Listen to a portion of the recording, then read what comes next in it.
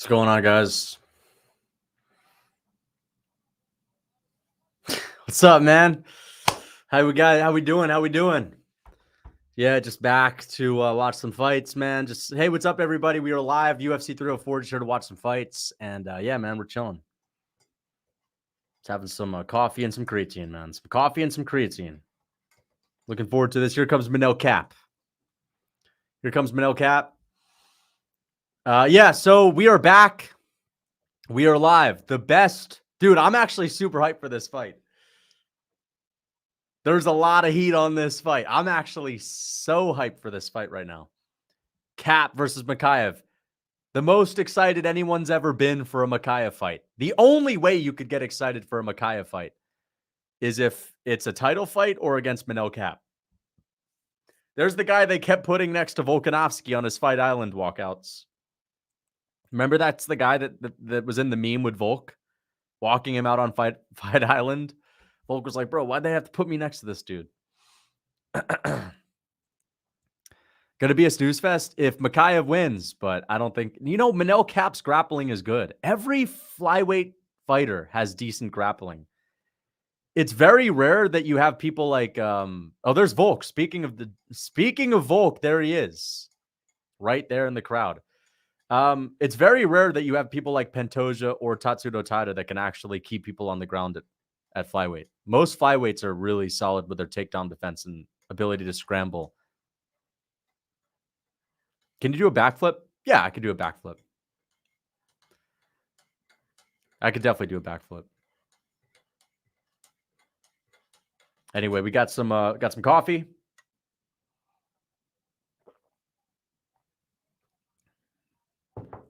Got some coffee with some creatine, guys. If you guys don't know, caffeine and creatine is actually it's kind of like a nootropic. It's a performance enhancer. It can actually boost your IQ temporarily, at least. Mid-fight adjustment to the 10-8. Mid-fight adjustment to 10-8, the mic in round 2. Yep, we pulled it off. I guess that I wasn't even asking about the mic. I guess the mic is good now. How was the goon session? There was no gooning. Just getting some coffee. Glazy's reaction to the Olympics opening ceremony. Fuck the Olympics. Really. Fuck the Olympics. But I mean, listen, for the athletes, it's okay if the athletes are there, and I wish them luck. I hope that the athletes, maybe they can win a gold. That's great for them, but I mean, it's just kind of gross. Kind of, it's just gross.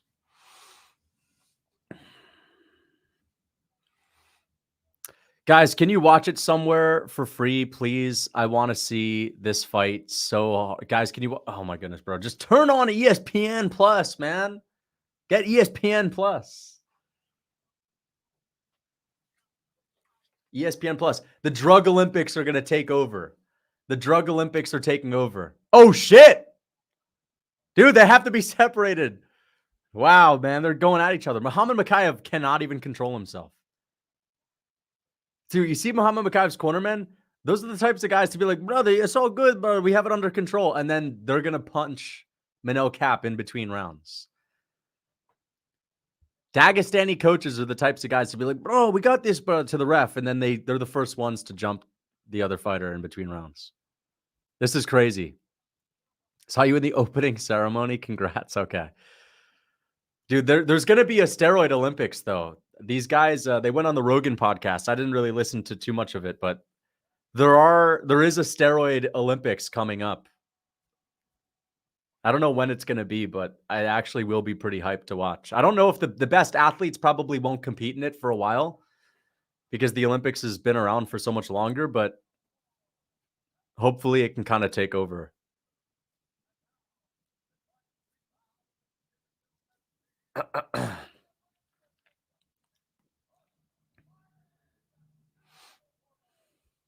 Here we go, guys.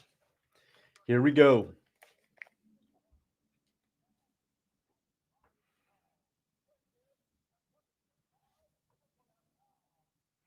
Got to jot down the timestamps. Merab or Chimp. He's smaller and not kick heavy. I could see Merab winning. I think Merab beats a Chimp, honestly. I'd go with Merab. I definitely go with Merab. Here we go. This is going to be a hype fight, guys.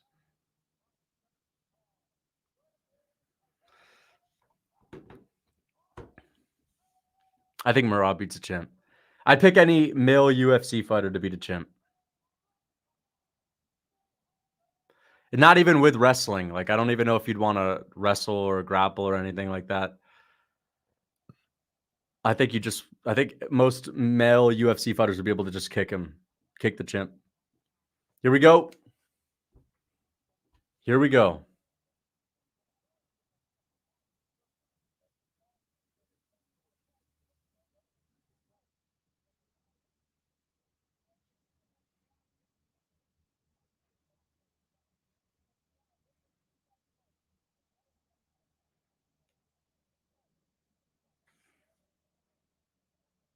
Here we go.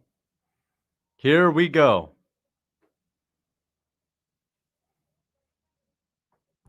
Holly Holm or a Chimp with her kick game? Oh, honestly, maybe Holly Holm. Here we go. Manel Kape versus Muhammad Mokaev. I love how Muhammad Mokaev ran at him, and now he's just back to his old ways. Back to his old smudge grappling ways.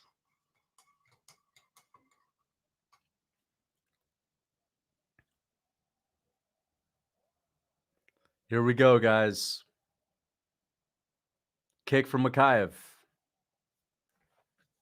Kick from Mokaev.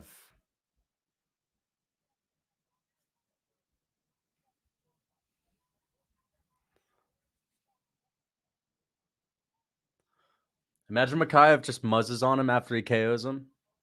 Or Kape. One of these guys are going to hit the muzz if they get the KO. There's Dana White. There's Shamil the Blob Gaziev.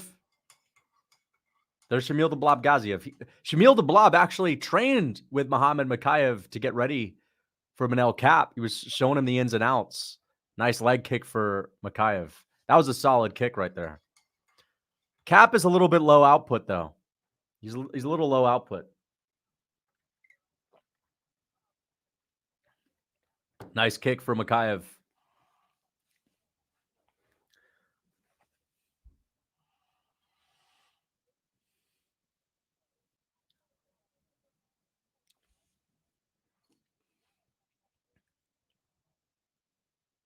Mokaev's been incredibly active since his UFC debut.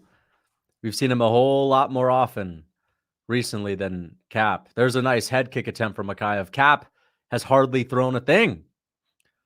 Nearly 2 minutes into this fight. Whole lot of feinting, whole lot of level change feinting. He closed the distance with that. I think he may have clipped Mokaev with a check hook right there. Kape is smiling at Mokaev. There's a kick from Mokaev. Mokaev's kicks are very fast.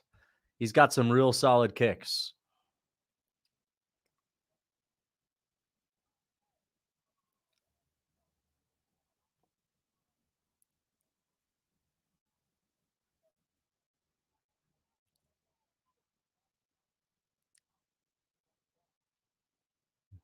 Manel Kape has hardly thrown anything.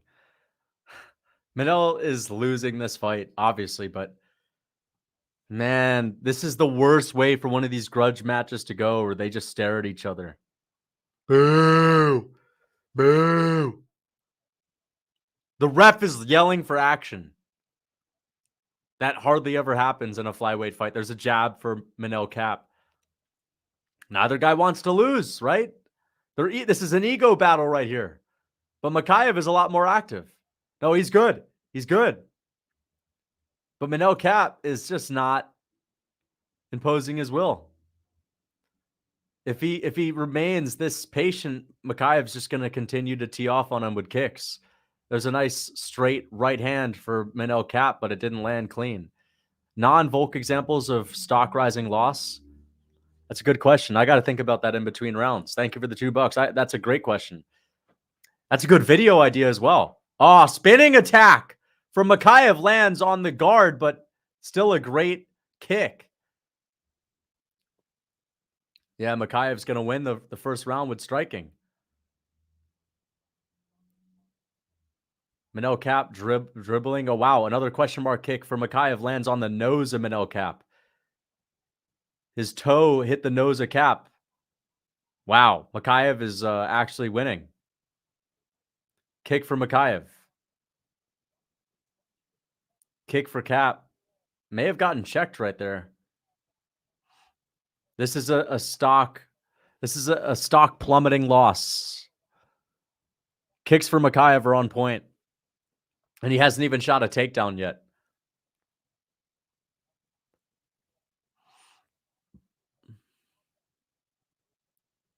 Good stuff for Mokaev, though.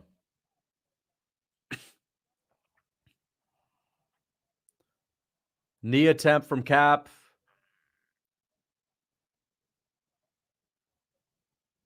Nice shot for Kape. That was the best punch of the whole fight. Head kick attempt right there. Oh, big knee. And he rocked Mokaev with a big punch right there. He rocked Mokaev with a big punch. Dude, he just needs to let his hands go. Whenever Manel Kape lets his hands go, he lands and he hurts Mokaev. That's a Mokaev round. He got close to a knockdown there, but outside of the last 15 seconds, Kape just didn't do anything. So that's obviously a Mokaev round. Stock rising losses. What's a stock rising loss? Let me think.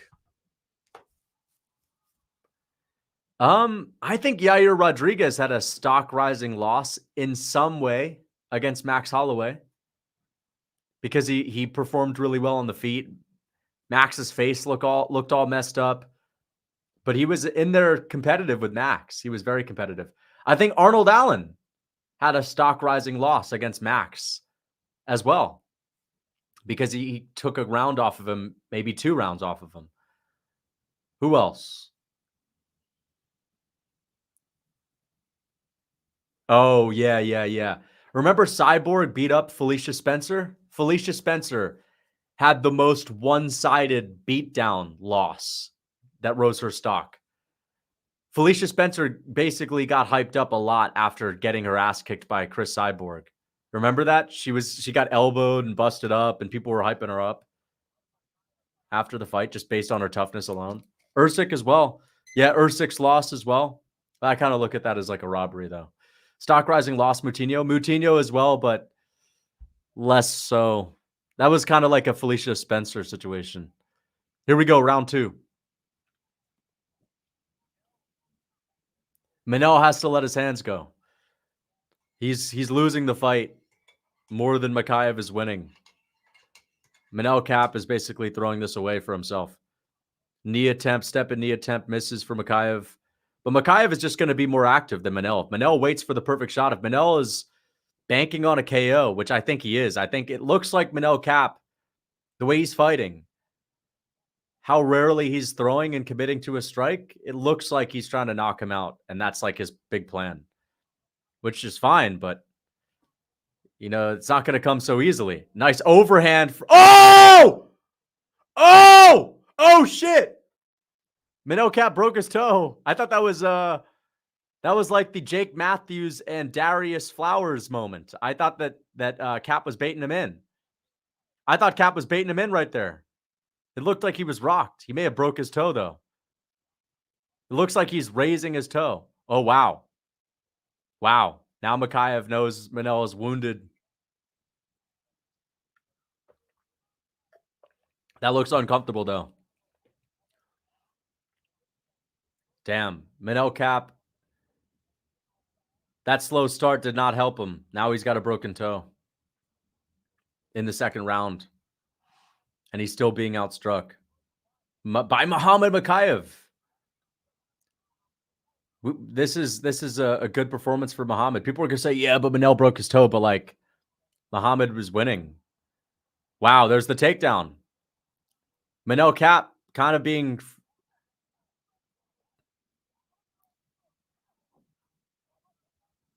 I lost the position. Oh, good. Good from the ref. Good from the ref. Good job from the ref. Good job from the ref. Good from the ref, man. Good from the ref.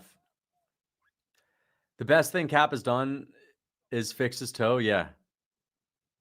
That's the most he's done, right?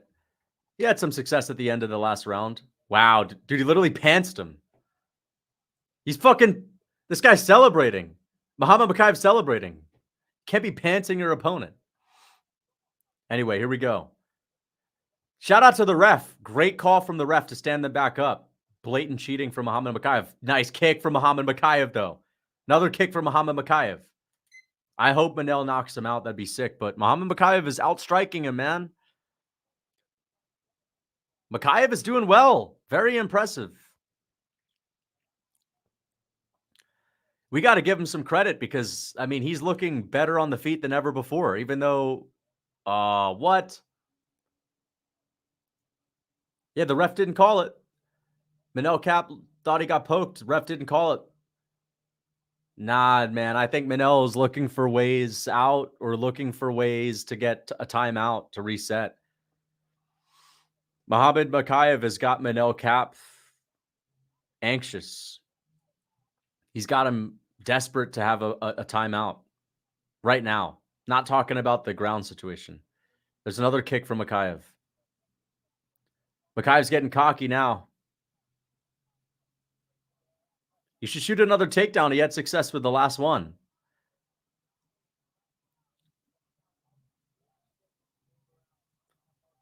Another kick from Mokaev. Mokaev's looking good. His striking's looking good. At least his kicks. I mean, he's winning the fight. Manel Kape is just not throwing.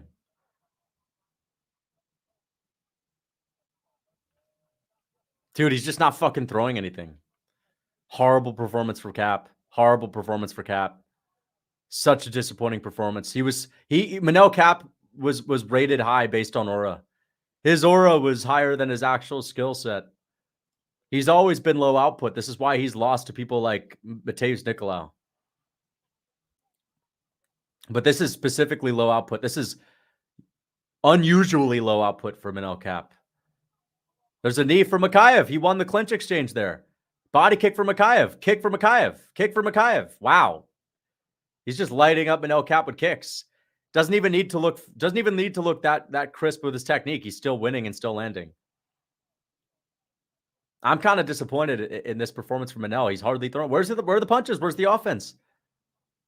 He was tired of calling him smudge. Dude, he's improved for sure. Thank you for the $2. Oh, big shot for Manel, but Mokaev rolled with it. How does Manel have 14 significant strikes? Like, there's a nice punch for Manel, but body kick for Mokaev. Nice. 2-0 Mokaev, easy. Outstriking Kape. Wow. He's literally outstriking Manel Kape. Fam, his toe is gone. Yeah, but that can't be an excuse because Mokaev was winning the first round. Mokaev won the entire first round. We can't just say he broke his toe. Mokaev won the first round in the striking. And Manel Kape did not look any better in the second. Obviously, he got injured, but he didn't look any worse in the second. 2-0 Mokaev.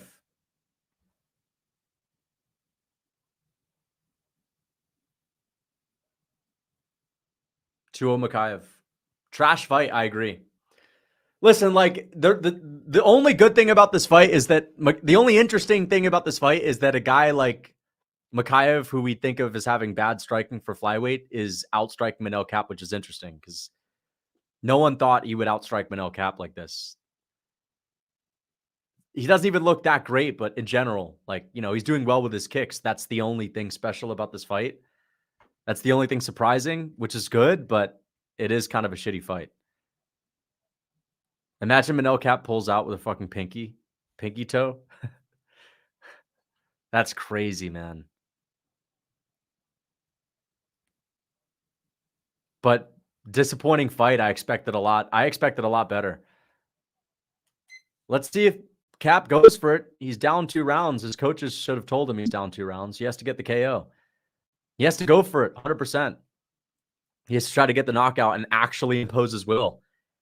Like, just win the round. Just go after him and outstrike him. Let your hands go.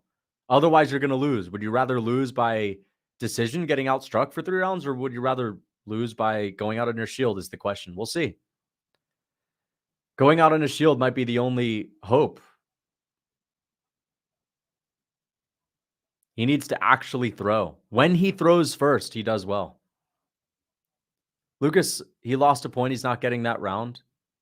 Did he lose a point? I don't think he lost a point. I think they just stood them up. I think he got a warning. Maybe I'm wrong. Maybe he literally lost a point. Thank you for the 2. Did he actually lose a point?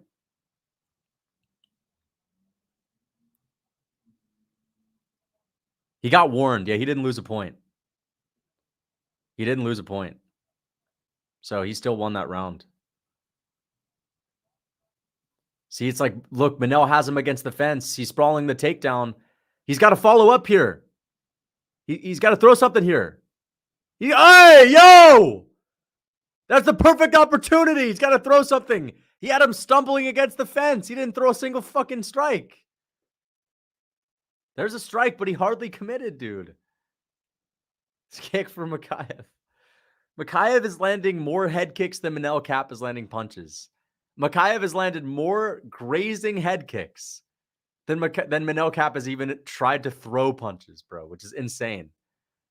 Kape is about to TKO Mokaev. I mean, I hope. Like, that's the only way to save this fight. Kape is throwing 1-2 big shots, but needs combos.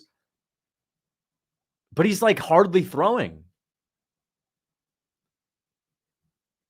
Look, there's a kick for Mokaev.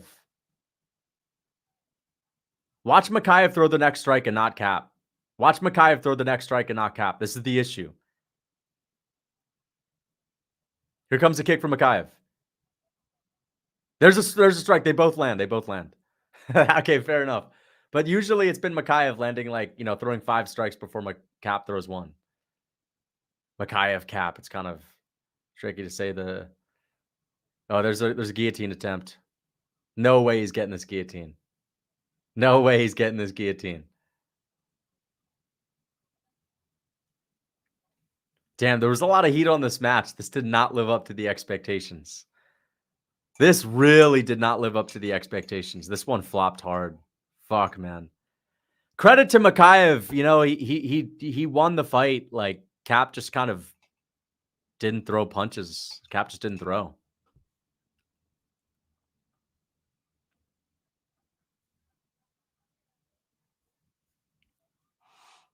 Yeah, this fight kind of sucks. Kape's fault. Yeah, you're right.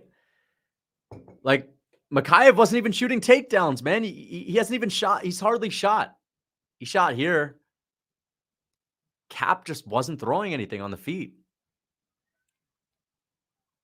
He let Muhammad Mokaev outstrike him for 2 rounds. Elbows. There's some elbows from Manel Kape, but Muhammad Mokaev's just going to hold him down. Manel Kape could win this round, you know. He's just elbowing him in the back of the head right now.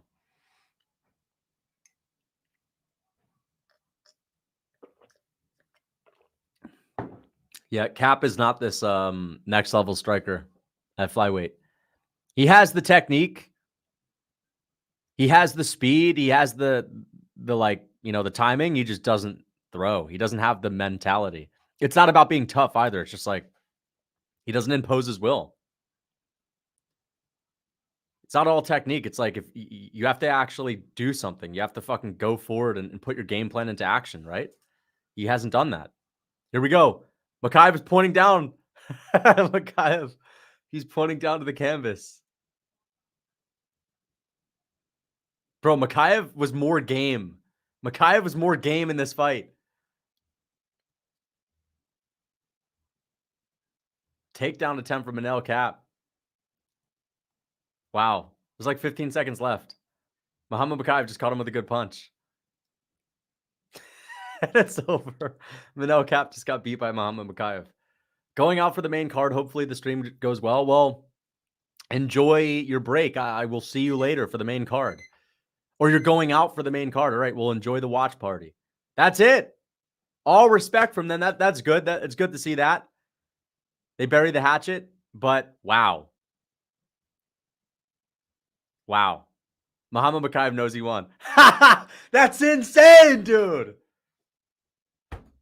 Muhammad Mokaev won against Manel Kape in the striking. That's insane. Like, I actually just think that's kind of laughable. I thought if Muhammad Mokaev was going to win, it would be, wrestling, smudge. He just kicked Manel Kape on the outside, and Manel Kape just refused to do anything the whole fight. Until the last 10 seconds of the round, for the 3 rounds, Manel Kape just refused to do anything. Credit to Mokaev. He was the one that actually showed up. Manel Kape just didn't fight until the last 15 seconds of each round. Didn't throw his hands. And you can't even just say he just got injured, because he lost the first round completely, got outstruck. He didn't have his toe injury until a couple minutes into the second round. Smudged by head kicks, literally. Dude, Muhammad Mokaev at one point, before the third round, Manel landed a couple of good shots. Muhammad Mokaev at one point landed more like grazing head kicks than Manel Kape threw fucking solid punches. Not even landed punches. Mokaev landed more grazing head kicks than Manel Kape threw punches at one point. Insane. So low output. Manel Kape just didn't impose his will at all. Crazy, man. Crazy, dude. He just didn't impose his will. He's got all the technique in the world. Like, his striking is great, but he just didn't throw his hands. That to me is Manel Kape was more concerned with losing than he was with winning. He was too concerned with losing than he was winning, and then he just froze up. Yeah, Muhammad Mokaev wins. Yep. Muhammad Mokaev wins.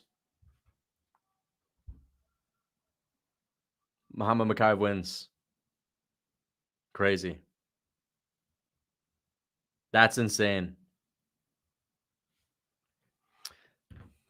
It's good to see them show some respect. Fight was kind of boring, kind of fun. Yeah, it was a weird one. I think that the fact that Muhammad Mokaev was striking and, like, outstriking Manel Kape was just a spectacle. I think that was the cool part about it. But it still didn't live up, because one fighter just wasn't throwing down. One fighter just wasn't really doing anything. Let's hear what he says. Didn't Manel Kape say, didn't he say the loser would have to eat pork? I don't know. Maybe that was like a fake tweet. I don't know if that's actually real. I doubt he actually said that. Let's not forget Mokaev is 23, Manel's 30. That's, again, even a worse look on Muhammad Mokaev. I mean, I'm sorry. That's even a worse look on Manel Kape. He's got more experience. And Muhammad Mokaev is known for having, like, shit striking. And he just went out there and let Muhammad Mokaev throw kicks at him for 15 minutes without responding. That's insane. That's crazy. How did he outstrike Kape and it was still boring? It's just, listen, you got to give him some respect for not just diving at the crotch. I mean, a lot of people would have clowned him for that, even though that's like his main style. It is pretty respectable to stand with Manel Kape for most of the fight. He only shot a couple of takedowns. But yeah, I mean, it was still boring because it was Manel Kape just wasn't trying to engage. There's a whole lot of feinting without a whole lot of following up. I know Kape is Muslim.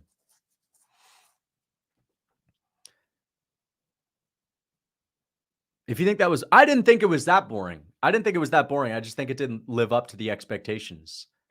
The expectations was, to get a high-paced fight. I didn't expect a war barn burner. I maybe expected a smudge fest from Mokaev. But I expected Mokaev to be shooting and Manel Kape to be stuffing, and there to be cool scrambles, and there to be a big moment where Manel Kape rocks him and lands knees in the clinch, and Muhammad Mokaev is just grappling and smudging. But it was only Muhammad Mokaev striking and landing kicks, and Manel Kape just not doing anything. I don't think it was that boring, because Muhammad Mokaev was throwing a decent amount of kicks, but it did not reach the expectations at all. Even if the expectations were for a potential smudge fest, it didn't reach any of our expectations.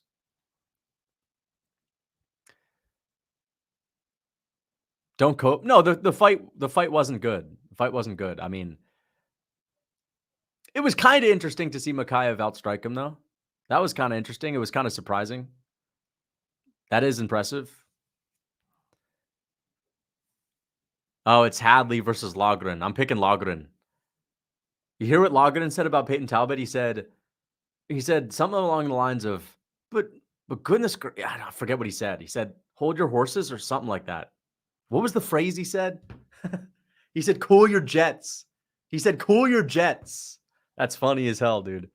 I'm a fan of Callan Logan. Callan Logan, the old Irish tree stump. He's got the tree stump build. Callan Logan. People were clowning him because they're like, bro, don't start. Because he doesn't have like any crazy finishes yet.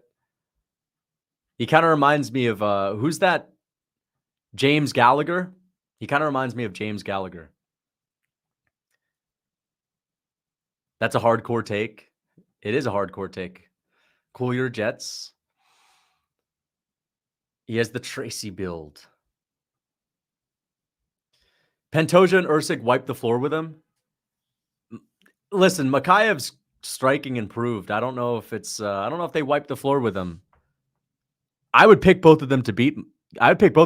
Yeah. I don't know if they wiped the floor with him, but I'd pick both of them to win. Let's do a poll.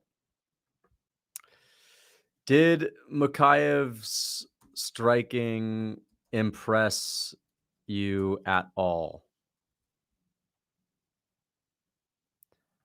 You could be honest. Like, maybe you think that it didn't impress you at all because Kape just didn't throw anything. But I don't know. I think his striking looked okay. Is Lucas a crafty vet, or do you got big, meaty hooks? I think a little bit of both. You know, crafty vets can have big, meaty hooks. They can. But they're not as meaty. Blachowicz' hooks are not as meaty anymore, for example. He's a crafty vet. Once you're old, you have to kind of craft your technique a little bit, you know, like a craftsman. Not impressive. Yeah, I wouldn't say he looked impressive, but he looked better. He definitely looked better in the striking. If you put Muhammad Mokaev in the heavyweight division, you would be calling him a phenom. If you had someone kicking as fast as Muhammad Mokaev at heavyweight, people would be calling him like a phenom kicker. They'd be saying, wow, we've never seen someone kick like this. It's just that it's at flyweight that it's a little bit more common. But his kicks look decent, you know? His kicks look decent. Kape was hurt, but he didn't hurt his toe until the second round. So I don't even think that's like a valid excuse because Kape lost the first round and he didn't really do worse in the third and second. He did. His first round was probably the worst in terms of like output landed. Kape was good in the first round. He was healthy in the first. He didn't break his toe until the second.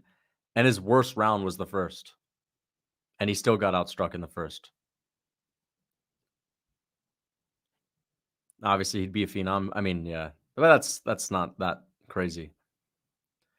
If Muhammad Mokaev was heavyweight size, he would probably beat Cyril Gane 100 times over. Kape thought he won the first with his aura. True. Yeah, Kape thought he was going to go in there and win with his aura alone. That Kape was like an aura fighter, bro. You know, he had that. Kape was one of those fighters where they have like a sick flying knee KO in their first couple of UFC fights. And then from there on out, they're just like a UFC legend. Like Joe Anderson Brito could have 4 low output decisions in a row from here on out, all clinch grappling, and he'll be like a legend in the hardcore fans' eyes. Especially if he talks shit. Kape didn't lose the first just because you were upset about his output. No, man, he lost the first, man. Kape definitely lost the first. You guys, who won the first round? Manel Kape or Muhammad Mokaev? Kape threw like 5 punches in the entire first round. Muhammad Mokaev must have landed at least 15 kicks.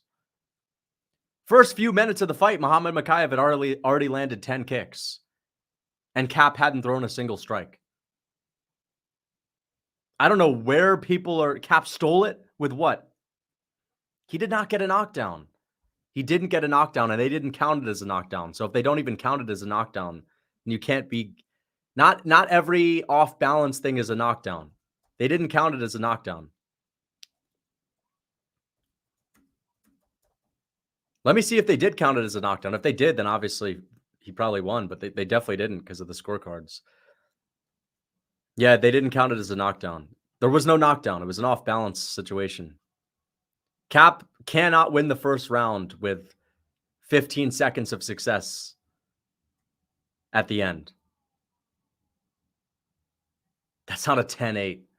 I think some of you guys are trolling with the 10-8. That was definitely not a 10-8. 2 minutes into that fight, Mokaev had landed 10 kicks and Kape had not thrown a single punch. I'd say at the end of that round, Mokaev probably landed 20 strikes. Kape probably landed like 7.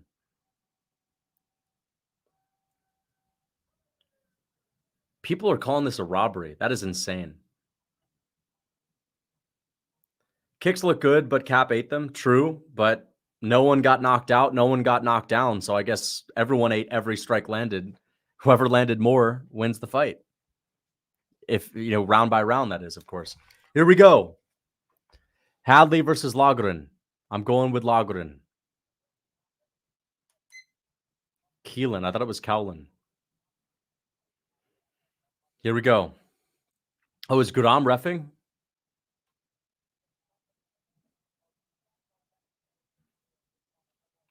Hadley landed a strike right there.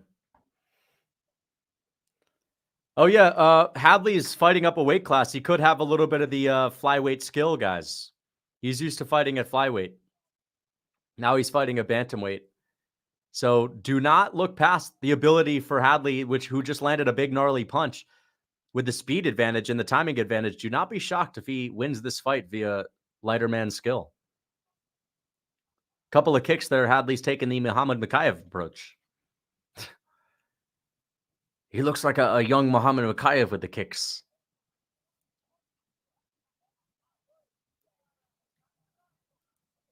Hadley looks like he's got a flight booked to Turkey right after this. Hadley's got the jets firing up for Turkey for the hair transplant. Colin Logren's trying to win this fight with a menacing grin. The real Mokaev. This is Mokaev. Mokaev and Michael Chandler at home. Mokaev and Kape at home.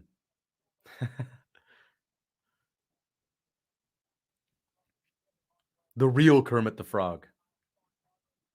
If you guys know what Hadley sounds like. The real Kermit the Frog. Here we go. Nice kicks from Hadley. This is literally Kape versus Mokaev. Am I wrong? Logan trying to win with aura. And Hadley just winning with kicks on the outside.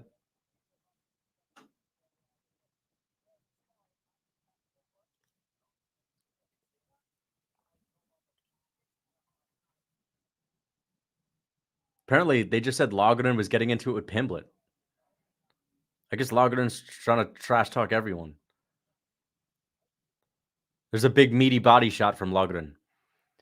Imagine having a chance at the UFC and just not even trying. Dude, it honestly seems like, guys, Manel Kape did not impose his will in that fight.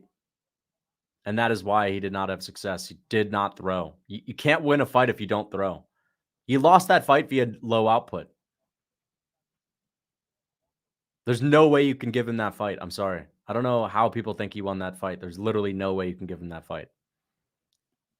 He decided on the 100K video, I want to get a collab with one of these fighters, man. I've been trying to get a collab, bro, but it's tough to do. So we're going to have to think of something else. Thank you for the 5 months membership. Muzz, I appreciate that. Thank you so much. Monkey versus gorilla stance. True. Thank you for the 1 month membership, Zachariah. He literally broke his toe. How does that change the outcome at all? That doesn't change the outcome. If you break your toe, you break your toe. What, we're going to give him the win every single round because he fought with a broken toe? Like, listen, he broke his toe in the second round. He lost the first round. If you're trying to say he broke his toe, that's why he didn't throw output. Like, he threw more output in the second and third than he did in the first, where he didn't have his toe broken. The lowest output round for Kape was the first round. So I don't think that the excuse is he just broke his toe.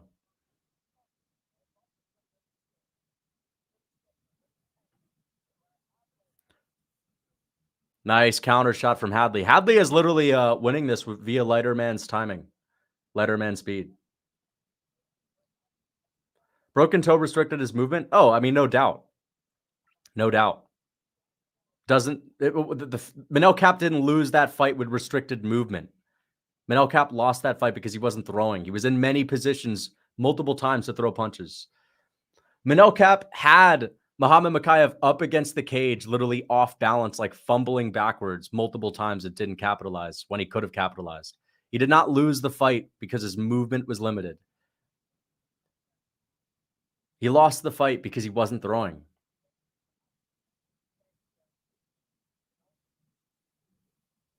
Oh, he broke his toe through camp. All right, guys, people need to just freaking accept that he lost to Muhammad Mokaev, man. People break their toe in fights. Like, this stuff happens. We're not just going to... Are people really just about to say, well, he only lost because he broke his toe? Like, I don't think that's why he lost. If his mean mug was a double jab, he'd be winning clearly. If Logan's mean mug was a double jab, he'd be champ 10 times over. If Manel Kape's feints and moments where he doesn't capitalize, when he has Muhammad Mokaev fumbling up against the cage, where he doesn't actually throw, was a double jab and a right hand and a nice freaking body kick at the end of it, Manel Kape would be a champ 10 times over. If Manel Kape's 2 minutes of not throwing a strike at all consistently in that fight was a jab, a leg kick, and a body kick, then, yeah, he'd probably win. No, you're right, though. If Shamil the Blob Ghaziev's menacing grin was a double jab and a single leg, he would have at least given himself a chance. That is true. Stop acting like a little boy. I'm not acting any type of way. You guys are basically trying to convince me to come up with like an excuse to say that Manel Kape only lost for some cheap reason and that he's not really the worst fighter. I'm just saying, dude, like, the fight happened. There was no fluky moment. This wasn't Aljo versus TJ Dillashaw. He lost the fight. He wasn't on his lead leg as much because his toe was broke. And he still lost the first round when his toe wasn't giving him any issues. I don't know what you want me to say. You want me to just say that, oh, never mind. He broke his toe, so it's just a fluky win for Muhammad Mokaev. Is that what you're trying to... Is that what you think, or is that what you want me to concede to? Because I saw something else. I saw Muhammad Mokaev throwing punches and throwing kicks on the outside.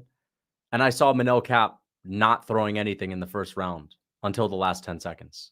There was not a point deduction. All right, I think people are just upset that Muhammad Mokaev won.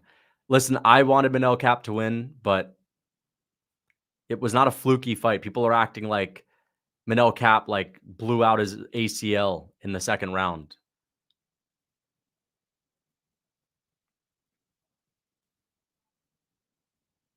How am I blind?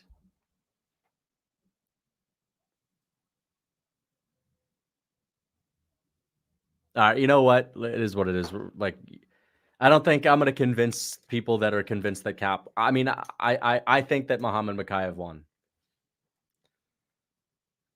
And I got my pick wrong, bro. Like, I would like to be right on my pick. I would like to have Manel Kape win, but I just didn't see him win.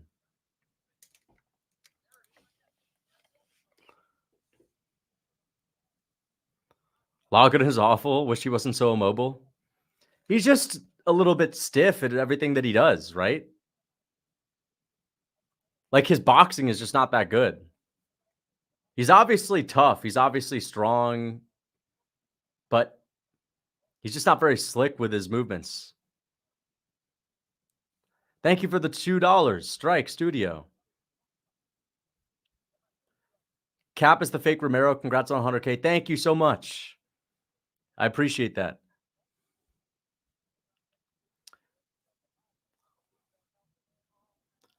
Thinking about having a three-way with two goth girls. I sold a card today. If they don't dress goth, they have 7.3, 7.7 goth, 5259. Should I do it? Listen, bro. You do your thing, man. Goth girls, they are pretty hot. The goth look is pretty hot, man. Thank you for the $5. Fucking hell, man.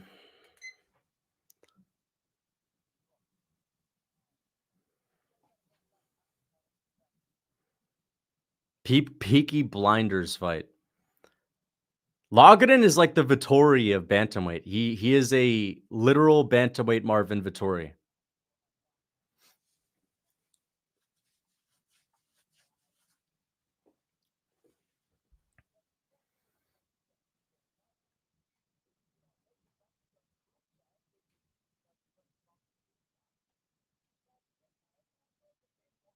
There's Guram. Guram Kutaledze doing a good job as ref, as always. Orc maxing. He's literally a bantamweight Marvin Vittori. Talk about Barlow, please. He's fighting soon, right? I think he's fighting in August or maybe September against Medic. That should be a good fight. Hadley looks like a Wii Sports character you intentionally made to look deformed. Hadley? Nah, Hadley doesn't look deformed. I wouldn't say he looks deformed. He looks like Curious George, to be honest. Hadley looks like he's chimp maxing. Here we go. Here we go, guys.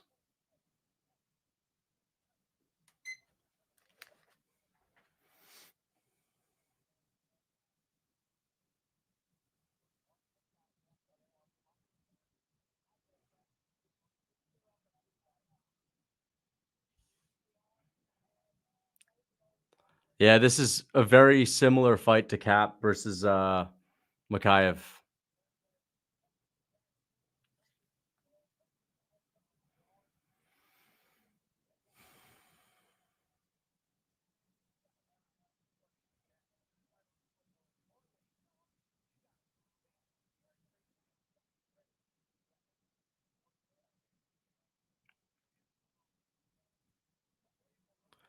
So I guess, wait, how many picks have we got wrong? We got the Kape fight wrong. I think I might be losing on picks tonight so far.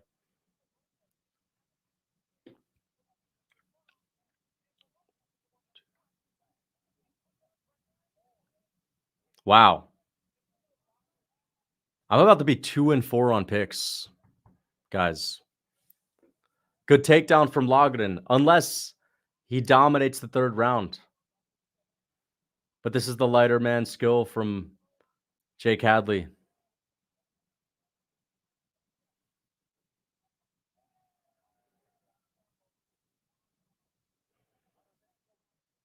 Yeah, I'm doing horrible on picks. I just realized that. Terrible on picks. Ball of corded muscle. True. Heavily corded muscle, like Rogan says.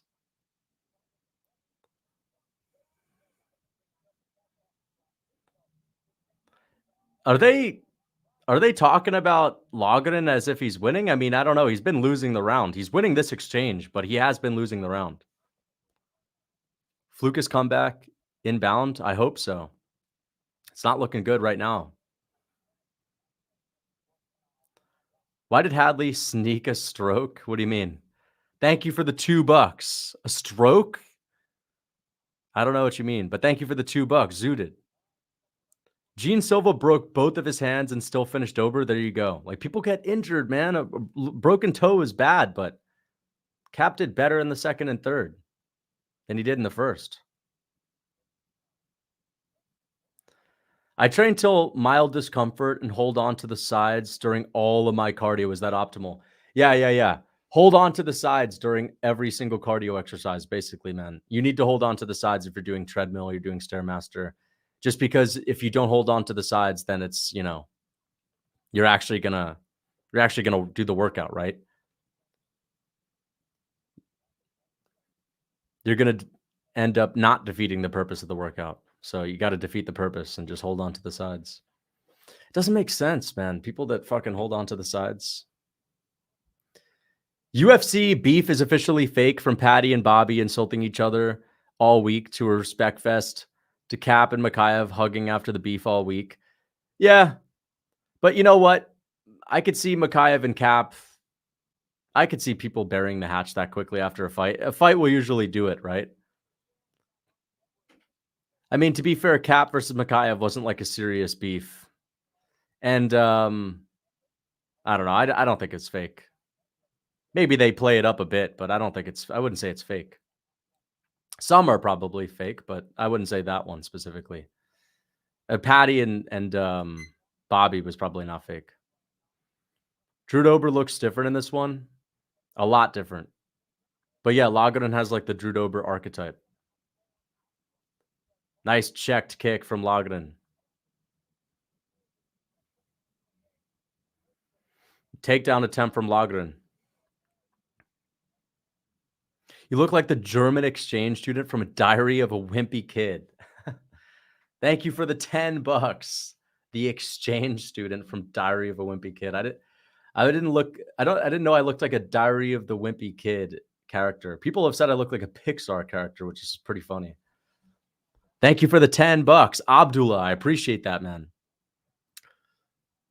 Thank you. Nice jab from Hadley. Let's see if Logan can put him out. If Logan improved his boxing, man, if he could fricking close the distance and let go like a body shot, right hook combination, bro, he could knock people out, man. Definitely has a good amount of power, but yeah, he's just not got the best boxing. Hadley's just faster than him.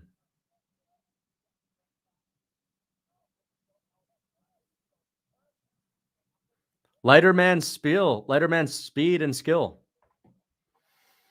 Maybe I should have picked Hadley. I just thought I didn't even pick Logan based on the skill. I just picked him based on his ability to impose his will and having output. But Hadley's actually throwing a lot of output this time.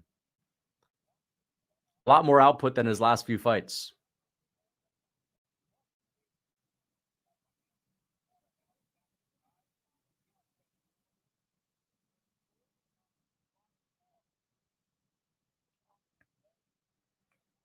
Hit the muzzle, Belal wins. We'll see. We'll see, man. I don't know. I kind of want to wait till the Volk fight, bro, because that's the one I've been saying.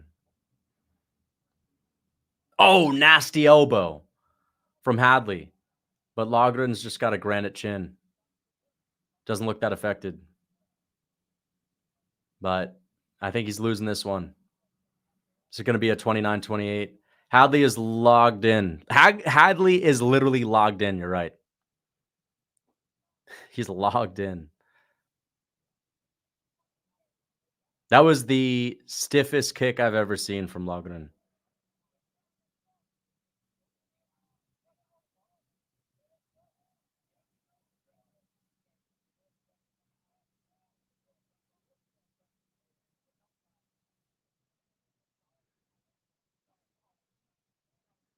There's a big right hand from Logan. What is Logan's reach is the question. He looks like he has a very short reach. Body shot from Logan. Logan has to barge forward like Vettori has to win his fights. But you can't do that at flyweight. That's the issue. You just can't do it at flyweight or bantamweight. Yeah, Hadley's winning this fight. Wow, I'm doing shit on picks. I'm doing horrible on picks. It's usually the fight cards that I'm most confident in that I end up doing the worst. And the fight cards that are like, they could go either way that I do it the best. This is one of those where I was like pretty convinced with every one of my prelim picks. But maybe we'll make a comeback with the main card. Nice jab from Hadley.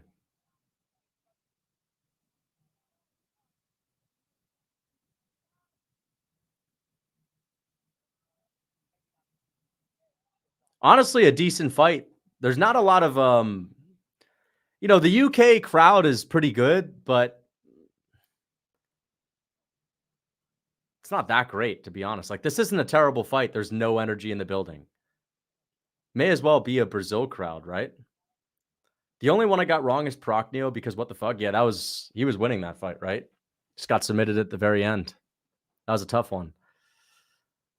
There's hardly any energy in the building for a UK crowd, but it is late in the UK. But still, I remember when they go to France, for example, it's like the French crowd is the best. They're always hype, even for prelims fighters. They like react to every single strike. Same thing when they go to Singapore. It's late as fuck. Maybe that's it. But what time is it there? It's like, oh shit, you're right. It's like 2 a.m. Nah, you're kind of right, bro. You're right. You're right. That might be it. Bro, I feel dead tired and I'm in Texas. Yeah, I'm a little bit tired too. I guess it's just some of these fights have been a little bit slow, right? It'll heat up. What do we have next? It'll heat up though. Oh fuck. We got Molly McCann next. Okay. So basically after this, we have nothing but sick fights. McCann versus Brazil should be pretty hype. That should be pretty hype. So disappointed. Main card starting soon, so I think it's a lull. I guarantee, yeah, I bet there are people that are literally sleeping right now that are about to leave for the stadium. There are probably plenty of fans that decided to like set their alarms for 2 a.m. or 1 a.m. to go to the stadium that went to bed early. That's probably what a lot of people are doing. That's probably what I would do. I probably wouldn't want to stay up till that late.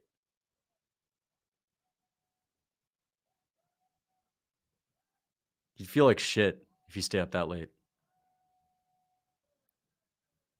It's when you start hallucinating, you know? Not really. I mean, you don't literally hallucinate when that happens, but they just take drugs. Not everyone. Logan fights are stiff as an old Irish woodboard. True. An old Irish tree stump. Lighter man skill. Nitro, you're always the guy saying, how about that lighter man skill when my theory fails? But that's only like 10% of the time. There's an example of it succeeding. It succeeds more often than not. Here's Molly McCann. Molly McCann with the Ozempic. Ozempic McCann. Nah, she's not on Ozempic, obviously. She actually trains hard. Athlete. Molly McCann is a lot more shredded these days.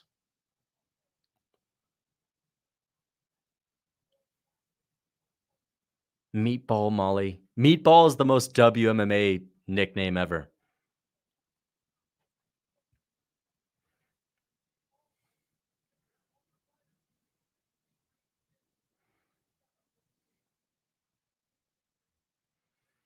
Stupid idea from the UFC. Literally every single UFC fighter on the embedded talked about what they're doing to cope with the late fight time. Yeah, except for the Americans. The Americans are just cruising in. Yeah, man, it is a real dumb idea. On Embedded, did you guys watch Embedded? The final episode? And Oscar Willis, who's the guy that works for the Mac Life, did you hear him say this feels like a love letter to the UK?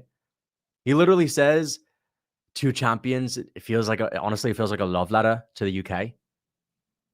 Really? Seriously? Did you guys see that?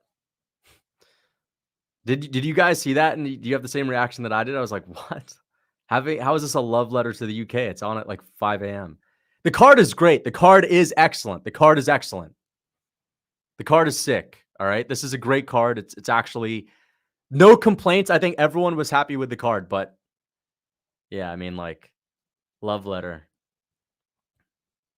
So what? That's like going on a first date at 4 a.m., basically. Lucas, you say that to have a flexing point being a lighter man. That's the funny thing. That's just so not true because lighter man skill is not always, it's not even about me. Lighter man skill could be bantamweights losing to flyweights. Like, I'm not flyweight size. I'm not even bantamweight size. Lighter man skill could be light heavyweights beating heavyweights. I can't relate to light heavyweights. Like, I'm not like, yeah, the light heavyweight one. Like, light heavyweights fucking tower over me. It has nothing to do with that. It's just, you could literally have like literal dwarves, literal fucking, fantasy world, Lord of the Rings dwarves fighting at the 50-pound weight class, hobbits.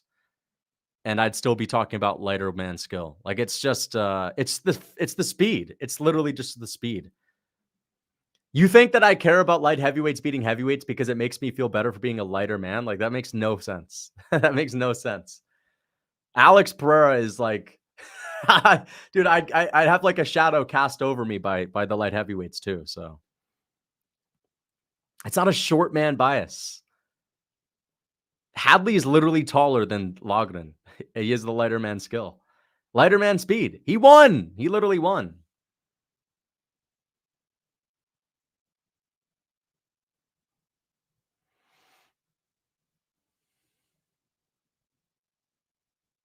Okay, you guys are just saying Kape to have fun with this, but it's just not true. People have been talking about this for longer than me, all right? Like, I'm not the first one to bring this shit up. It's kind of just baked into fighting. Like, people talk about lighter weight classes being the skill divisions. That's been a thing for forever.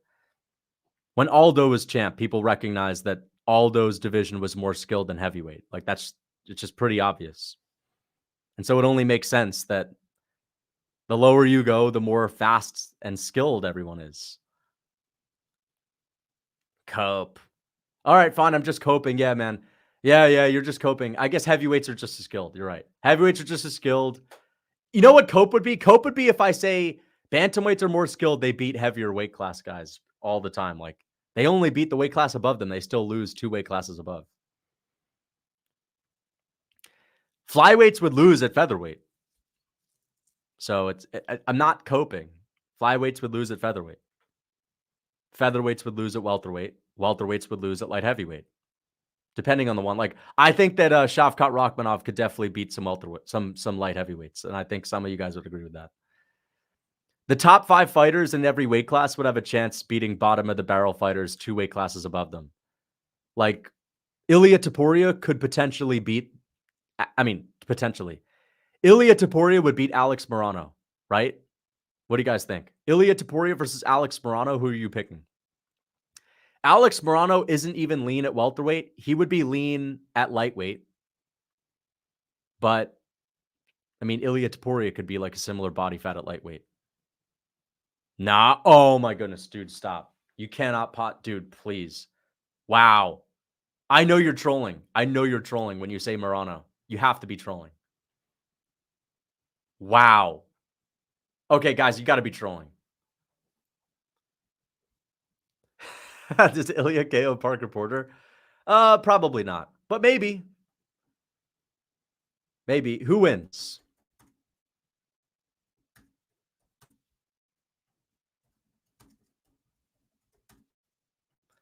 I know you guys are trolling with this.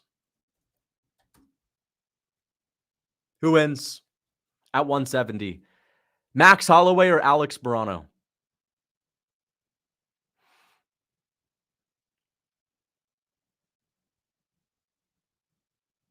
Bro, you don't understand. Morono's just way too big for a man. Even though Morono should be fighting at lightweight. Even though Morono is literally a lightweight.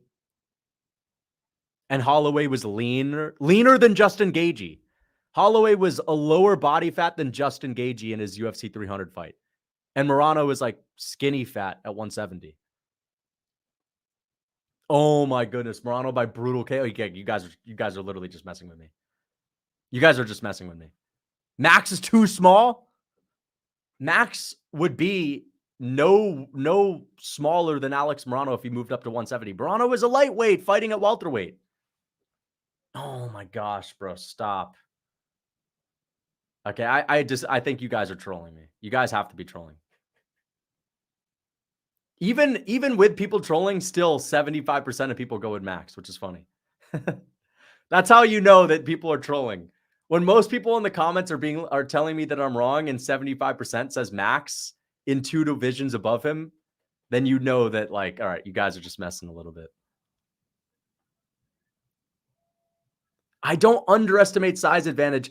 Dude, if I were to give you the bottom of the barrel fighter at 145, I would say Morano beats them. We're talking about Max Holloway, who was lean at lightweight, who was leaner than Justin Gaethje at lightweight.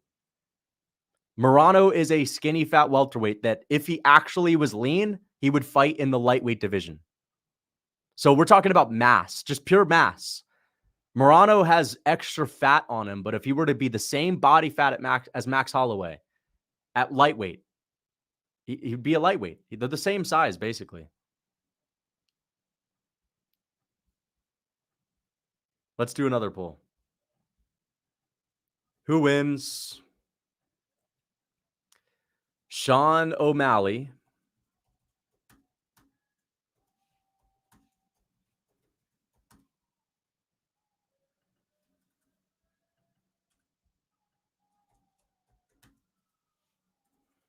Who's like the worst lightweight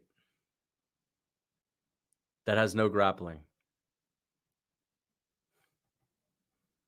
Let's do Nico Price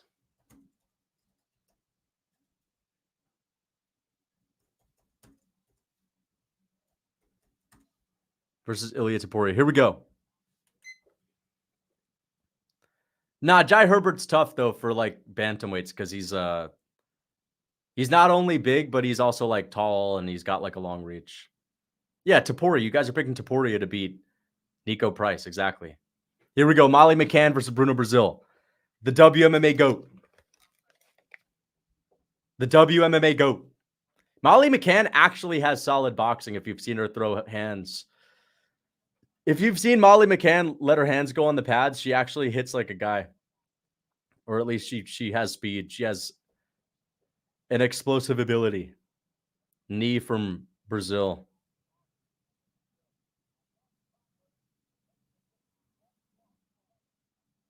Bruno Brazil is mewing maxing.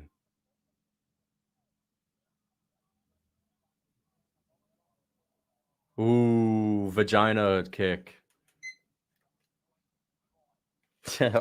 Right in the groin. I love how they say groin. Like, they say groin usually, but it's kind of funny. Like, right in the groin. That was a vagina kick, guys. Damn, dude. That hurts, but... oh, shit, man.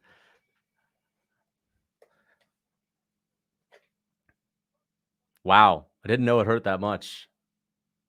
I mean, I mean, it's understandable, but it'd be way worse if you had nuts. It'd be way worse if they had nuts, but yeah, it is. Wow, she already has a fucking welt on her forehead. All right, here we go. She's got like a hematoma on her forehead already. Kind of crazy. Give that lady an Oscar. But here comes Molly McCann. I'm telling you, Molly McCann fights are entertaining. She already has a hematoma and she's gotten freaking groin shotted already. Like, McCann is going to get KO'd, or this is what imposing your will is all about.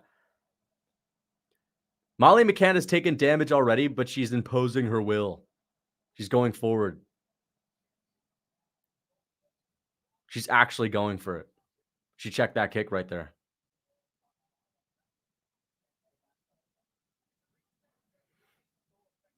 She's feinting. She leaped right into that hook. McCann is literally leaping into getting punched. Nice kick right there. Brazil's winning. I hope we see a first round finish for Molly McCann. Otherwise, we may have to move her down the GOAT list. And I'm not even talking about her getting a finish. We need to see a finish in the first round. Molly McCann exiting the first round is the equivalent to Tom Aspinall exiting the first round. It's an unprecedented event. McCann. Come on, Molly. I'll just think, oh. What just caught her? Was that a knee to the stomach? Wow. Dude, Molly McCann fights. I'm telling you, man. I'm telling you, man. People forget, man. Molly McCann's always entertaining no matter what, win or lose.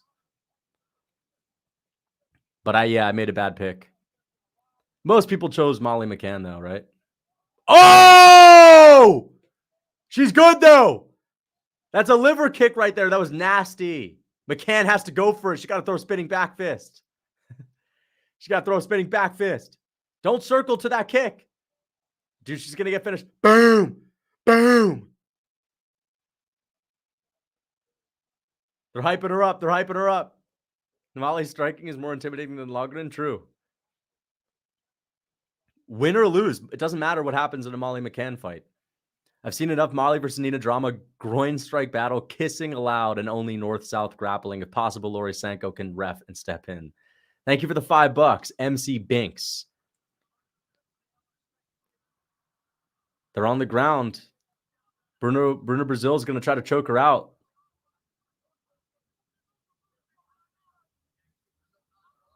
Damn. It's a crazy fight, man. It's actually a good fight. This is what I'm saying. I know it's a joke when I say that Molly McCann's the WMMA GOAT, but the reasoning is that every one of her fights are entertaining.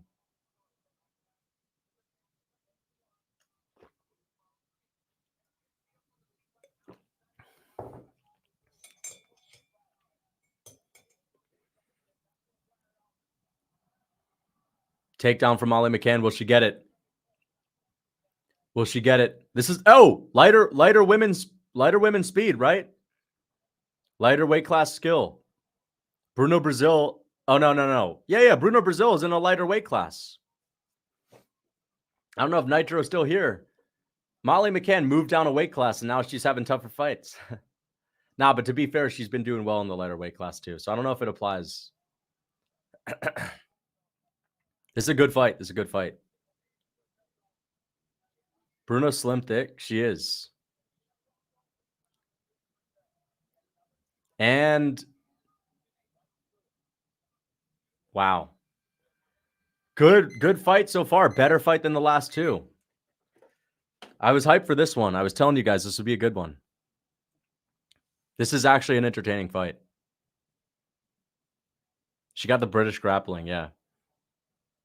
Molly with the Y-I-Oughta stance. She does have the Y-I-Oughta stance. She has the Y-I-Oughta look, too.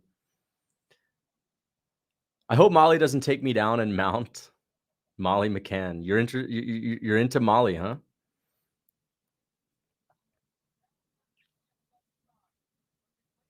Bro, how did she get the hematoma, though? That's the question.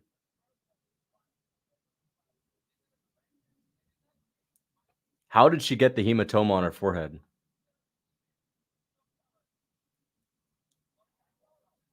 Did she have that going into the fight? I didn't see it, though.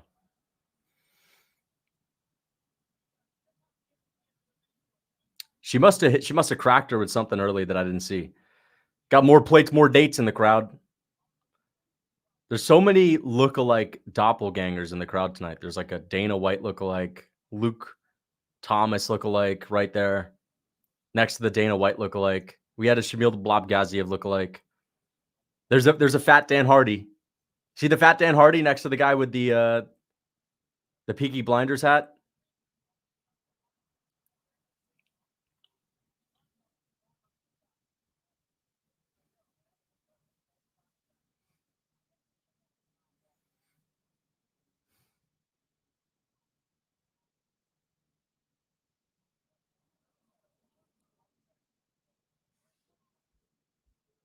Bruno Brazil can flash double leg my bird anytime. My bird?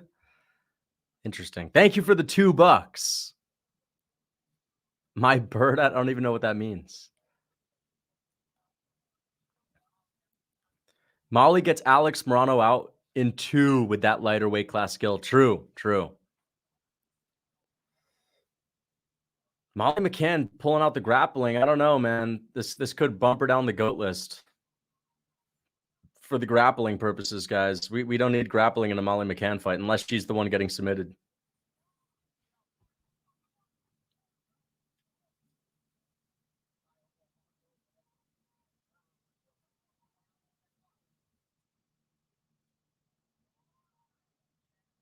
There's the Luke Thomas doppelganger. Now the fight is dropped off of a cliff. There's Luke Thomas and Dana White. There's Anthony Smith. And there's Pinelo Del Cruz. There's Alex Pereira's head coach.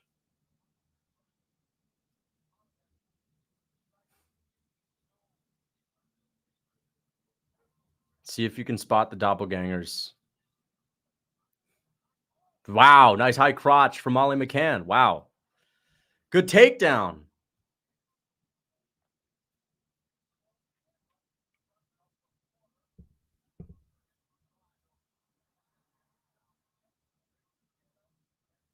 You know what? Bruno Brazil looks to be tiring out.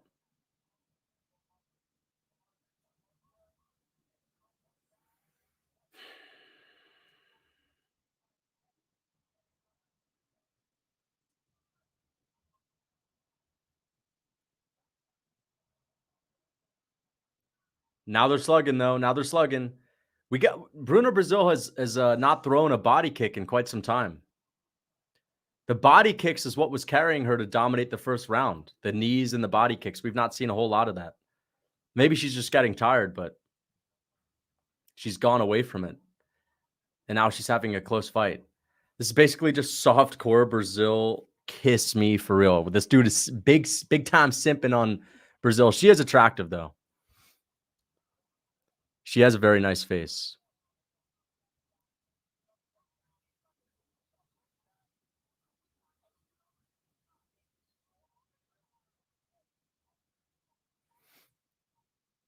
Single leg from Molly.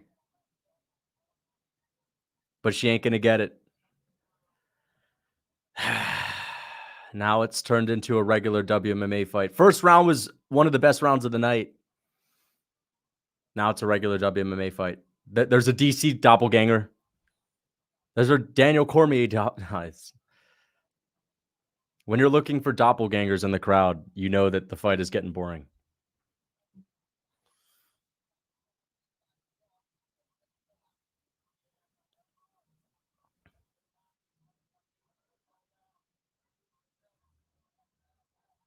No, it literally is DC.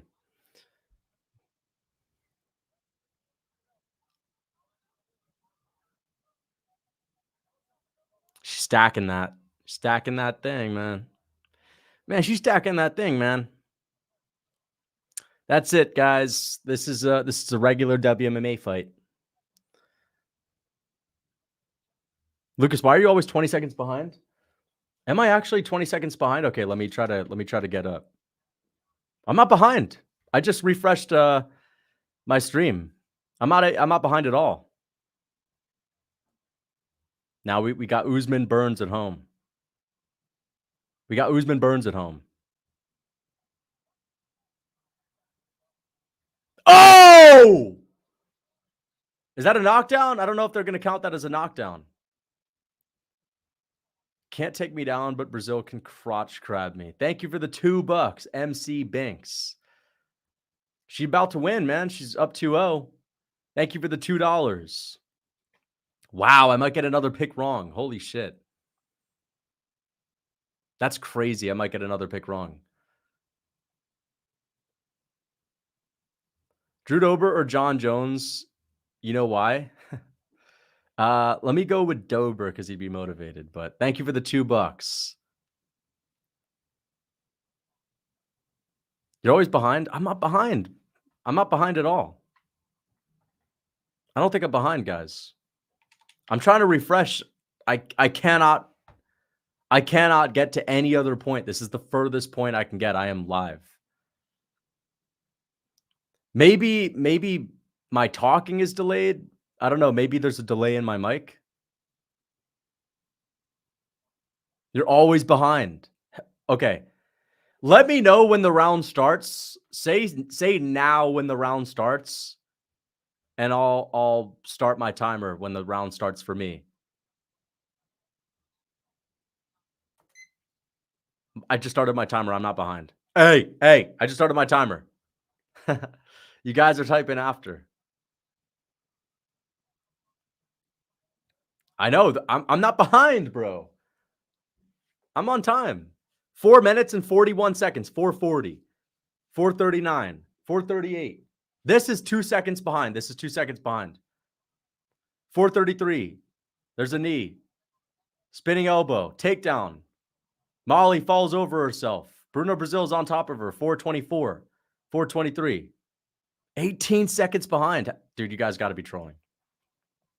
100K subs brought back the Lucas Tracy curse. Apparently, Molly slept. All right. We'll see if Molly gets slept out. If she doesn't get slept out in the next 10 seconds, I know you're trolling. Maybe she gets choked out, though. Not going to happen.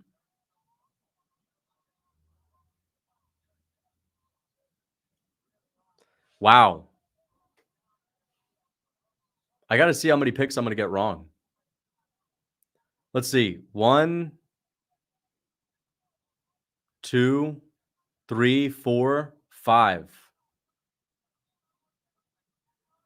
1, 2, 1, 2, 3, 4, 5. Wow. So I'm going to be 2 and 5.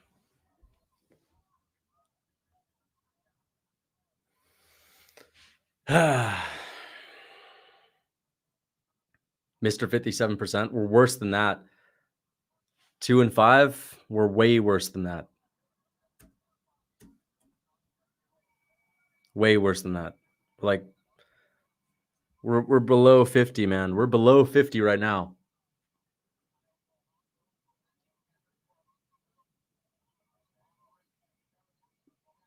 Wow. Wait, so what other fights do we have?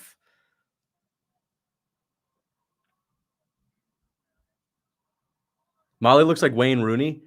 She does a little bit, right? But, I mean, they're both British, so makes sense. But she doesn't look as, obviously, as masculine.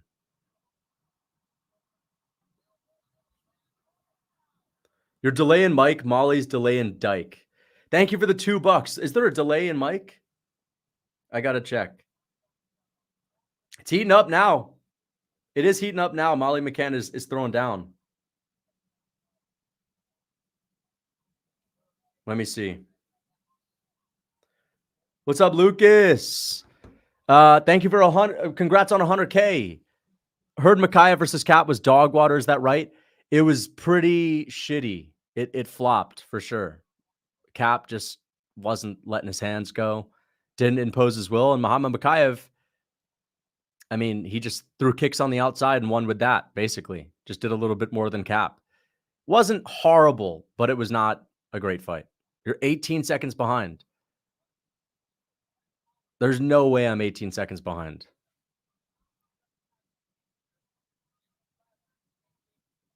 There's no way. Because I mean, if I'm 18 seconds behind, then ESPN is 18 seconds behind.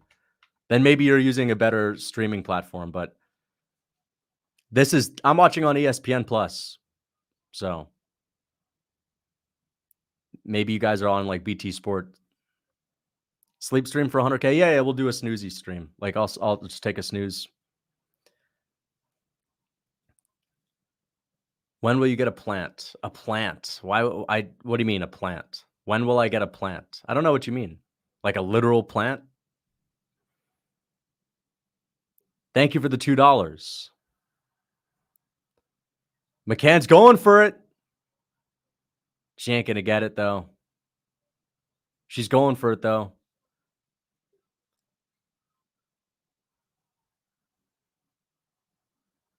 Bro, please get the finish. Nah, Brazil gets out of it, though. Meth stream, but I'm on ESPN, guys. Doing it the legal way. But it's the prelims, right? So they're free anyway. UFC may release Mo if he keeps fighting like this. Mo is in Muhammad Mokaev? I don't think so. Mo is in Usman? Maybe. Not Muhammad Mokaev. Do you think Molly gets turned on during the fights? She does like women, but I don't know. Probably not since they're fighting. That's it, guys. $2. Thank you.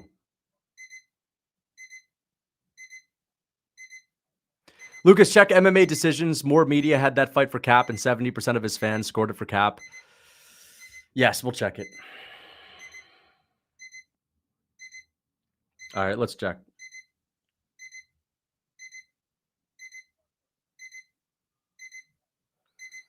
What's it called?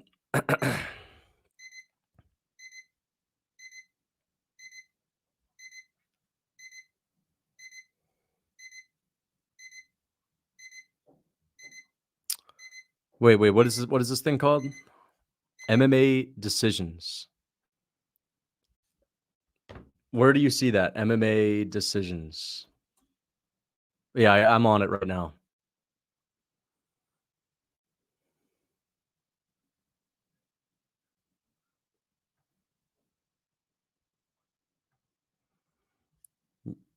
I don't see anything. Can't believe you glazed Molly McCann. I mean, if you've watched me talk about Molly McCann, I've never said that she's that good. I just say that her fights are entertaining. That's why Molly McCann is the WMMA GOAT. Because win or loss, her fights are good. So, I mean, it doesn't really matter if she wins. But I'm doing shit on picks, Left Lane. I am doing pretty shit on picks. Imagine a sleep stream if you have a wet dream about. Okay, thank you for the $2. It's probably just your stream delay. Maybe my stream is delayed. Can Bruno Brazil just sit on me already? All right. Thank you for the $2. MC Binks. And Shamil the Blob Gaziev and Strike. I see the decision. I see the decisions thing now. How do people? Okay, we're gonna do a poll. We'll do a poll. I wonder if the Weasel's gonna upload who really won.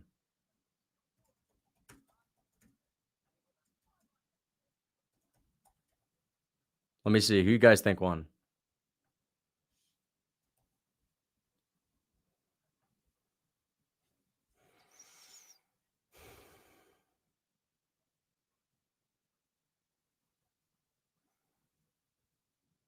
I guarantee that you're watching the fights live. Streams naturally have a delay on YouTube. Oh, you're right. Streams do have a delay on YouTube. You are right. That is true. You're right, because when I do check my stream, when people are telling me that the mic is off, there's always a delay. You're right. So my stream is a little bit delayed, guys. No, it's not like the fights. I'm watching them live, but my stream is a little bit delayed. I don't know how to fix that. Would you do consultation calls for new YouTube channels? I don't know. I mean, I'm happy to give you advice. I'm happy to give you advice on here for sure, but probably not just, I don't know. I just, that'd be a pretty good idea, for, that'd be a good idea for people to like, people can become like, like a social media coach or whatever, but I give you advice. I can give you advice on here. Ask me advice for starting a YouTube channel. I got you.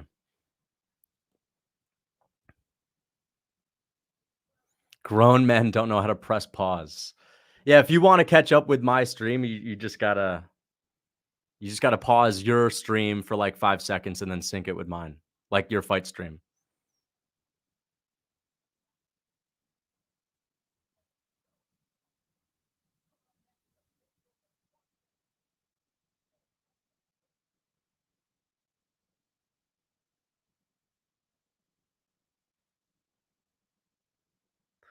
Lucas, why do you so maybe or probably not for stuff you absolutely disagree with or agree with?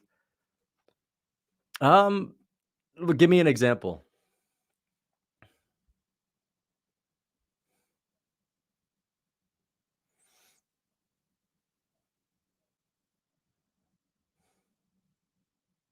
I mean, how does the guillotine attempt and elbows off of his back not steal round 3?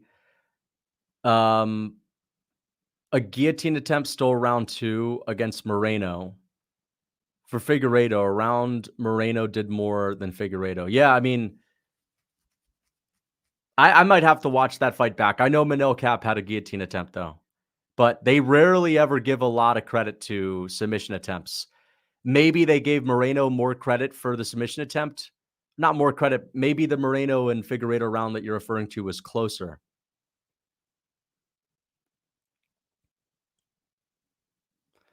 So in a really close round, whoever has the submission attempt is the one that obviously wins.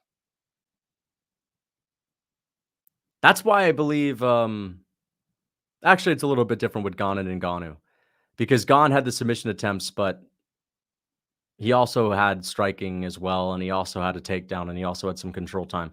I look at submission attempts as also control time in a way, right? I kind of look at that as something that's on par with control time. So if striking is even, then whoever has the submission attempt similar to control time would get the edge.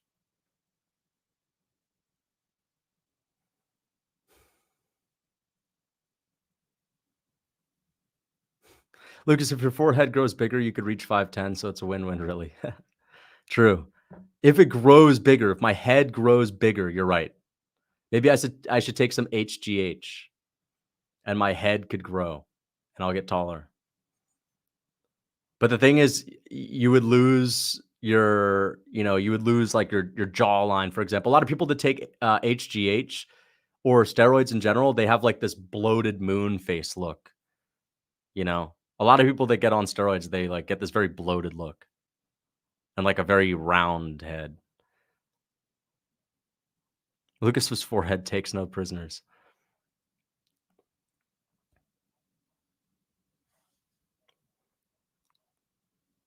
My birthday at midnight, turning 21. Happy birthday. Happy pre-birthday, brother. Thank you for the $2.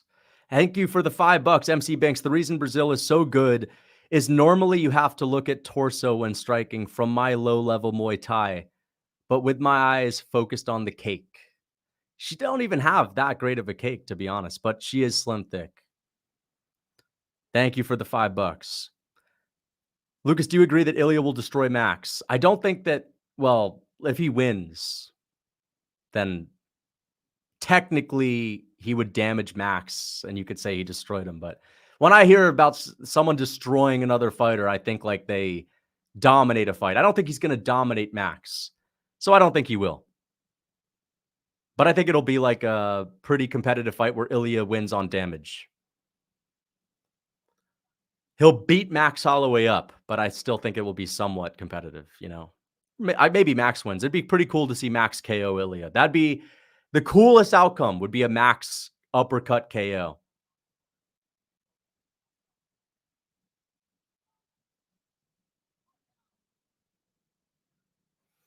Who do you think would win at 145, Max versus Sean? Good question.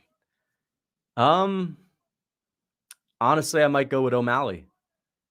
I think O'Malley's output is pretty insane and pretty ridiculous for 135. And I think that he could be like a cleaner, more surgical Yair Rodriguez, like a smarter version of Yair Rodriguez with the same output and just as much speed.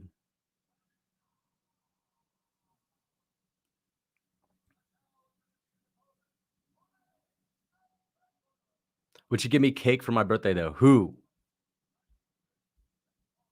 Who are you talking about? I have no idea. Holy shit. Thank you for the $50. Thank you for the $50 super chat. Wow. Mario, I appreciate that. Pereira versus Ankalaev, who wins? Thoughts? Oh, Pereira versus Ankalaev. I'm going to go with Pereira. I think Ankalaev could take him down, but I don't think he finishes him. And I think Pereira eventually catches him with a left hook. Thoughts on Leon wanting to move up to middleweight but refuses to fight Izzy? I don't think Adesanya is even beating Dricus. So I think that he'll still move up, to be honest. But then we wouldn't see the Islam Makhachev fight, which kind of sucks. I don't mind it, though. If he beats Islam, I'd say he should move up. I'd say he should move up for sure. And then, but yeah, I mean, listen, in a day and age where fans criticize fighters for wanting to move up and they want them to rack up tons of title defenses, it's not a bad thing. I don't mind Leon Edwards trying to fight JDM and Shavkat. There's no shortage of opponents for him in the future. Islam, Shavkat, JDM, Gary. I mean, there's so many fighters he could fight. So I don't even mind it that much. Do you think Merab versus Sterling would sell? I do think it would be interesting for hardcore fans. I don't think it would sell. I don't think it's a pay-per-view draw. I'd like to see it too. Also, I love you, brother, but your hairline is the only thing delayed here. Well, thank you for the $50. I appreciate the super chat, man. Thank you so much. Miley likes box, but you can't box. Kinda a paradox. Thank you for the $2, MC Binks. She can't box. I can box. Lucas, your forehead looks like a selfie taken in a funhouse mirror. My forehead does not look like a selfie taken in a funhouse mirror. Islam beats Vittori. Thank you for the $2. No, I don't think he does. He might. But maybe Vittori just freaking smudges him up against the fence. Wow. Big knockdown for Nathaniel Wood. Wow, he might knock him out. He might finish him. Final fight on the prelims, by the way. Wow, this is going to go into overtime. This is going to go past 10 p.m. or 4 a.m. UK time. Or maybe 3 a.m. UK time. Is there a possibility of you streaming Outlast, Trials with Guru, Bedtime, and Shamil Gaziev? Dude, I would love to do Outlast again. And what do you mean by Trials with Guru, Bedtime, and Shamil? Trials, is that like a game where you play with 3 other people? Or are we talking about like, I don't know what you mean. Thank you for the $5. Trials with Guru. What are trials? I'm a bit of a casual when it comes to gaming. It's Outlast. Outlast, yeah, I know Outlast. Islam beats Vittori. He might, bro. But he's also a lot smaller than Vittori. I think he would beat him in sparring, though. But I don't know. Vittori's a brute. It's DLC. Oh, Trials is multiplayer. That'd be fun. There's a new Outlast that's multiplayer. Interesting. Outlast, dude. Outlast is hilarious to react to. It's hilarious to view my reactions. It's funny to see other people react to it.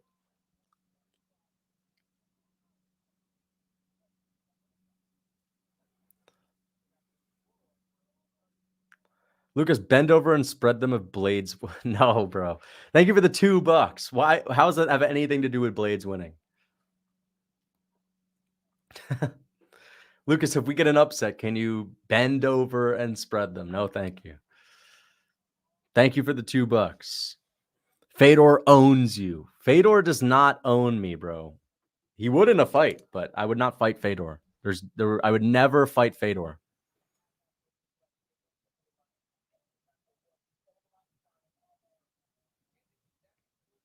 Sandhagen or Umar? I can't wait for that fight. I cannot wait for that fight. I don't know. I think I'm going to pick Sandhagen, though. I've been saying Sandhagen for a while, right? I've been saying Sandhagen for a while. Initially, I picked Umar, but I kind of think Sandhagen wins. Like, I'm going to trust in Sandhagen to win. It's one of those fights where I see a path to victory for both guys, but I'm going to trust on the experience and 5-round experience, like veteranship of Corey Sandhagen. I'm going to trust Sandhagen to win. I'm probably picking Sandhagen.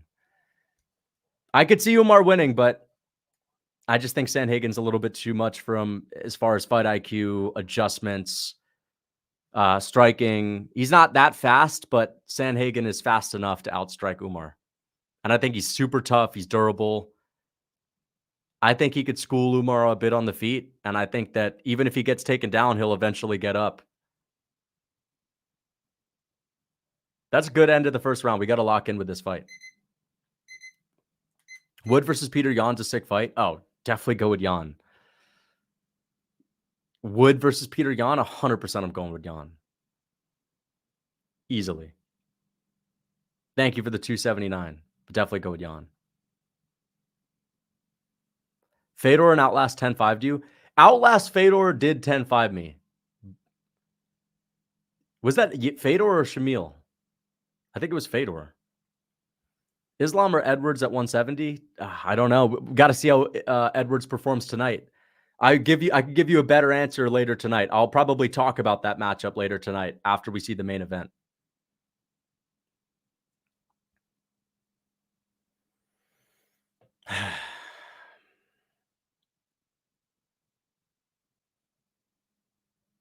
Islam eats him alive, bro. I don't think either eats each other alive. I think that is a really competitive fight. I think that's one of the most skilled matchups you can make in the UFC. Top 5. Top 5 best matchups for just pure skill. Make a video, Max versus welterweight, go up in the ranks, till an L. I'll do that in between fights. We could do that after this. All right, let's lock in. Umar is cut from the same cloth as Habib and Islam. Yeah, but this is a huge jump up in competition, and Sandhagen, in my opinion, is... Oh, 3-piece! But Pineda has tons of power as well. I think Sandhagen's just too much of a jump up for him right now. Anytime someone takes a massive jump up like that, it's usually a close fight or a blowout. And if it's going to be a close fight, which I think it is going to be, I think Sandhagen edges it out. I've never seen someone take a huge jump up like that and dominate. And they usually don't win. Perfect example, Hamzat to Burns. But even then, like Li Liang to Burns was a smaller jump than Umar's opponents to Sandhagen. Much smaller jump. No gloves or pants. Who wins? You were sketch oiled up. I don't know. Thank you for the $2. No gloves or pants.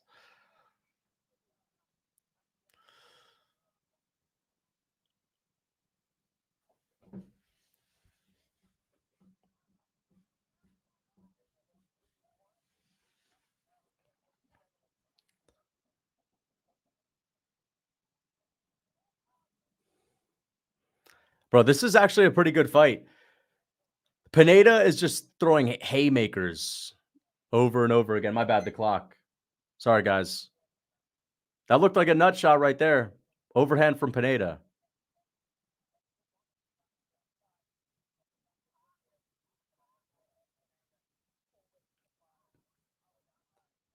All right, we'll catch up with the clock soon, guys.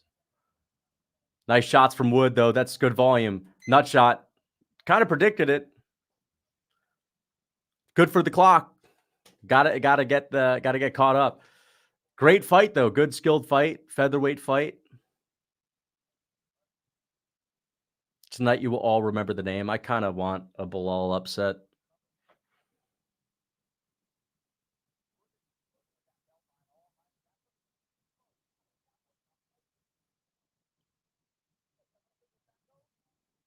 That looks... I mean, it was close. I don't know. It was kind of close. Boring card. It's not so bad. It's pretty decent. This fight's decent. Like, if this was a shit fight, I'd be like, all right, this fight's kind of the deciding. There's been like half bad fights, half decent fights, but this fight's pretty decent. Here we go, guys.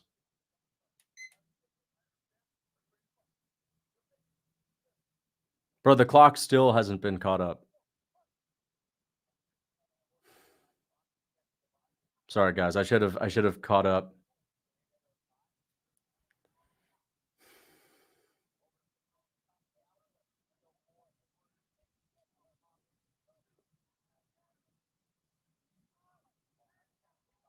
Nasty calf kick from Wood. Wow, nasty calf kick again from Wood. Another calf kick from Wood, bro. We might see a calf kick TKO. A lot of groin strikes, zestier than the Olympics.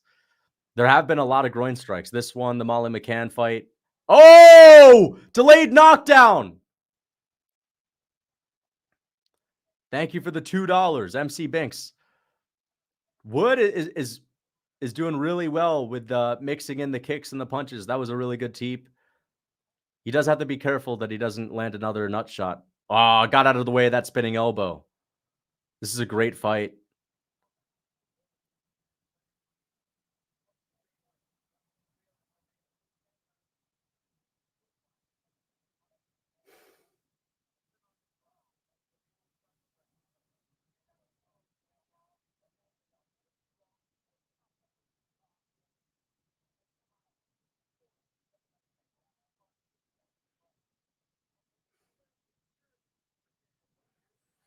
Fedor Emelianenko.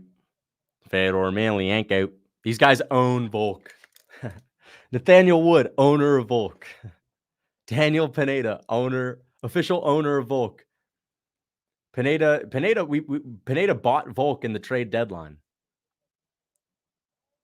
Another nasty punch. Dude, Nathaniel Wood's boxing is crisp. Oh! Boom! Ah, dude. He had the perfect follow-up shot. And, nasty elbows. He could get him out of here. Pineda's toughing it out. Pineda's a tough out, man. There's Dana White, Anthony Smith, and Luke Thomas watching. The three doppelgangers. Anthony Smith, Dana, and Luke Thomas. Right there. Boom. That was a nasty knockdown, bro. Nathaniel Wood's going to win. We're back. We're back, guys. We're getting all our picks right from here on out. This is a sick fight. Featherweight skill. Featherweight skill on display, man. Former bantamweight. Hey, lighter man skill. Nathaniel Wood, former featherweight. Former bantamweight. My bad. Former bantamweight. Former bantamweight is Nathaniel Wood with his skill set tonight. They keep doubting the lighter man skill, man. Boom. Nice. Nasty boxing from Wood, dude. His style is very fun to watch. I think Nathaniel Wood, he's like the real Charles Jourdain. I know they fought. That was a really close fight too, but I think Nathaniel Wood is the real Charles Jourdain. Even though they fight very differently. Does anyone agree that Wood's boxing is giving Ilya vibes? I kind of see what you're saying. The way they stand, the way they throw hooks, the way they're bobbing and weaving. What is negative ground and pound? Yeah, he did. If he had just landed one punch to the face right after he got the knockdown, he may have gotten a KO, but he went with a body shot instead. He landed a couple elbows, which is pretty good, but got very close to the finish. Pineda's also just got ridiculous recovery ability as well. Pineda comeback incoming. You think so? We'll see. Pineda seems to be the one that's getting rocked more often, though. Like he's stumbling back every time. Yeah. That sequence right there is very Ilia Topuria-esque. That sequence right there. Very Ilia Topuria-esque. I see what you're saying. His eye is all messed up. They're going to let him go out, though. Pineda's a dog. They're going to let him go out. Yep. Great. This is probably one of the best fights of the night. Amazing fight so far. Wood is too small for featherweight. He is undersized, but you know what? Dude, he's winning this fight. Wood is so dumb. Why is he wrestling? He's trying to get him out of there. With the ground and pound. Thank you for the $2. He's up 2 rounds to none right now. Molly McCann likes to box more than you, bro. She probably does train more than me. She definitely does. I don't train at all right now. Nice takedown attempt from Pineda. He's imposing his will here. But there's a submission attempt from Wood. Guillotine attempt. Is he going to get it? No, he doesn't have it, but he reverses position, and now he's inside control. He's going to let Pineda up, though. He won that exchange. Pineda misses the kick. Put a lot of energy into that kick. Dude, really good performance from Nathaniel Wood. Teep from Wood. Gets out of the way. He's timing Pineda perfectly with that overhand. He's timing his overhand perfectly, getting out of the way. Look at that. Amazing defense. Sick jab, but a good counter shot from Pineda. Good jab from Wood. Off on an angle. This is a great performance from Wood. This could be a performance that gets him a ranked opponent next.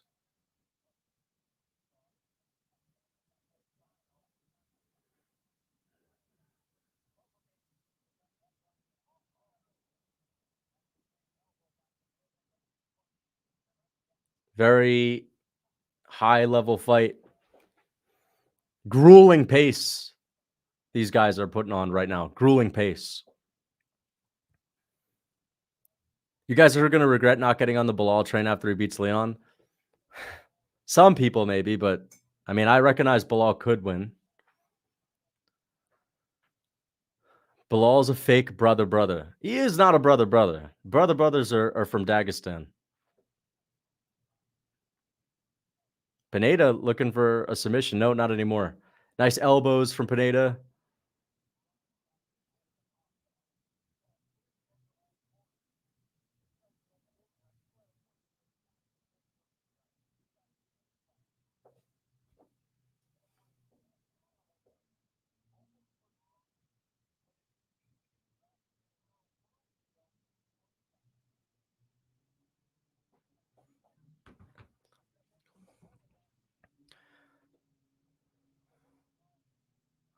Married to Molly or one night stand with Hamzat?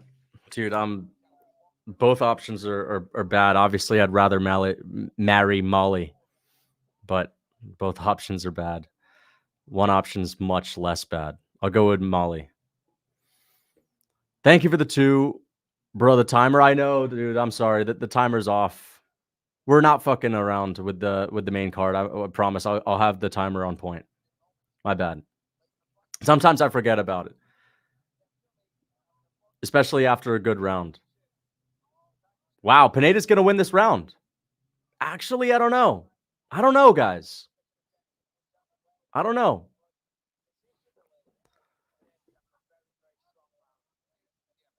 Pineda might win this round, but Nathaniel Wood did outstrike him cleanly and handily in the beginning of the round. What are you going to favor? The tons of control time? Real quick, so far, if Pineda keeps this position for the rest of the fight, if Pineda keeps top position for the rest of the fight, who wins this round? Real quick. What do you guys think? He's had control for the past minute and a half, and he's going to continue to get control. I'm just saying right now, if the round were to end, Wood would win. But I'm just saying if he continues to keep this position, who wins this round? Pineda? Wood got like 4 knockdowns. Did he get it? Yeah, but not. I'm not talking about the fight. I'm not talking about the fight. I'm talking about the third round. The third round only. Pineda. Yeah, Pineda keeps controlled. They might give it to him. But on damage, I mean, Nathaniel Wood still out damaged him in the beginning of the round. Pineda was missing a lot. Wood was landing a lot. But Wood only had a minute of striking. Wood did have a submission attempt and stuff to take down and got some control of his own, but I think the refs are going to give this round to Pineda. So it's going to be 2-1 Wood with a 10-8. So what is that going to be? It's going to be 29. What is it going to be? 29-27? I guess it's going to be 29-27.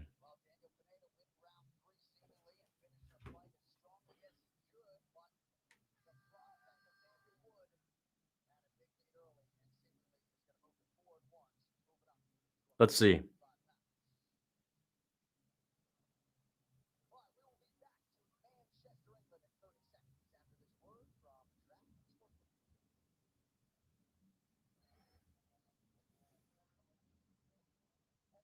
So that would be,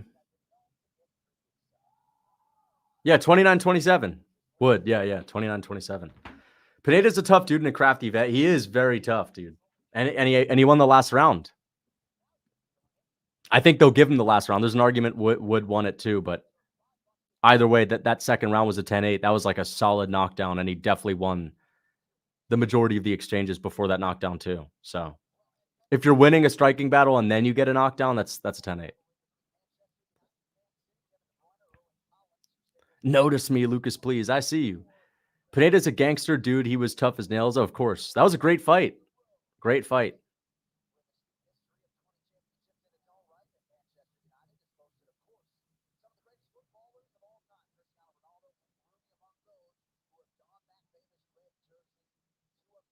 City is better than United. I don't know anything about soccer, to be honest.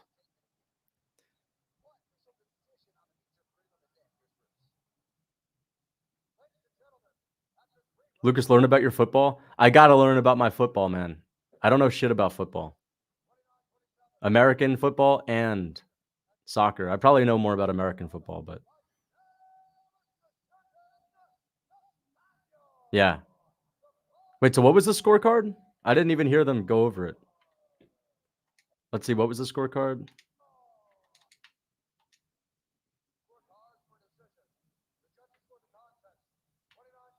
Yeah, 29-27. We were right. On point.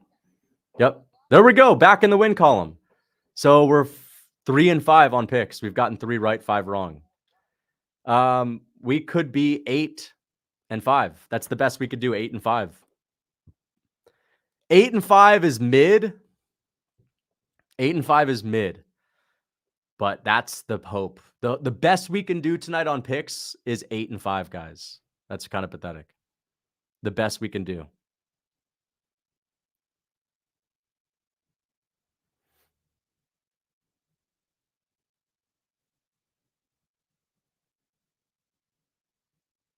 $29-27, $29-27, $29-28. 29-27 was the right one. Okay, guys, either way, time to buy the pay-per-view. We're buying that pay-per-view. Tune in, buy that pay-per-view. English fans really hardcore staying up late. They have no choice this time. They've got no choice if they want to attend. But yeah, you're right. Respect to anyone that has to stay up late on a consistent basis. I'm talking like European fan late. You're a real hardcore if you consistently do that.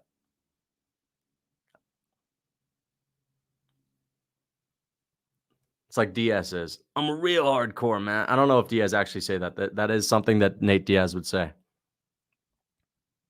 Celebration for 100K, dude. Thank you. Celebration. We are celebrating, man. We were celebrating. We were hitting a muzz for Mick Parkin. Mick Parkin got the finish. He wasn't sent to the Apex, which is enough to celebrate on its own. Forget about 100K. Mick Parkin is not going to the Apex. He actually got a finish. Molly's performance might influence Patty's. I don't think so. Of course, if she won, that I think that would influence him. But she fought hard. You know, she actually went after it. I think if she had just sat back and allowed her opponent to beat her up, then it would have been, maybe you could say maybe Patty is going to feel down and sorry for her, but she was fighting her ass off. So.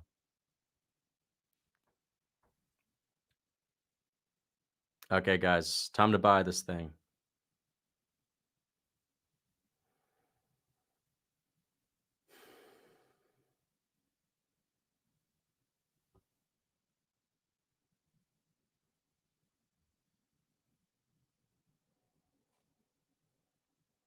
Let me try this real quick.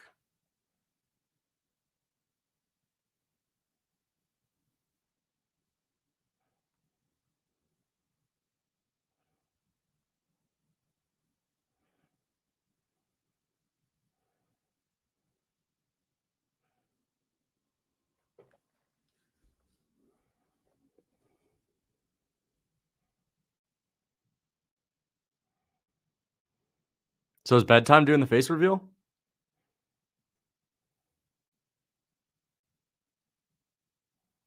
Who the fuck is Scam Time East? Talking about scam time? What do you mean, bedtime? What the fuck?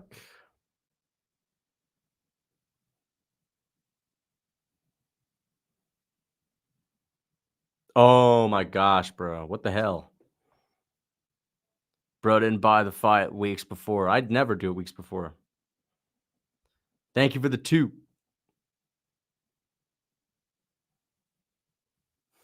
Bro, Lucas, I swear, if you played this story game like Walking Dead, you'd have the funniest choices and commentary.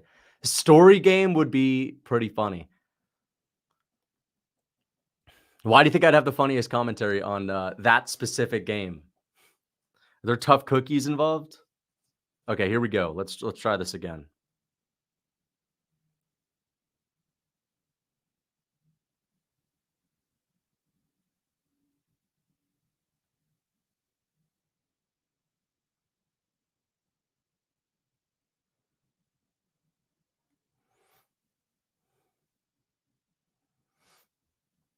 LA Noir is better. You'd be like, X guy needs to impose his will on the zombie. Dude, gaming, the thing is with gaming, you have to lock in and you have to focus on the objective sometimes, and you can't really say anything during that time period. So I worry that it isn't that entertaining for you guys. But if you guys like my reactions, then I can do a little bit more of it. Let me see. I'm trying to log into this. I'm on ESPN Plus, but shit is taking a while. My bad, guys. Trying to get this thing up and running.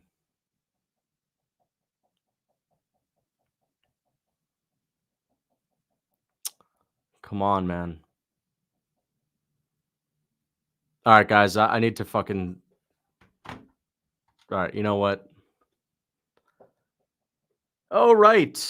Let's just let's see. Can I do the Walking Dead game on Xbox though is the question. If I can do it on Xbox, then maybe. But I don't know if I can do it on Xbox. But you can do it on Xbox. Okay. Write this down. Belal is going to beat Leon and go on to become the welterweight GOAT. I mean, you could literally say that about anyone that's on a win streak going into a title fight, but I'll remember you telling me that you believe in Belal, bro. I know there are plenty of people that are watching right now that think Belal is going to win. So I know you're not the only one.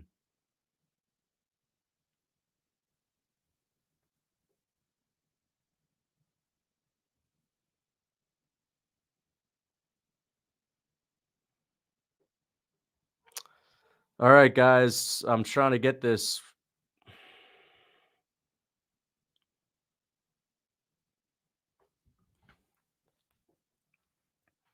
Bro's going to the East. I'm not going to the East. This ain't a boxing night. Jason Jong here watching from Bayside, NYC. Fedor Emelianenko. More animal tier list. Thank you for the $10. Go ho. What is that, a frog in your profile picture? More animal tier list. You know what I was thinking of doing? Thank you for the super chat. I was thinking of doing, because I've done me versus animals. I was thinking of doing animals versus animals, like breakdowns, like who would win, a orangutan versus a chimp or something like that. You have to show some true grit and craftiness and play Dark Souls or Bloodborne. I've never heard of Bloodborne. I've heard of Dark Souls. Thank you for the 800 yen. Sue, dude, I appreciate that. You've been supporting the channel for a while. Zhao, you've been supporting the channel for a while as well. MMA Guru doing impressions of you. His impression of me is pretty good. How much y'all paying for pay-per-views? I pay like $3 per month, Fight Pass and everything. By the way, is it really you dancing and muzzing? Yeah, bro, that is me. Thank you for the $5, Zhao. How much am I paying for pay-per-views? I'm paying like $3, bro. I'm paying like $3, bro. I used to split it. But I pay the full. I'm DP right now. We're paying full. I'm not getting paid in full. I'm paying full for these. But for me, it's worth it because this is like, it's like it's like a job basically to stream. So I may as well be professional and not risk having my stream crash. And I like supporting the UFC. Listen, like I like supporting the UFC.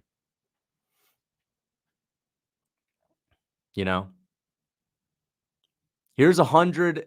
Congrats on 100K, bud. Here's 100 for 100K. Thank you, MMA Guru. I appreciate that. Not the first time you've donoed.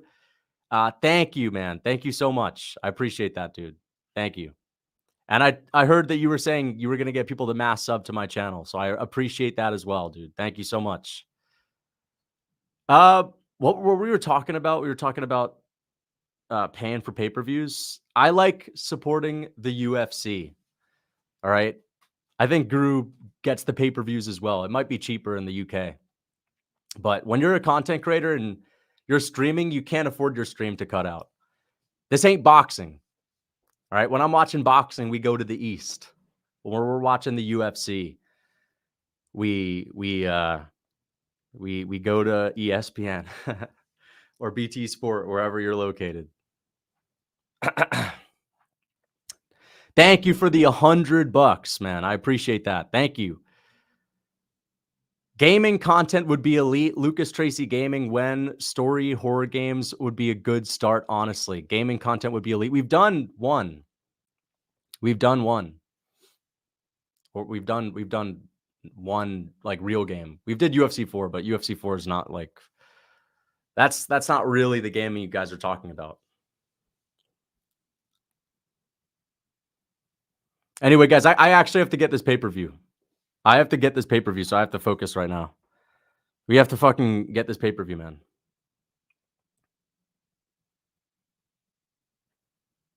Real quick, guys.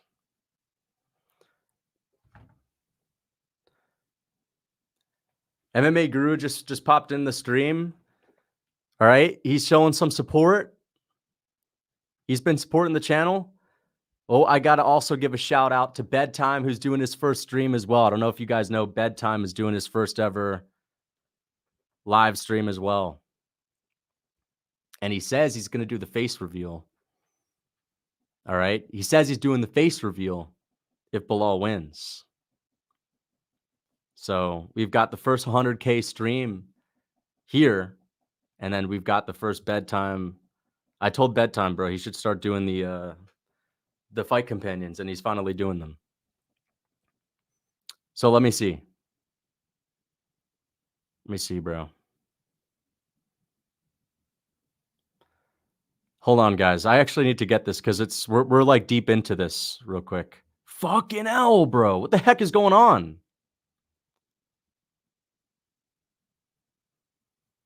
Hold on, guys.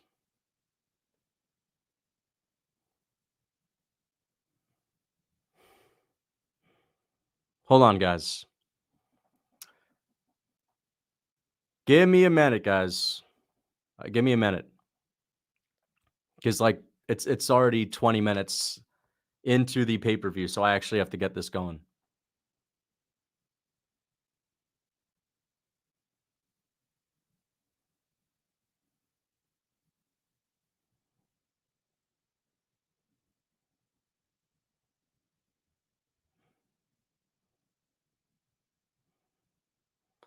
Bro, what the heck is going on right now?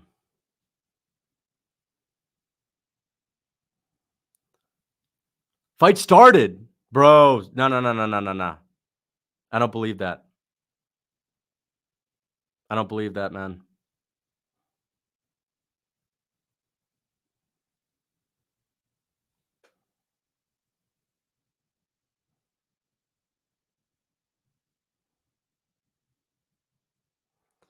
We'll see. We'll see. I don't think it started yet. Allen KO. All right. Some of you guys are saying it hasn't started yet, so.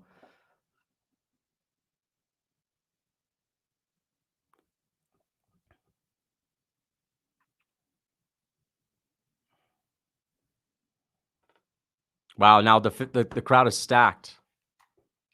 I'm seeing people. We're back. We're back, guys.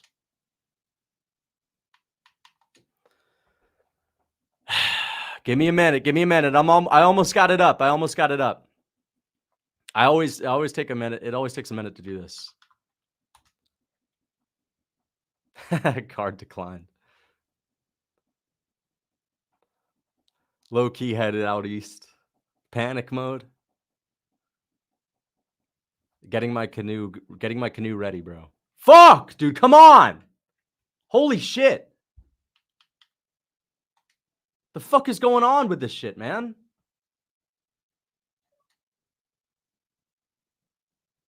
What the fuck? What the heck is going on? Bro.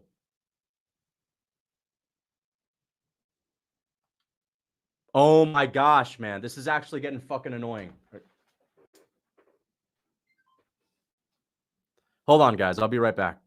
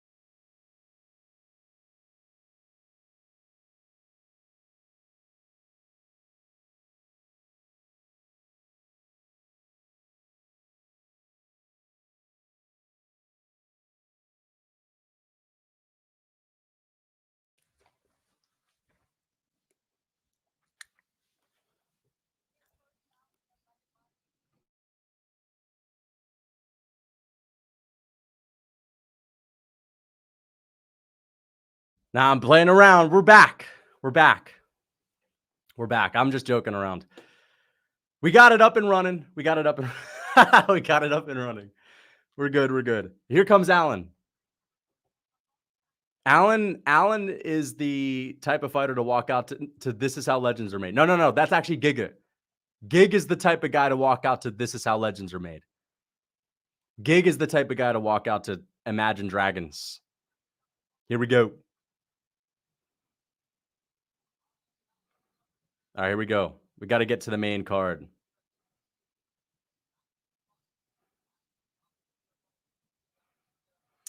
All right, here we go.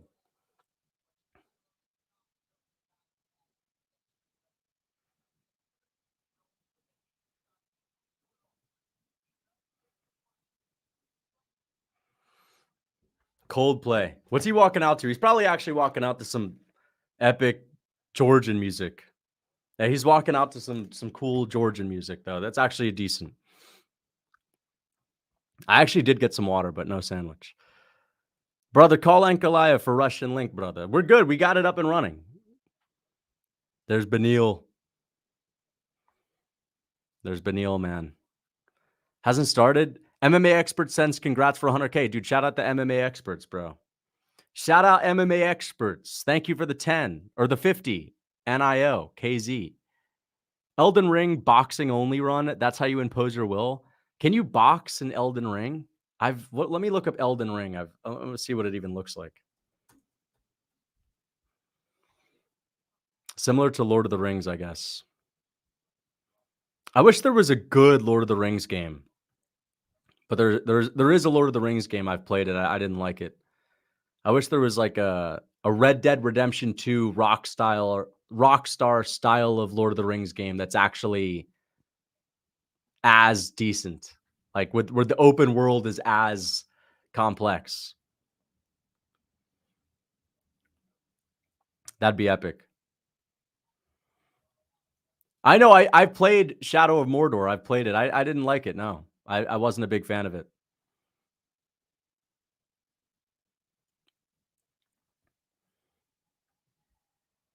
Here comes Arnold Allen's We Will Rock You song. This is a pretty Arnold Allen song, though. You got to see a chimp in person. They have crazy aura. I think I have seen chimps in person at the zoo, maybe. But I mean, it's different when you see them out in the wild, of course.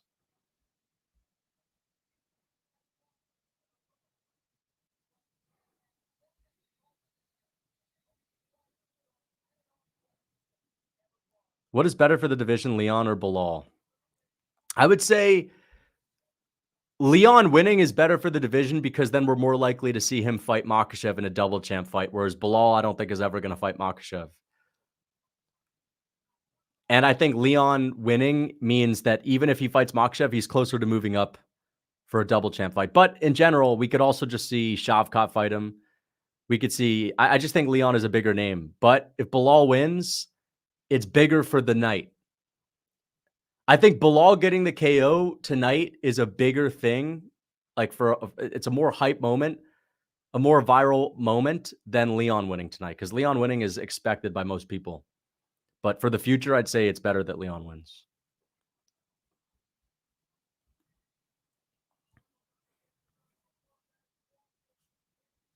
Best walkout music, is it Gon's? Gon's walkout song to fight Jones was sick.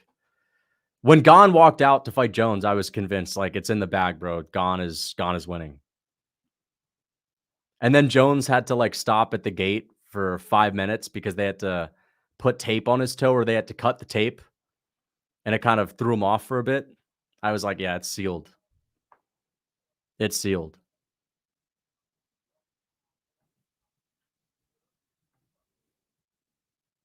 Lucas is a casual musicer. Yeah, I'm a casual musicer, bro. I'm a casual musician. Best walkout music is Yuri. Yuri has the most aura in his walkout when he walks out to This Is How Legends Are Made. It's just such a powerful song. It's talking about legends, and this guy wants to be a legend, and you can tell. Yuri has the fighters with the most aura have the worst walkout songs. Actually, that's so false. I can't believe I just said that. Pereira's just the Pereira's just the proof against that. You know, Pereira's walkout is sick, and he is someone with lots of aura. Ilya has aura. His walkout's pretty good. Everyone, actually, most people with aura have good walkouts.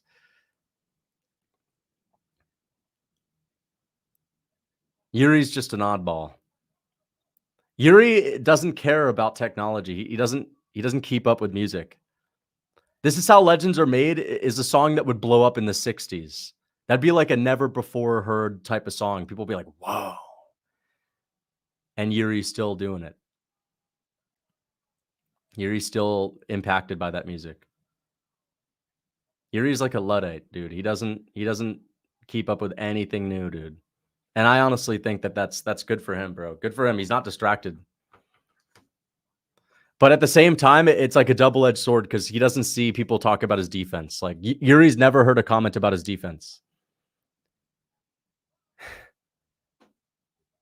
Yuri's coaches are probably like, bro, we need to get tougher, bro. Nah, I doubt it. I doubt it. Even though Yuri doesn't keep up with distracting new songs, he doesn't see anyone talk about his defense, which is the downside. Belal by Flukus KO.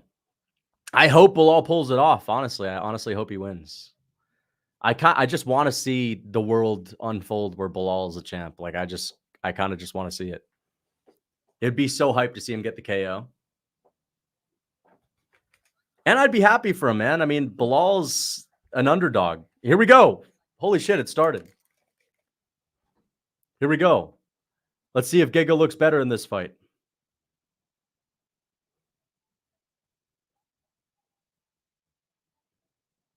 Here we go. Yuri's walkout against Reyes is the best. That was a good walkout song. There he actually chose a good one, but that was on accident. Yuri toggled random song selection, and he just accidentally came out with that one. Here's a takedown from Allen. Takedown from Allen. Fails. Kick from Allen. Giga's been lighting up the midsection of Allen so far, though. Giga is looking fast right now. But he looked slower against Caceres, not a close fight with Caceres. Maybe ring rust, but he's been out of the cage a year since his last performance. There's a big winging overhand from Arnold Allen. Allen's got very fast hands. Nasty head kick attempt from Giga, but Allen is hip to it. Giga's looking good with his kick so far. This is one of the most underrated fights that is happening tonight. This is the under the radar one.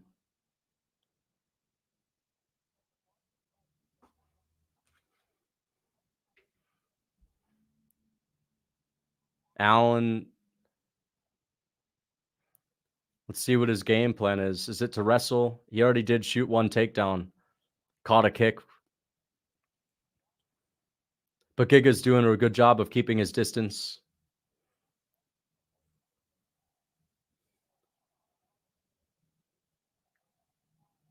But that kick is money for Giga so far.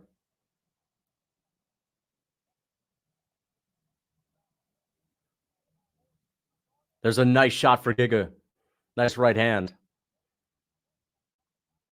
Giga's looking fast, man. Let's see how his gas tank holds up, though. Nasty body shot there for Giga. He's looking a lot faster than he did against Caceres. Maybe it's just he was closer removed to his injury in his last fight.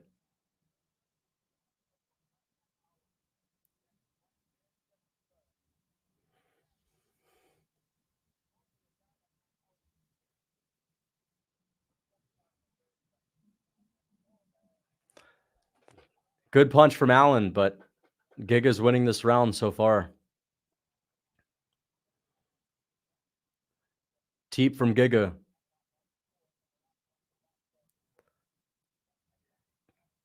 Spinning kick misses for Giga.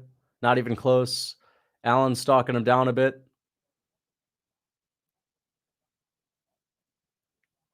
Head kick attempt from Giga. Keeping Arnold Allen honest. Nice body kick for Arnold Allen, though.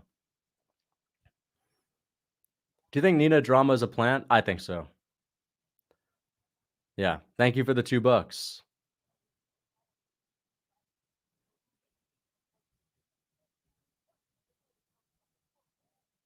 Wow. Giga is making Arnold Allen work to land anything. Work really hard. There's a jab from Giga on the back foot. Kick misses for Allen. Giga's winning this handily right now. Striking battle, Giga's winning handily right now. Remember when Calvin Kattar battered Giga Chikadze? MMA math, guys. And it's not like Allen and Kattar really fought that long, but Allen did kind of school him in the first round. But Giga's just fighting really well with his lateral movement and kicks, his speed. But he is getting pressured a lot.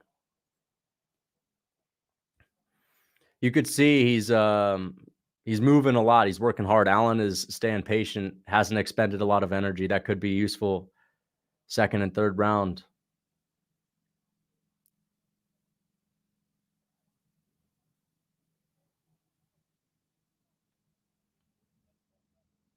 Oh, big shot from Arnold Allen. Cracked Giga Chikadze with that left hand.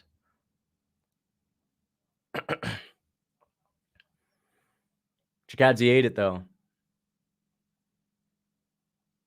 Overhand lands for Chikadze. Misses. Does Arnold Allen on the return.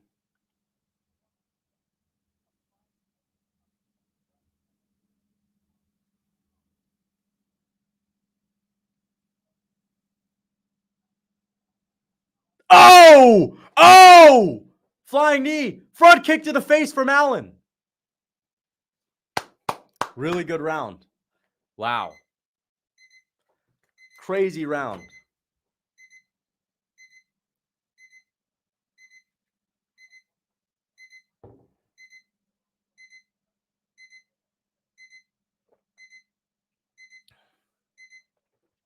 Who you got all winning tonight? Congrats on 100K. I got, thank you. Thank you for the $2.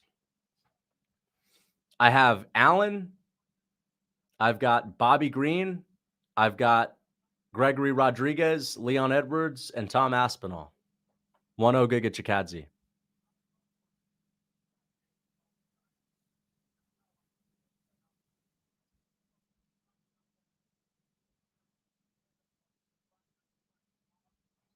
I wish I had a Beneil Dariush hairline.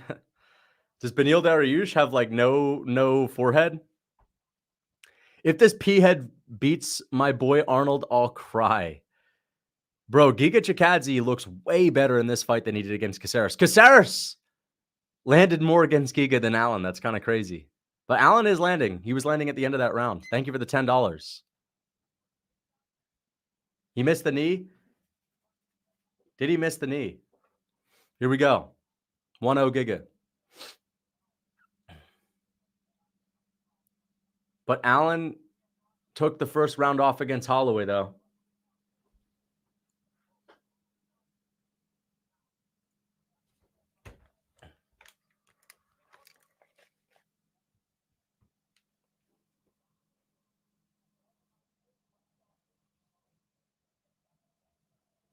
Here we go.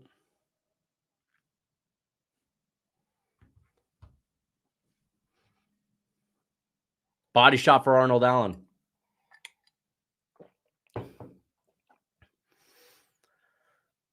He's putting a lot of pressure on Chikadze, making him uncomfortable.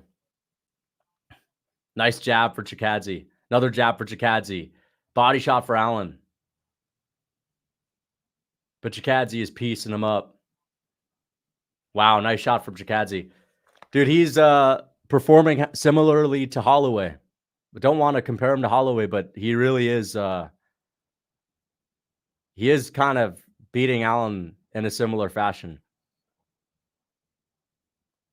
If anything, he's beating Allen with a higher strike differential. There's a good combo for Arnold, though. 1-2.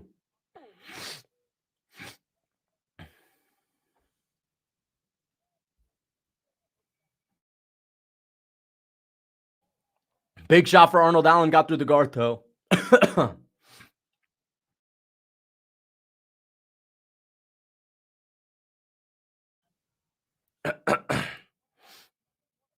Great shot from Allen, though. But Giga Chikadze is really, he's got the strike differential on his side. Big overhand from Allen. Allen's fast when he lets his hands go on the inside. You could see he's getting close to the mark. Nice front kick from Giga. Nice body shot from Allen.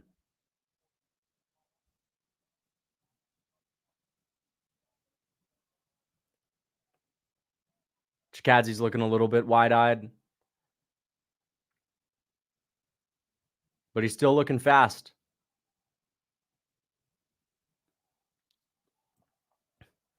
Whoa, nice head kick from Chikadze.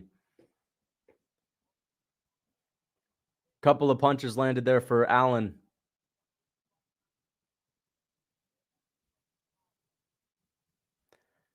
Chikadze's still ahead on strikes in this round, but Allen is not so far back to where he can't win the round. He could still win the round if he wins the last couple minutes.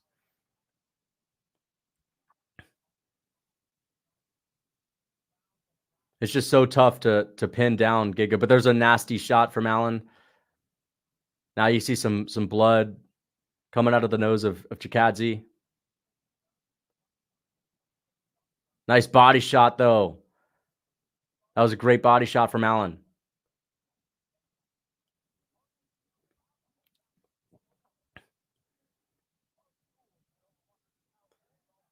Couple of kicks from Chikadze. Didn't land, though.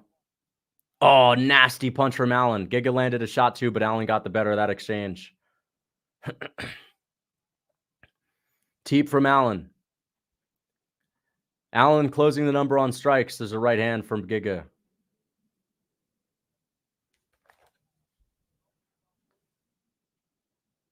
Oh! Big left hand from Allen lands. Big body shot from Arnold Allen. He's doing really good work with the pressure and the body shots. He's easing into this fight. He's coming on strong right now at the end of this round. He could steal this round. It's anyone's round right now. I'd say whoever wins the last 30 seconds, they say it's even on strikes, 14-14. That's kind of how I'm seeing it too. Kick for Giga. Right hand for Giga. Giga landed a punch there, but so did Allen. Knee for Chikadze. Chikadze's looking tired, though. I don't know. That's anyone's round. That's anyone's round. That's anyone's round, guys. General consensus was Allen was a safe pick this sport, bro. Dude, like, I think it was just because Giga Chikadze had a close fight with Caceres. He didn't look that great, but he's looking better tonight. So, just a better version of himself. Allen arguably won that round. I think it might be 1-1. It's anyone's round. They could literally give that to Giga too, but it's anyone's round. Could be 1-1. Allen needs a great round. He does, to kind of put a stamp on it. Comes down to this round, arguably. They'll probably give it to Allen since they're in the UK, and they'll give him the benefit of the doubt in a close round. And Giga Chikadze is getting tired. Allen is getting momentum. I think Allen's going to win the fight. I think I may have predicted Arnold Allen slow start wins anyway. Allen probably won that round.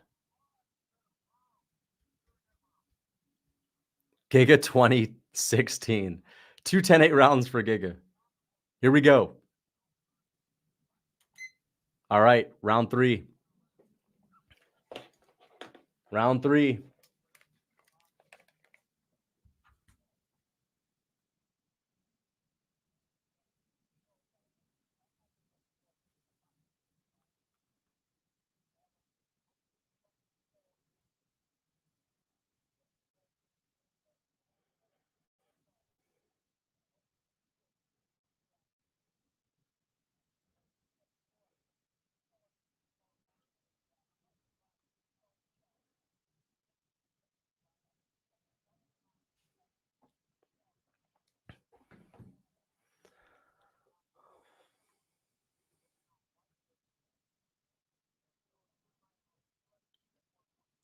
Nice kick for Chikadze.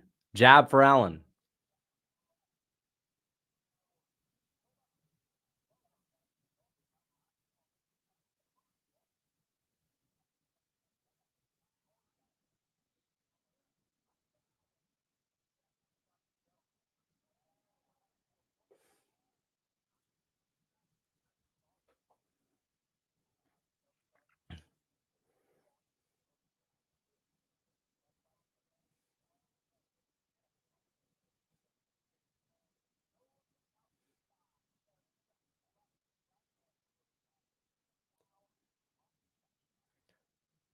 Nice jab for Allen.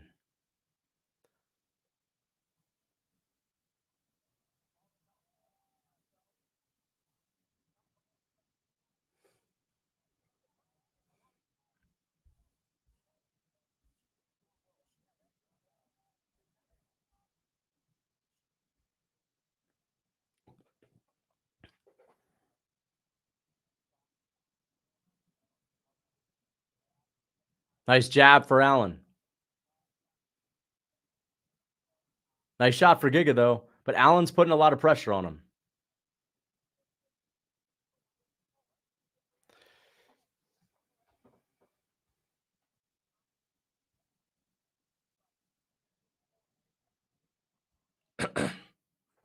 Beautiful. Oh, nasty body shot for Allen. Nasty body shot for Allen.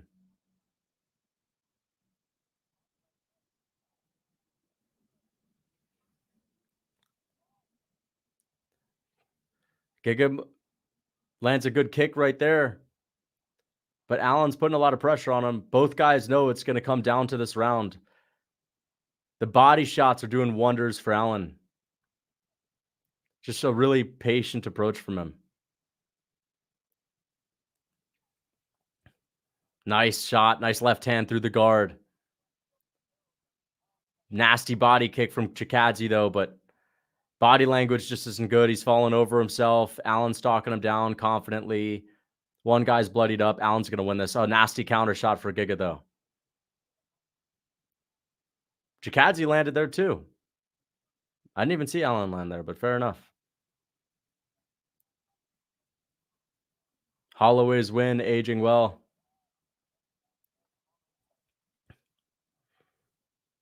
Holloway's win over Cater, aging well, and Holloway's win over Allen, aging well. Volk's win over Holloway's aging well. How it all comes full circle. Mokhachev's win over Volk. Mokhachev's win over Volk is aging well here, guys.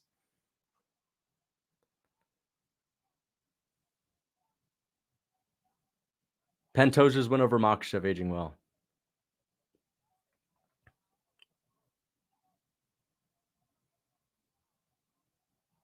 Nice body shot from Allen. Allen showing a crafty ability to mix it up and to stay patient. Allen played the long game in this one. He played the long game in this. The Giga that turns strikers into grapplers is returning. Is he? I mean, he didn't turn Allen into a grappler in this one.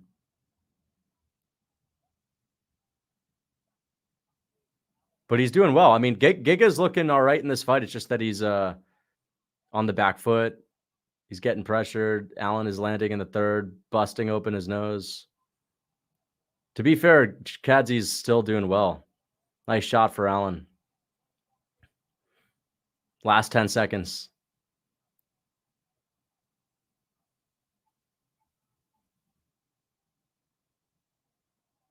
Flying knee from Allen. That's it. Allen wins.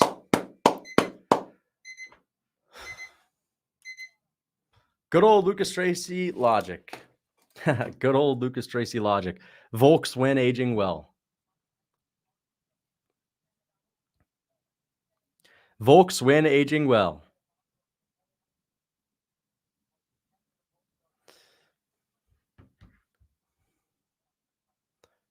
Bro, just run some more. Put this guy in a 100-meter sprint. Yeah, I know, right?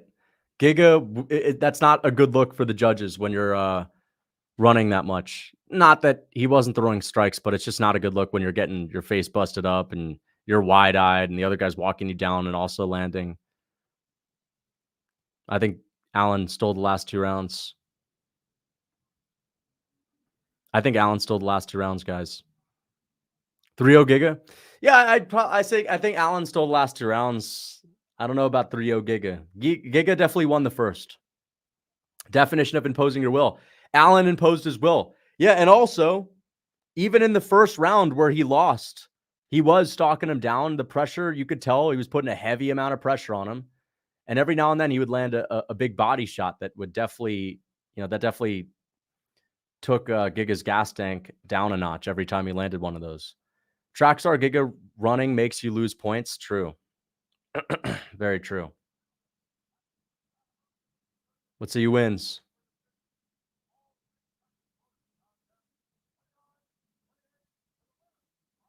$29-28, Arnold Allen. Yep, Arnold Allen. Chikadze's pissed. It was a very close round. I think the second was the decider. Close fight. Close fight. Second was the decider. It couldn't have got out of their way, but I think Allen won. I think he won the last 2. He landed the harder shots in the second round. Definitely landed the harder shots.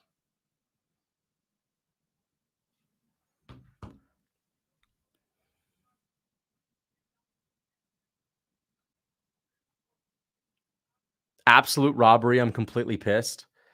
That was not a robbery. I do not think that was a robbery. Let's hear what Allen says. How many minutes left till the main? I would say, main event. I'd say the co-main event is just as much as a big fight. So I'll say maybe an hour until the co-main event. 1 hour till the co-main. An hour and 20 till the main, because the co-main event will be over in like 5 minutes. He wanted Brian. He wanted Yair. Happy birthday, Nan. Good performance for Arnold Allen. Max Holloway's wins are aging well. Not only is his win over Kape aging well, because Giga lost to Allen. No, he beat Allen. Holloway beat Allen, who beat Giga. And Max's win over Kape aged well because Kape beat Giga. So 2 of Max's best wins aged well right there. There's Rooney. Biggest waste. There's Volk. There's Volk. Volk is the biggest star that's ever stepped foot in the UK. Volkanovski is the biggest star, biggest name that's ever stepped foot in the UK. Biggest waste of potential that's been in the UFC, I say Kevin Lee. Keep up the great work. Kevin Lee. Nah, I don't think so. Listen, I think Kevin Lee was talented, but I don't think he was a waste of talent, because Kevin Lee never like messed around and turned into a fat drunk in the offseason and like didn't take his career serious. Kevin Lee did take his career seriously. He was never known for like slacking or anything like that. He just like how I just don't understand how he would be a wasted talent. A wasted talent is when like you're wasting it by doing something reckless. And I'd say Darren Till wasted talent by getting fat in the offseason and not bulking up at middleweight and partying. And yeah, I wouldn't say that your boyfriend in the crowd. Thank you for the $2, Manlet. I wouldn't say he wasted his talent. Zabit is a wasted talent for different reasons. Like wasted talent in the sense that he didn't go through with it, but he didn't do it recklessly. Just decided to stop fighting, which I understand that. Volk has about as much aura as a mosquito. I know, dude. He lost all of his aura, bro.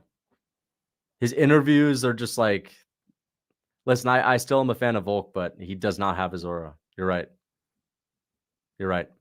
Anyway, I got to take a piss, guys. I'll be right back. I have to go to the bathroom. I got to take a piss.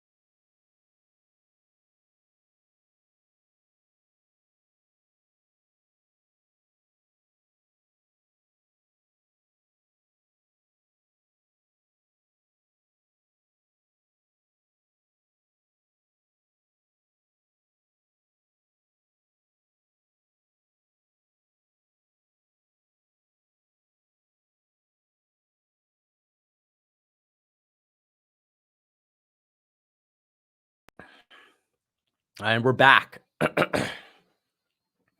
We are back.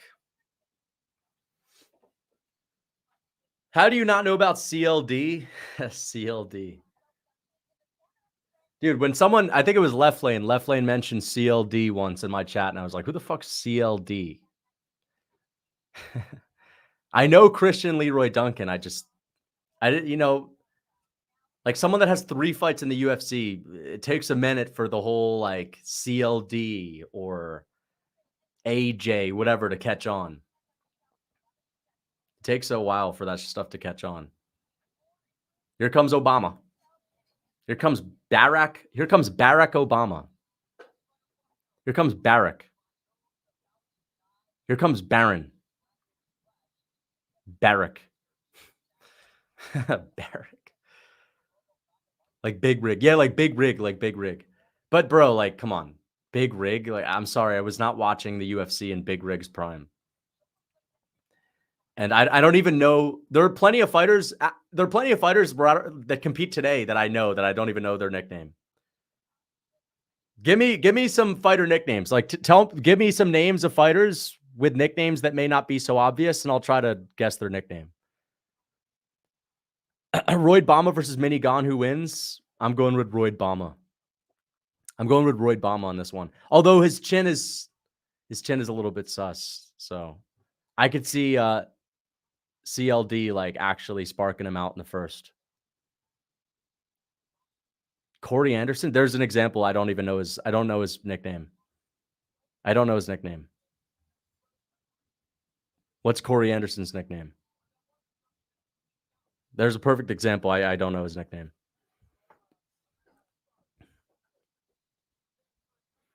Technically, Connor's the biggest star in the UK. Technically, bro. I mean, technically, Habib is a bigger star in the UK. Like, a big star is a big star in the UK because the UK, they know Habib, they know Connor, even though, yeah.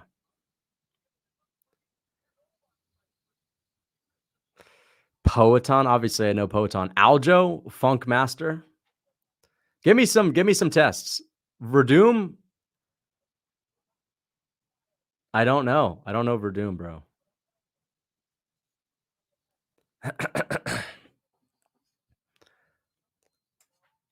Oliveira, Dobronx. Strickland does not have a nickname. Oh, Tarzan. Never mind. Of course he does. Hermanson, the Joker. That's easy. JDS. I don't. Fuck, dude. I forget his nickname, man. Piper. Hands of Stone. I honestly don't know Piper's nickname. Dorino. That's literally just Gilbert Burns. What's Mashida's nickname? Casual test. The Last Dragon, bro.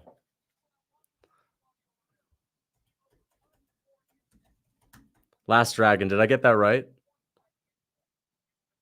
Yeah, Last Dragon, man. Oh, Enter the Dragon. Oh, shit! Enter the Dragon. Shit, man. Ah, shit. Not the last, you fool. Oh, shit, man. All right, what's Rogan's nickname? No, I'm joking. Carlos Condit, Natural Born Killer, right? Carlos Condit, Natural Born Killer.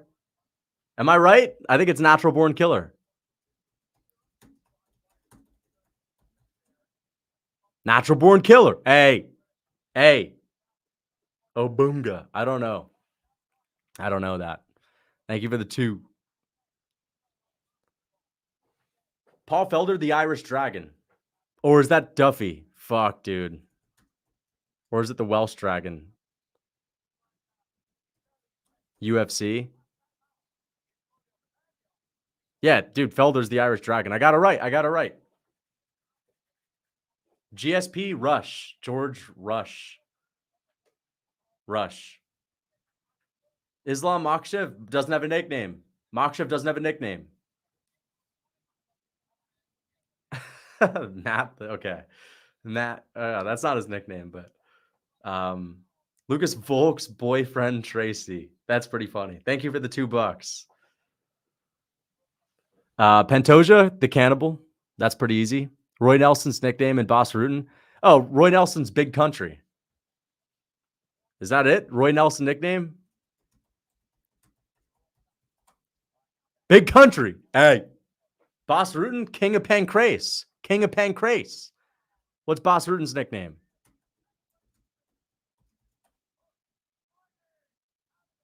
Oh, fuck. It's just Boss. Dude, maybe not the King of Pancrase. My bad. Rory McDonald, isn't that the serial killer or something like that?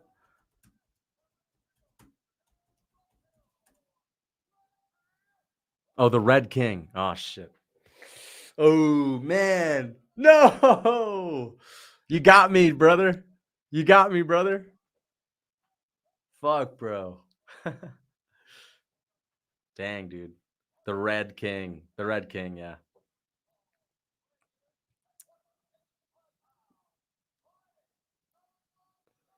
What's Shamil's nickname? The Shamil's nickname is Blob.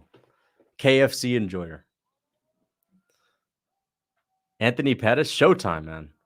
Showtime, dog. Here we go. Emmett, big meaty hooks. Here we go, guys.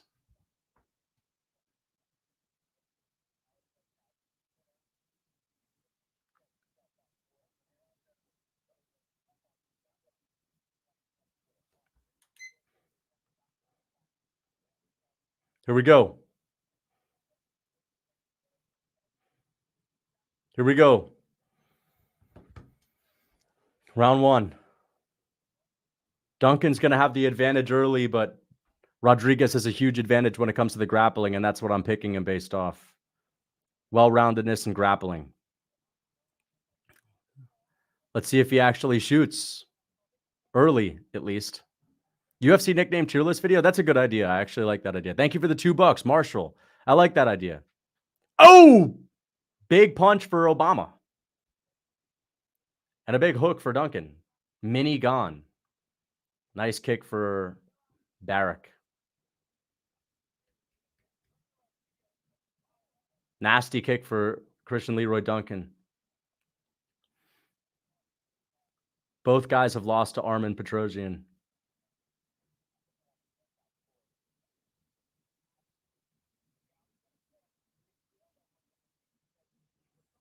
Duncan is really dynamic. A little bit faster, but Rodriguez has a lot of power in his hands and is dangerous on the ground.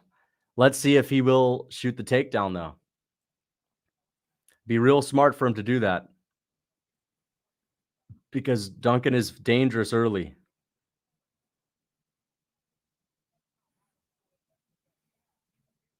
Nice front kick from Duncan. That was nasty. Nasty leg kick from Duncan.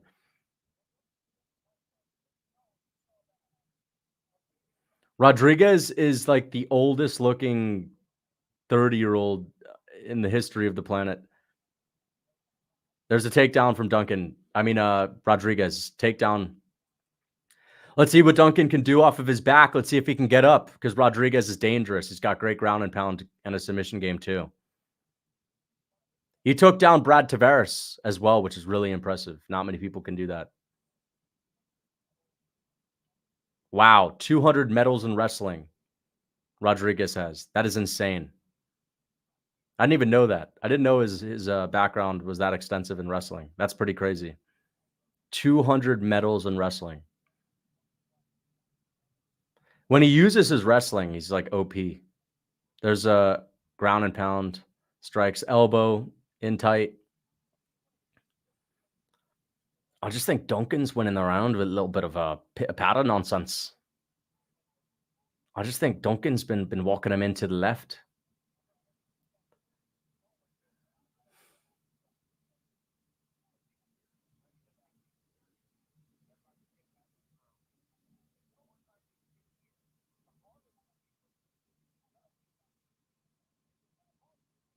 Nasty punches to the body there. from Rodriguez, doing a good job at kind of posturing up, hovering above Duncan, he's not getting too tangled up into the jiu-jitsu. How is CLD the favorite against Robocop? If I knew, I would have bet the house. Well, I wouldn't bet the house because CLD is very dangerous early, but yeah, I mean, I picked Rodriguez. I agree. I think that Rodriguez was, the more well-rounded guy, more experienced, dangerous on the ground and dangerous on the feet, battle-tested, fought better levels of competition. Thank you for the $5. Thank you for the 5. I appreciate that. It's over. Rodriguez keeps him on the ground.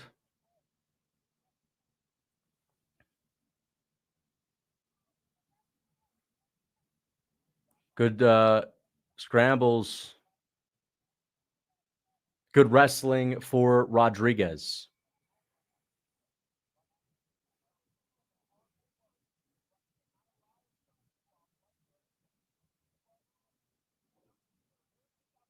And he's just, he's on his feet. He's back up. 30 seconds left. This is a grueling pace for Duncan, though. Rodriguez is a lot more comfortable. Duncan has a horn. Isn't it Rodriguez that has the horn? What do you mean, like a hematoma? He's got swelling on his forehead?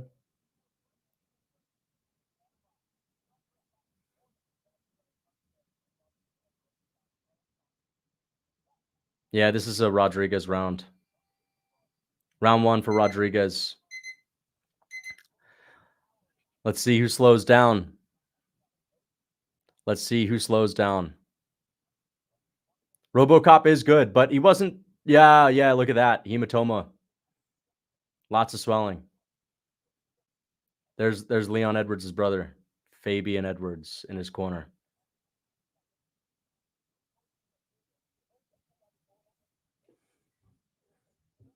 What do you think about the card so far? I think it's good. I think it's a good card so far. Some of the fights have been boring, but overall, I think most of them have been pretty solid. Main card's been good. Allen versus Chikadze was pretty high level, and so far, this fight's pretty decent too. I think it's good. Thank you for the 2 months membership. It's a good card.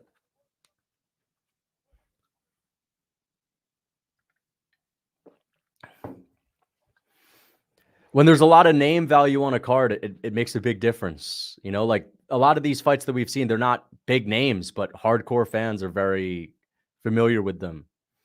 That's the thing about the Sphere. Like, Sphere doesn't need big stars everywhere, but like, names that are relevant, that are close to the rankings, prospects with lots of potential. A little bit late with the clock, my bad.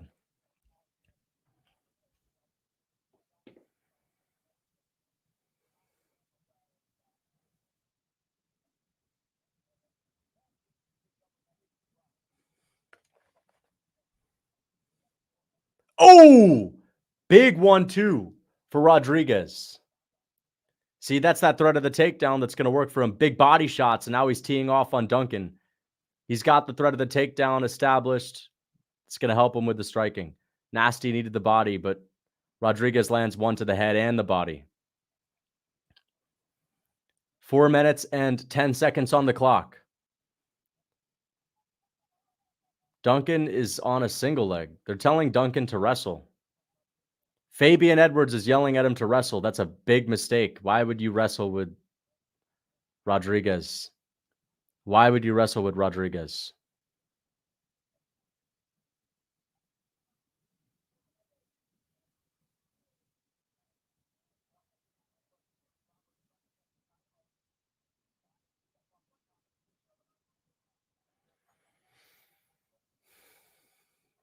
Trip attempt misses for Rodriguez. Rodriguez has had a lot of grueling fights, though. I mean, this pace is something he can handle. Duncan is clinching. He's gonna lose a clinch exchange with Rodriguez. He's just gonna get out grappled in these exchanges. I don't know what his goal is here. I know he had a lot of success taking down his past couple of opponents, but still. Both guys swinging with a lot of power in the pocket. Ooh, spinning elbow just misses. Ah, man. Some of these strikes are getting awfully close. Takedown for Rodriguez works. Why is Duncan even trying to like close the distance like this? Some of these exchanges have been pretty good. But yeah, this grappling is boring.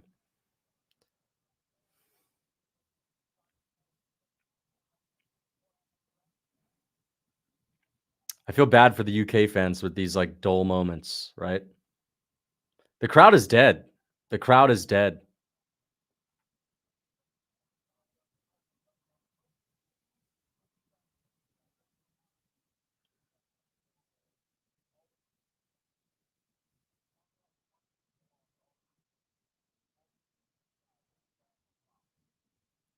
Apparently, the ref is telling them to work.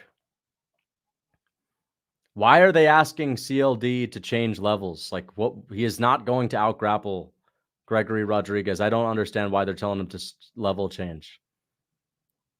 He's gonna fail. He's not on his level when it comes to wrestling. Horrible advice from his corner. Yep, good from the ref. Good from the ref. They're breaking it up. Awesome. They need to work. There we go.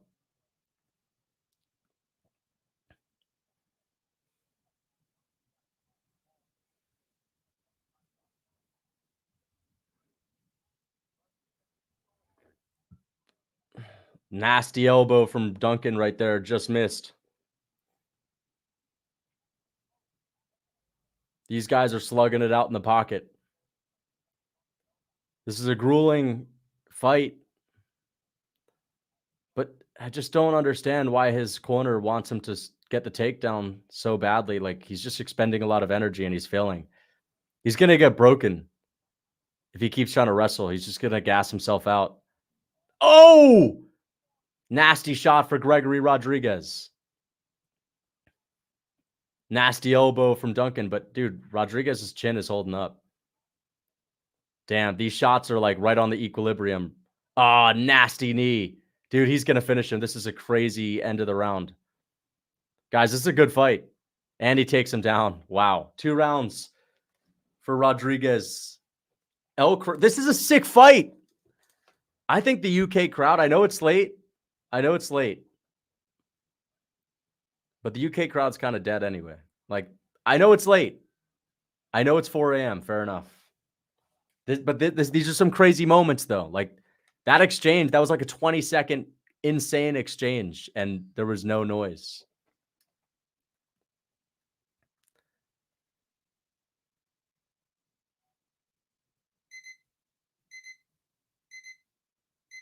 What the fuck just happened?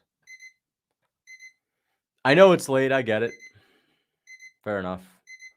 Again, the UFC should have had this earlier because the crowd being hyped makes a difference. It really helps with the atmosphere, helps with the environment. If they had it earlier, be more hype in general. So that's on the UFC. I'm not saying UK fans are bad. I'm not saying UK fans are bad. They're obviously some of the best fans in the sport, but right now they're a little bit dead. I don't blame them. I'm just telling you how I see it. Like, the crowd's dead during some of these crazy exchanges. This fight is pretty wild. What is going on here?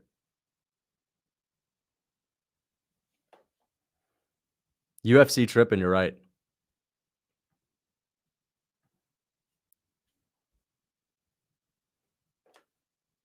What the fuck is happening right now?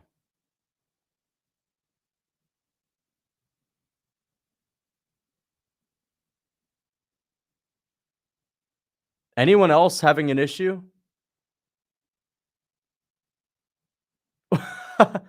What? What the fuck?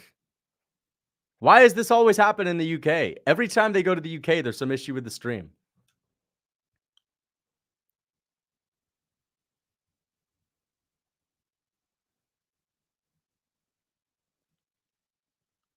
Wow.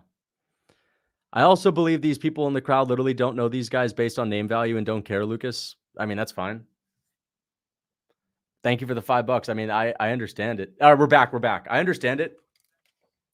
But this is an insane fight. I'm just saying, like, I've seen plenty of crowds go crazy for fighters that don't have big names. Listen, it's late. I understand it, but I mean, this is why the UFC should have. This is why the UFC should have went earlier. Nasty takedown. That was a great takedown. The reason this crowd is dead is because these guys aren't known. Fair enough, but I've seen crowds go insane for like lesser known fighters than these guys. The reason why the crowd is dead is probably because it's 4 a.m. And also because they don't care about this fight. That's also part of it. But in Paris, you go to Paris, UFC card in Paris, crowds going nuts on the early prelims for lesser known fighters. You have a war on the prelims of a US card, they go crazy too. I think it's just 4 a.m. I think it's just the fact that it's super late. I think it's just late.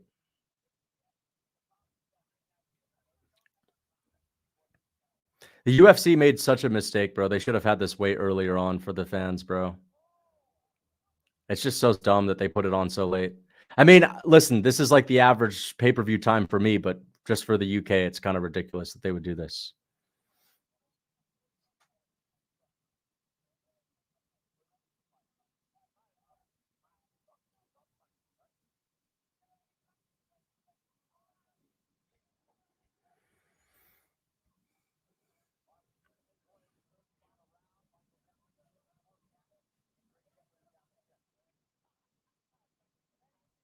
UFC lost touch with the type of fight fans we want to see. At least the money fight era, we got a lot of great matchups up and down the card. And the ESPN era, it's just a roster full of no names. I mean, listen, I know most fighters on this card. I pretty much know every single fighter that's fought on this card. So it depends on how well you know the sport, but there are issues for sure. Wow. But you could just see the people in the crowd. They look very tired. They look, big mistake. Big mistake. Fair enough. Their guy is losing, but it's got to be the time, dude.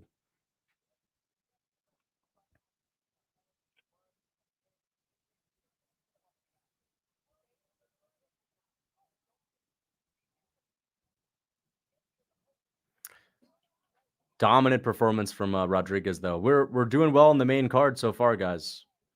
We've gotten the last 3 right for picks, so we're closing the distance on numbers. We're going to be 5-5.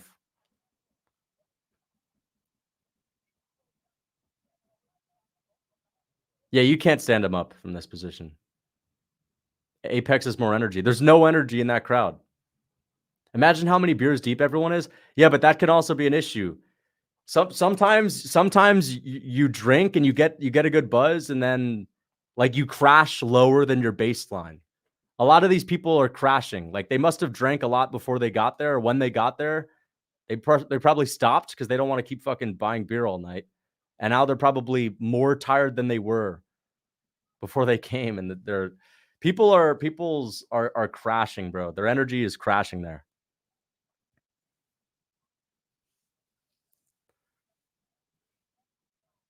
The TV slot was pre-bought before it was in the UK. I mean, that's not a surprise.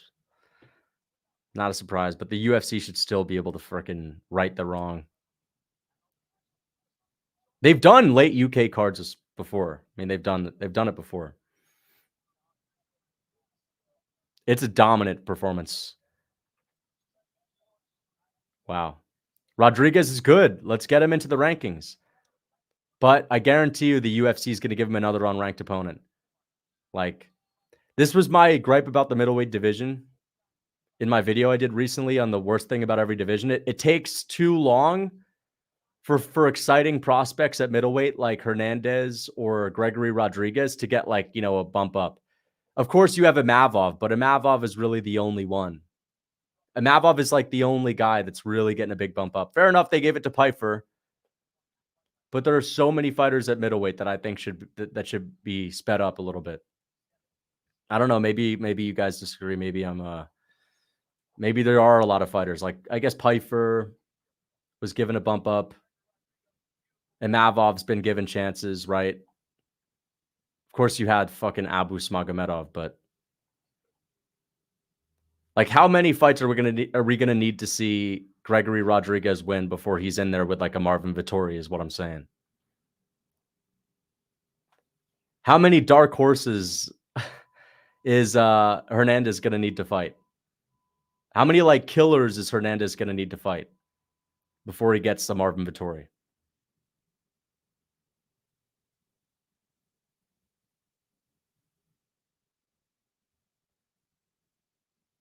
Did you hear the audio? I didn't hear the audio.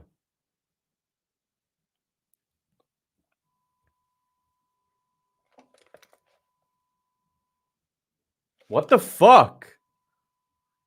What the hell? What the heck? Yes, I am. I actually just put it on. What is going on with the UK? Holy shit, man. Guru's stream is... Oh my gosh, bro. Guru's stream went down. My stream got messed up. His stream went down. His stream went down probably because there was too many people. That sucks, man. I had to start a stream again tonight earlier as well, but that was because the audio went out for me. So, and now the UFC's production is going down. Everyone's stream is going down. That sucks. Grew down. He's back. He just he rescheduled his live. RoboCop versus Hamzat. Who wins? I don't know. To be honest, I have no idea. Probably Hamzat. RoboCop's dangerous though. RoboCop, as they said, he won hundreds of wrestling matches, man. That's insane. Maybe Rodriguez. You never know, but I'd go with Hamzat.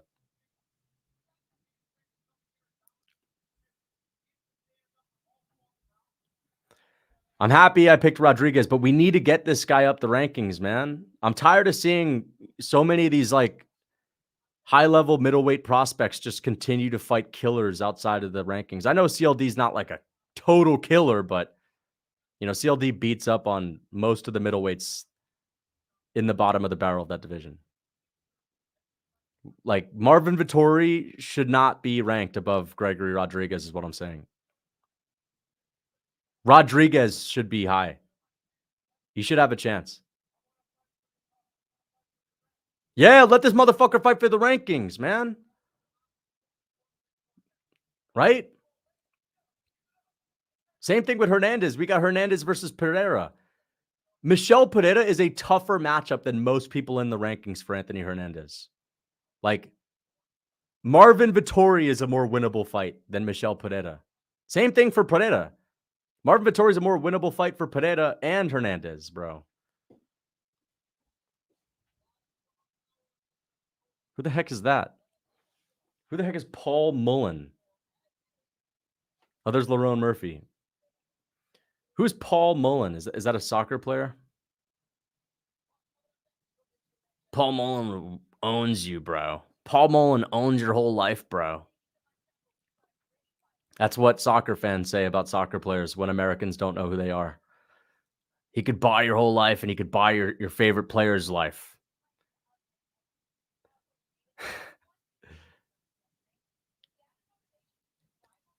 Here we go.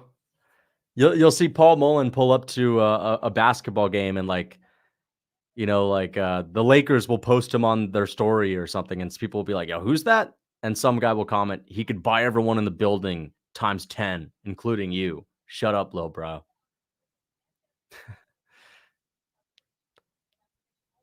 Patty Masterclass incoming. Oh yeah, here we go. Top 3. Let's see if the UK fans get some energy. Let's see if they can wake up a bit. I think they will when Patty's music starts to play. They'll probably start going crazy. Patty's walkout's pretty epic.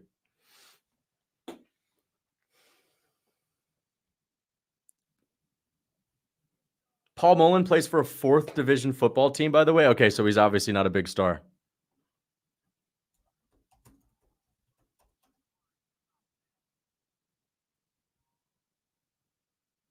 Yeah, he plays for like the D leagues. I don't even know who Paul Mullen is. Okay, so I guess he's literally not famous. Never mind. Never mind. He's not one of these guys with like 20 million followers on Instagram that Americans don't know, but everyone else does. I'm going 10-0. Should I start betting? I'm going 10-0. Should I start betting? 10-1? Listen, man. One of my best nights on predictions, and this is before I was doing predictions, but one of my best nights on predictions before I ever made them on YouTube, I lost the most money. That was on the Oliveira Poirier card where I had a 7 or 8 leg parlay and I lost it because I bet against Amanda Nunes. I don't know why I put Nunes and Pena in my parlay. That was kind of dumb because of the odds, but I did. And I lost a lot of my money. That was the last time I ever bet. I got every other pick right on my parlay. So I don't know. Like, I just don't think betting is a good idea. I wouldn't do it. I don't recommend it. If you want to do it, but I don't recommend it.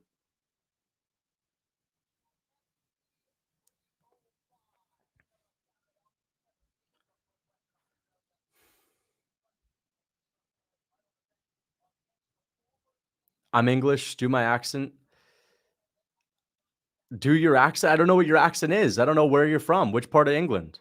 Which part of England?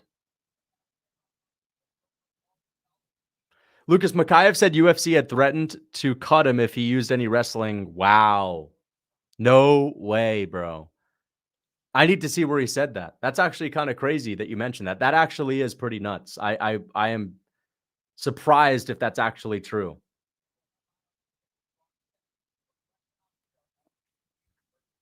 10-0 right now in predictions. I'm balling out. Dude, I'm 5-5. I am doing shit in predictions. Thank you for the $2.99. I don't know if I believe that. That means so damn. You know what? It's possible, but that is pretty impressive. Although anyone could just say that, but I believe you. I don't think you'd have a reason to bullshit. Well, I did, and I need the English Trinity to win. Yeah, here we go. Last 3 big fights. UK fighter in each one.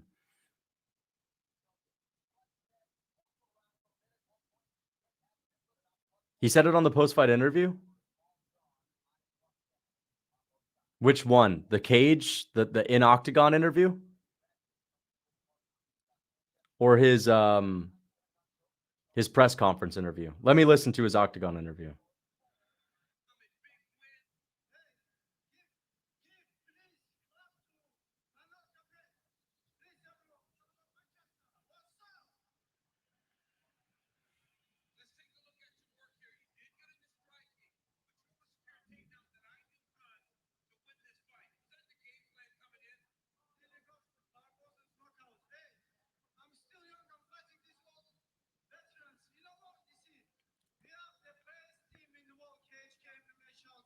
I'm trying to listen to what he's saying.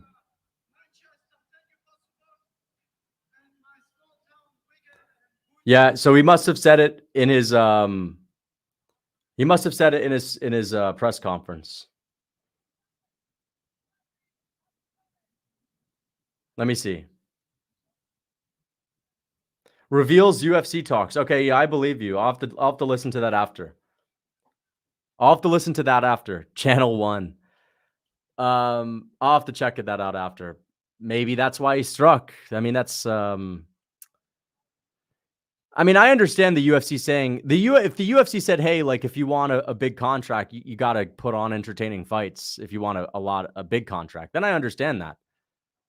But if they said they would cut him if he didn't strike, then that's kind of crazy. But of course, like they're going to give out a big contract to an exciting fighter. That's not a surprise. But I'll have to listen to it. Permission to be the first mod. Thank you for the $2. I don't know. Maybe we can do mods eventually, but I don't really think we need them. Guru's stream died. No, Guru's up. Guru is up, bro. He's still on his live. He's still on his live, dude.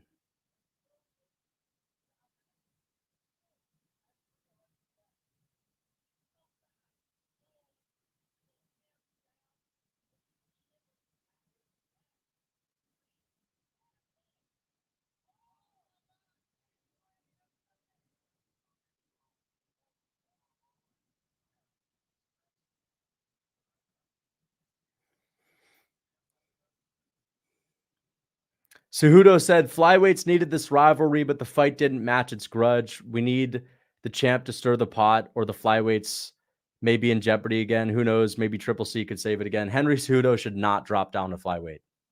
Is it just me or the crowd is dead? You're right. It is not just you. The crowd is dead.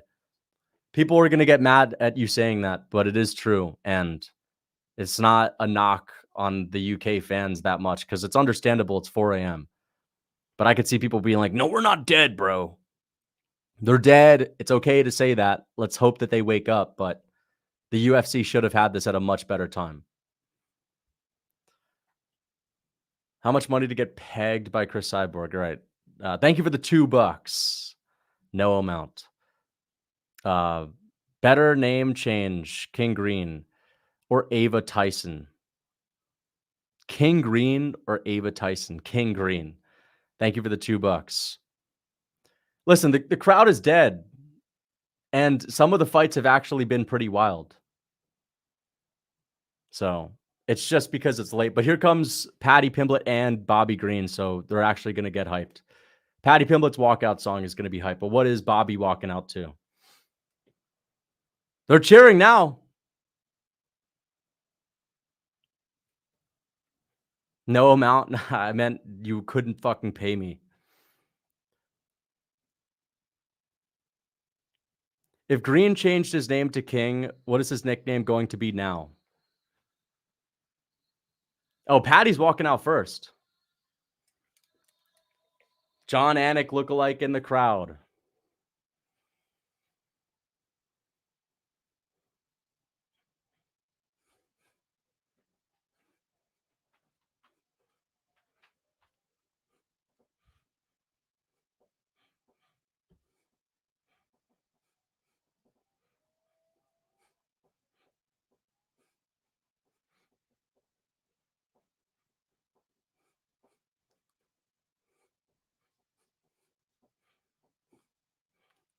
Dude, Patty's walkout song is a Muzz-worthy song, dude.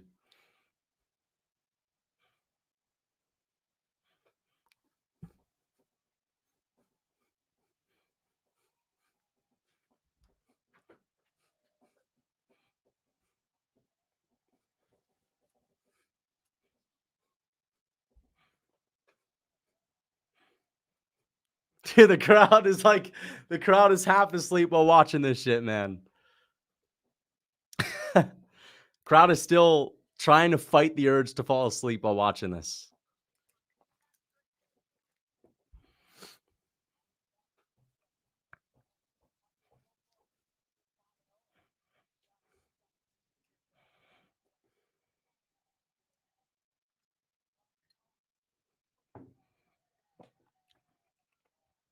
UK fans fuck with EDM.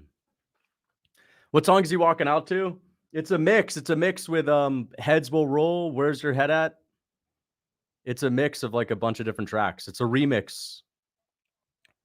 Lucas imposing his Muzz. The crowd is about as lit as a tennis match. Bro, they should have had this so much earlier. It would have been way crazier. It would have been way crazier. Look, dude, these people are fucking half asleep. You see them in the eyes?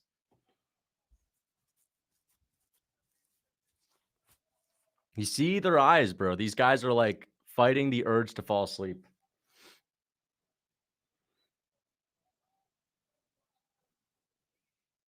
These guys are drunk though. Yeah, if you're drunk, then these people are probably awake. Red Bull, some energy drink, caffeine. That's the only way to stay awake at one of these things. But the music is super loud though.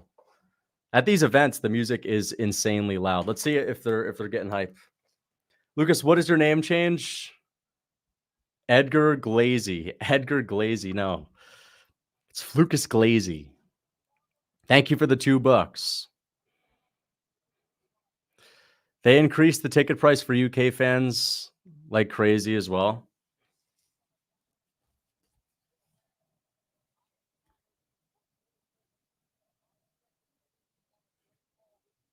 Patty's hyped. Patty's hyped. They're not dead. They're not dead right now.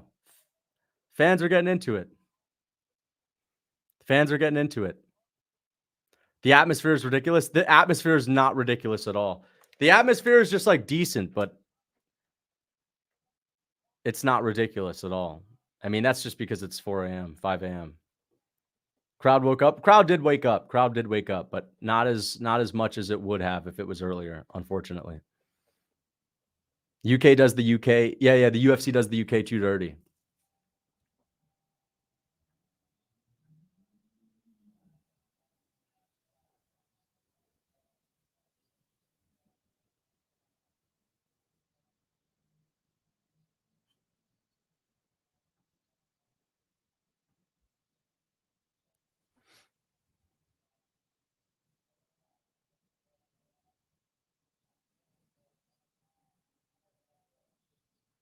Lucas, did you see Hooker and Gamrot as official?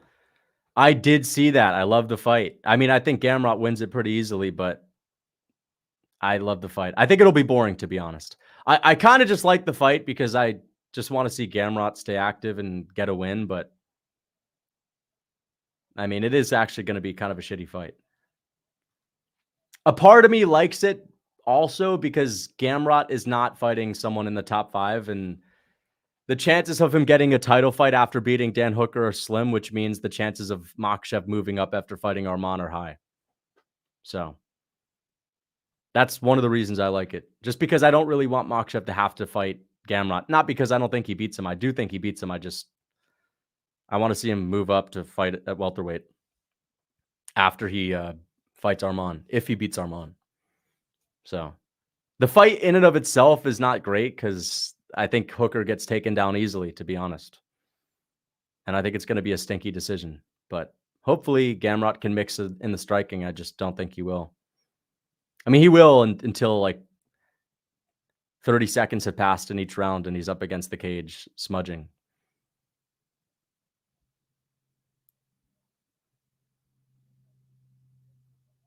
I can see why Europeans like patty. They also like tuna and beans on a potato. Beans on a potato, baked beans are pretty good, though. Tuna, though. I'm not a big fan of tuna. Tuna's all right, but tuna's not that great. Disgusting music. What's he walking out to?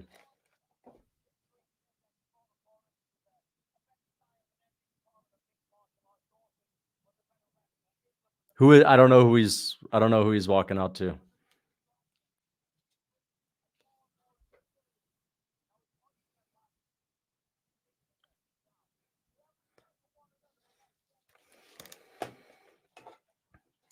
Here we go. Let's see if they boo him. They're probably going to boo him. Let's see. He's going to spit out the water. Oh, no. He spits out the water when he wins after he gets his hand raised.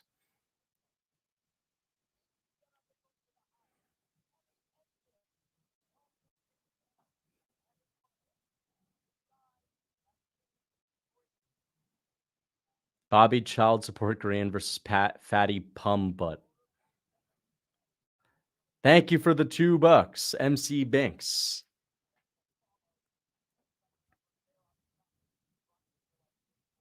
Patty's flipping him off.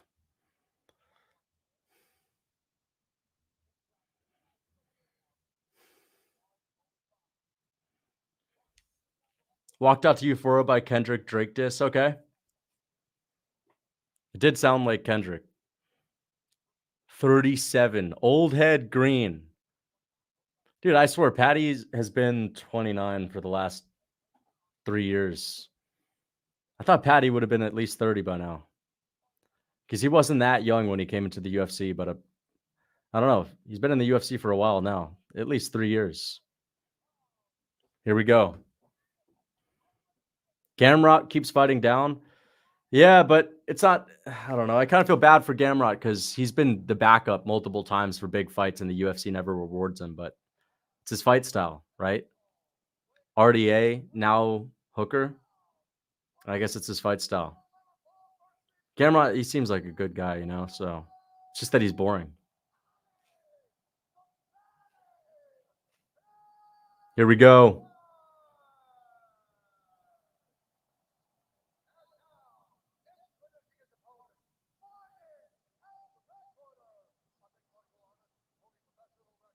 Here we go.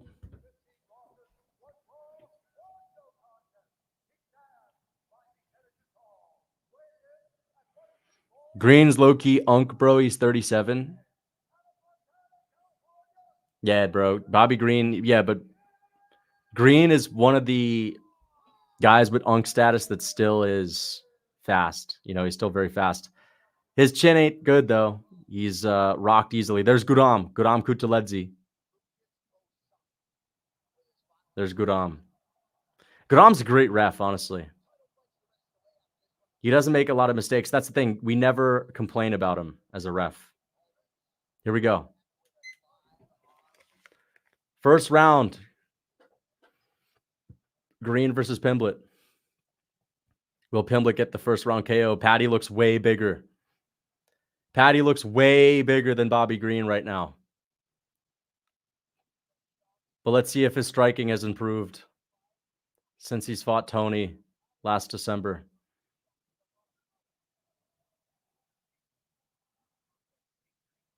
Oh, nasty jab for Pimblett lands.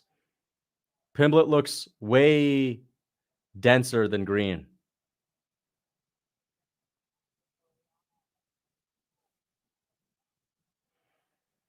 Teep from Green. Big leg kick from Patty. Bobby's saying, what's up?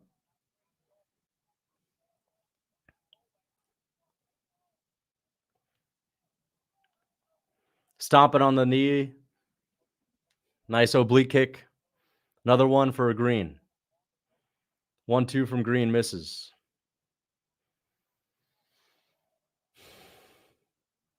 Good counter shot from Patty.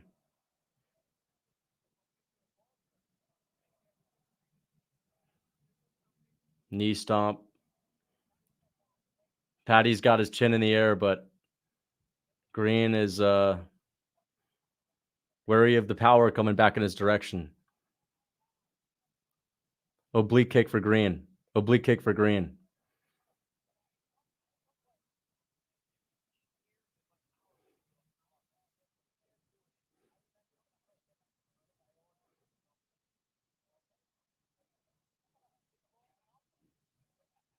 Oh, he's talking shit to Patty. He's saying you missed. Bobby Green is ramping up the trash talk. Patty's letting Green come to him, though. Nice kick for Patty. Nice leg kick from Green. Oblique kick from Green. Side kick from Green.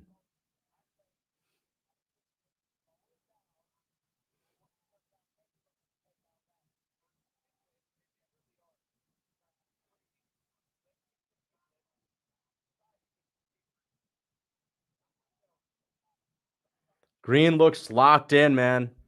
He looks locked in. He's looking to injure Patty with these knee stomps. Wow, takedown attempt from Green. This is real dumb for him. Patty might tap him out. No. Oh, he's put him in a triangle. He might tap him out. He might tap him out. He might tap him out. He might put him to sleep. Wow, this is really dumb for Bobby Green to shoot a takedown. This is crazy. He might literally tap out. This is tight. This is tight. He might put him to sleep. I think he's going to put him to sleep. Bobby Green literally looked for a takedown. Dude, imagine if he gets out of that. I don't think he's going to.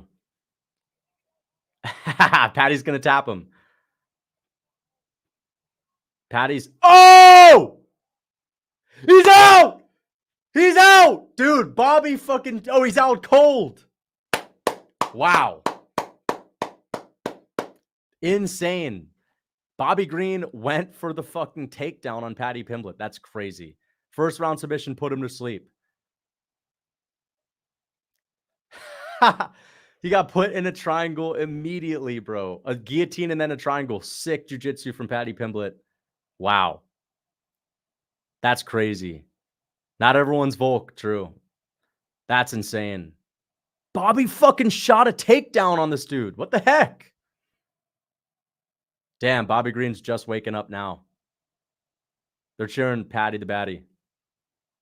Dude, Patty's jiu-jitsu is legit. Best performance of his entire career. Nice.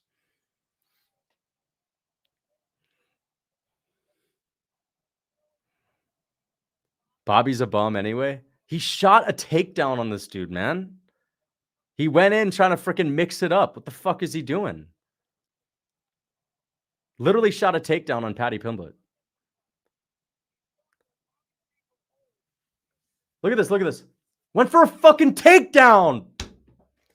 Yeah, okay. Maybe you don't go for a takedown on Paddy Pimblett. All right. Sorry. I mean, I picked Bobby Green. I just didn't think he'd shoot a takedown on Paddy. That's insane. That is crazy, dude. That's actually kind of crazy. Why is Bobby shooting? Thank you for the $2. Fixed fight. I don't know why he's shooting, but I mean, that's kind of crazy, though.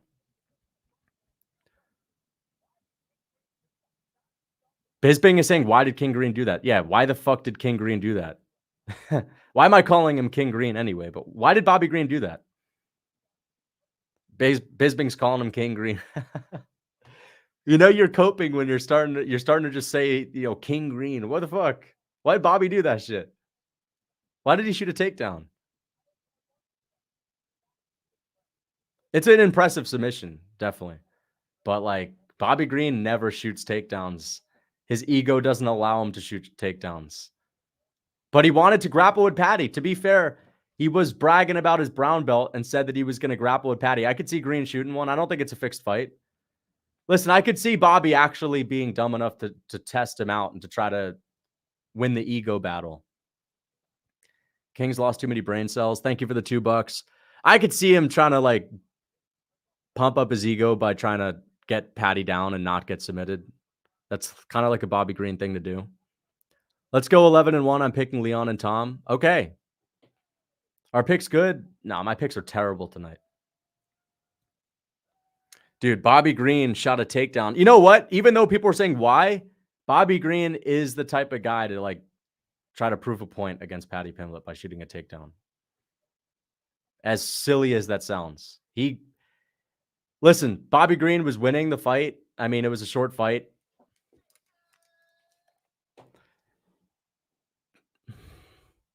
He didn't shoot. He grabbed to kick and slipped. Nah, that looked like he shot a takedown, dude.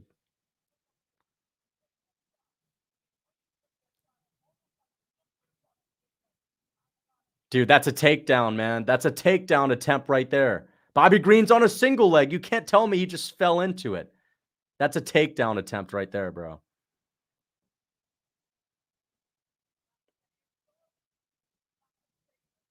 Bobby didn't tap, though. Respect. What the hell is Bobby thinking? I don't know. Anything can happen, right?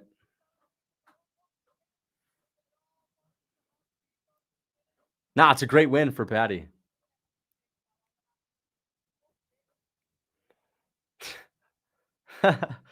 That's crazy, man. The real Grant Dawson. True. The real Grant Dawson, yeah. He's calling out Moicano. Good for the sport that Paddy won.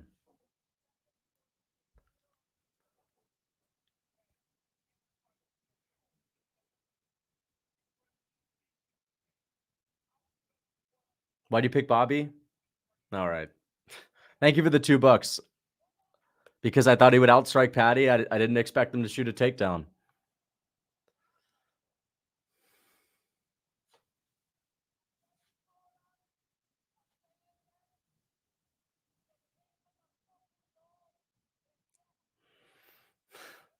Ha! Moicano destroys Paddy. Let's be real. I mean, I think he beats him too. Bro, Bobby Green shot a takedown Paddy Pimblett. Like, that's insane. Good win for Paddy Pimblett. Like, he capitalized off of Bobby Green shooting a takedown and easily submitted him. But the fact that Bobby actually tried to get a takedown is so insane. It is kind of a Bobby Green thing to do, though. It's not as far-fetched as people think, which is just crazy. And Bobby's always talking about how he never wants to shoot takedowns, how he's going to brawl, and how he's going to throw hands and make it entertaining. And he goes to shoot on Pimblett because he was like, bro, let's test the grappling, man. And he was talking about submitting Jordan Levitt just like Pimblett did in training. I don't know if it's rigged, bro. I don't think it's rigged. I think that's a real fight. I just think Bobby Green did something really dumb and Patty capitalized off of it. Crazy thing is Patty can get Gagey. Oh, yeah. I mean, if Patty can get Gagey down, he could sub him. If he can get Gagey down. Gagey's not shooting a takedown, though.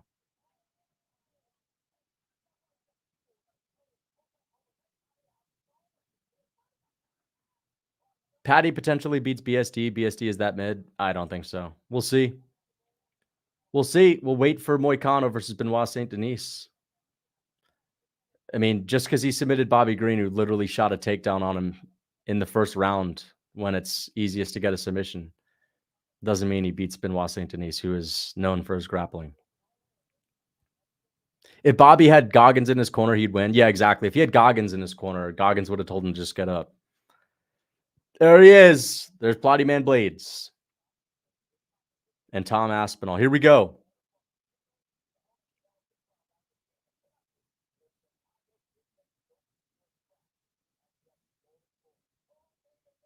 Here we go. I saw people saying Patty versus Islam is interesting. Bobby, this is the equivalent to Bobby Green shooting a takedown on, like, you know, Islam Makhachev. Not literally, because Patty's not Makhachev, but you get my point. Like, why did he do that? People are gonna say, why on earth would you pick Green? No one picked Green based on thinking that he would out wrestle Patty or get him down. People picked Green based on thinking that he could keep it standing, not shoot a takedown. I feel like Benoit Saint Denis will find his stride at 170. He could. 170 could be a good move. I mean, he's a big lightweight. I don't think that's, if he loses to Moicano, I think that's a decent move, honestly. Thank you for the $2. I'm not coping. Coping would be it's a rigged fight. Coping would be Patty sucks. Coping would be, oh, well, you know, Bobby Green is just terrible. But he's a good fighter. He just made a mistake. Patty capitalized off of it and subbed him. Patty subs Gay Cheese in 1. I think that Patty probably gets him out of there if Gagey ends up on the ground, which is a big if. Otherwise, I think Gagey wins. Quit coping, Lucas. Thank you for the 2. I don't think I'm coping. Cheer up, big boy. Every dog has its day. That is true. But I'm not upset at all. I think you guys want me to be upset more than I am upset. I'm happy that Patty won. It was a big finish. I honestly think it would have been even cooler if he KO'd Bobby, but I also wanted to get my pick right too. So it was a great finish. First round finish, first round submission. It couldn't have gone better for him.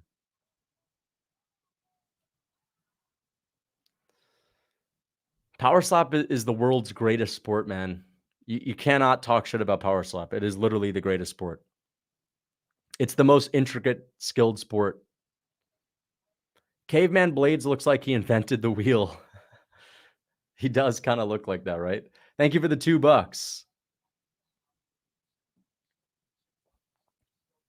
Caveman Blaydes. Thank you for the $2, Mike Kessler. Benoit Saint Denis wins. Benoit Saint Denis. Thank you for the $2, Mike.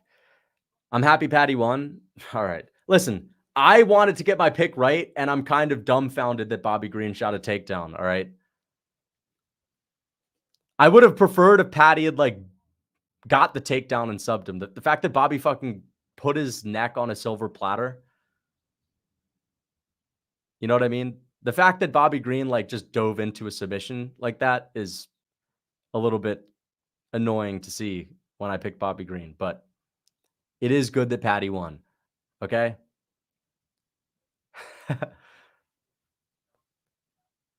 I don't know what he's thinking. Double leg, insane. Someone said he just caught the kick and fell, which is just, you could literally see him dive in for the double leg, then try to get the single. Like he finished with the single and actually tried to impose his will and get it. He was shooting a takedown. He went for the takedown.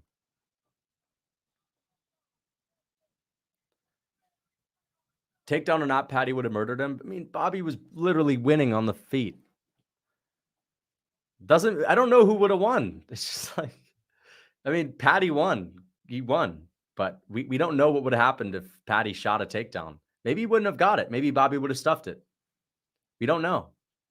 Maybe Patty would have knocked him out. Maybe that's possible too. Maybe Patty was on his way to knocking him out. We got the fight we got. Kape.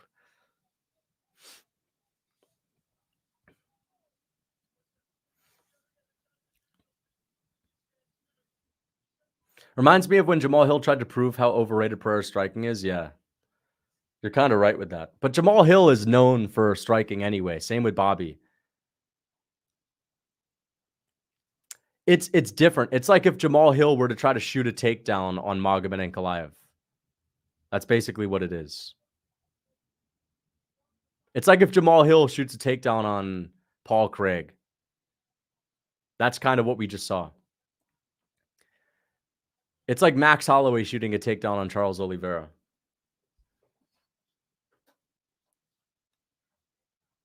It's like Francis Ngannou shooting a takedown on Tom Aspinall or John Jones or someone like that. Any striker that never grapples shooting a takedown on a high-level grappler. Curtis's aura is real. Curtis does have aura. Blaydes saw a chromosome missing and said, I ain't done. Okay. Thank you for the $2. Thank you for the $5. In all fairness, I don't think anyone that picked Bobby had him shooting a takedown. Of course not, man. This is one of the reasons why fights can be frustrating when you're picking fights, because like sometimes you see some shit like that. Sometimes you see Curtis Blaydes go out there and stand with Sergey Pavlovich for 3 minutes, and people that picked Curtis Blaydes were probably pissed. But he still shot a takedown at least, right? Your debate with Bedtime is aging horribly. We'll see. We'll see. I mean, Bedtime still picked Leon, and Bedtime still picked Aspinall. And Bedtime and I and no one else saw Bobby Green shooting a takedown.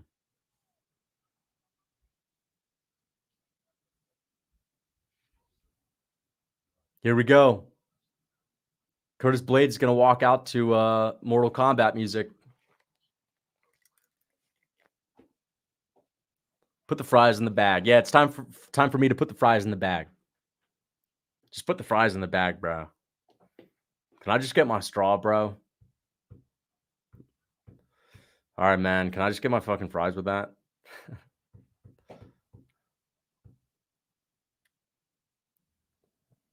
Blaydes a Far Cry primal aggressive NPC, but dumber. Far Cry prime. What do Far Cry NPCs even look like? I've played Far Cry, just don't really remember. Dude, Blaydes' walkout song is one of the best. DP salty moment after KOing Vulcan coming. Ah, yeah. That could be it. Dustin Poirier salty moment, going over to Volk and freaking patting him on the head like he's a dog. Here's Blaydes. Blaydes is going the wrong way. Oh, shit, dude. That's funny. Blaydes about to go the wrong way. Blaydes about to walk into the parking lot. Where was he going? Blaydes is about to walk into the parking lot. Blaydes saw his opportunity to get out of there.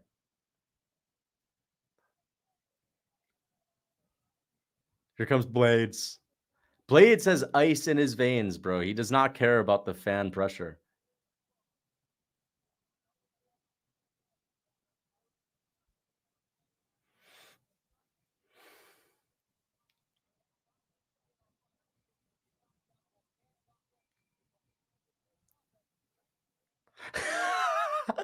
Curtis Blaydes, dude. Curtis Blaydes song? No, not minus 1,000 aura. Curtis Blaydes song is plus aura. Curtis Blaydes always gains aura with his walkout. This is a good walkout song.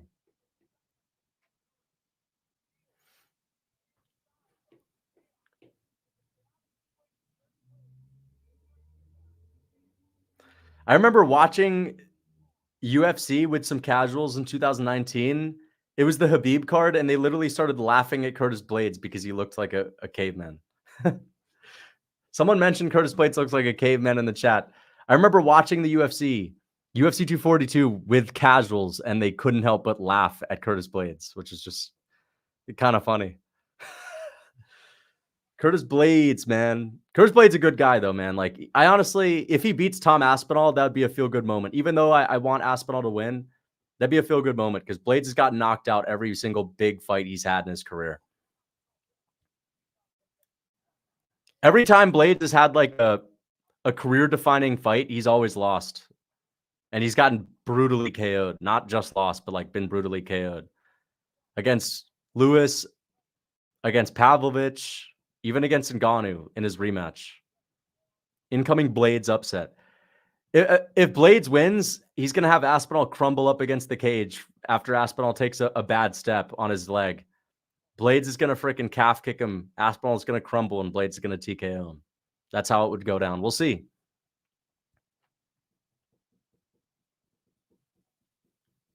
Here comes Aspinall said his walkout's going to be one of the best in UFC history.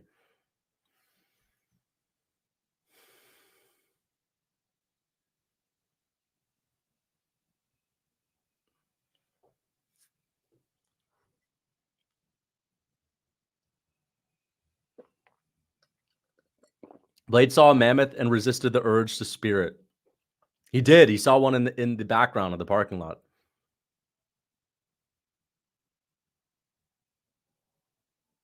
I just don't know how this is the best walkout ever. Love Blaydes, but he's maybe the missing link. Thank you for the $2. Aspinall said this is going to be the best walkout in UFC history. I don't understand how it is. Maybe you guys, this is a decent song. I mean, it's a decent song. I know Oasis. Oh, here it is. This is typical Tom Aspinall song. Aspinall looks confident, man. He looks like he's about to go in there and knock Curtis Blaydes out. It's a good track, though. This is a good track.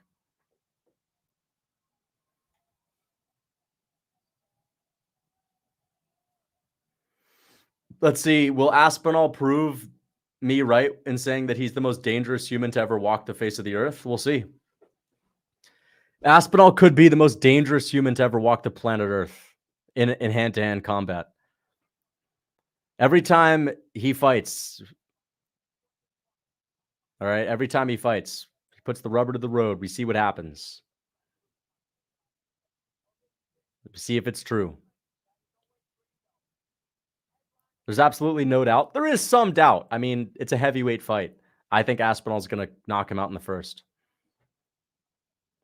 Blaydes by Boulder Throw and Plotty Double Leg.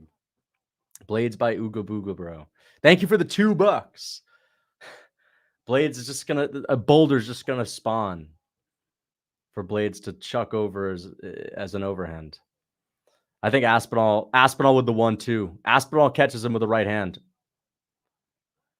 Damn, this is where the rubber meets the road for Aspinall and the John Jones career path, man.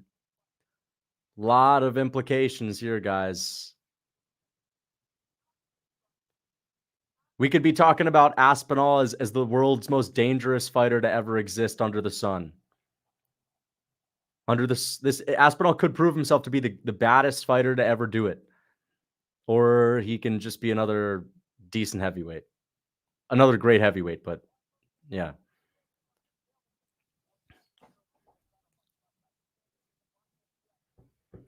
Aspinall could win 100 fights in a row, and you guys would say that I'm glazing if I said he's the best fighter.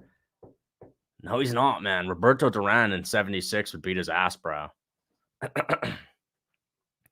No, man. Marvin Hagler would have whooped his ass back in the 70s, man. What are you saying, man? Muhammad Ali at 192 pounds would whoop his fucking ass, bro. Muhammad Ali would take him down and twist him into a pretzel, man. No, man. Some salty spittoon Western cowboy would freaking whoop his ass with a big gnarly right hand, dude. Some 5'3" Spartan would freaking take him down with pancrase. Aspinall would get folded by Izzy with the lighter man skill. I don't know, man. I think you got to put away Blachowicz first. But Blachowicz has better defense, to be fair.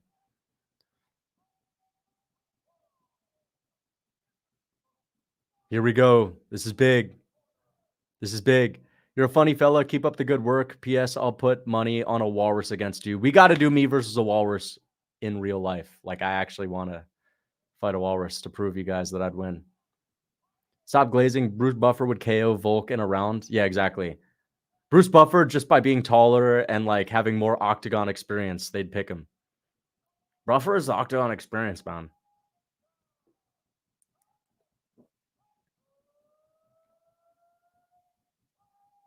MMA Guru's health depends on this fight. I know, dude.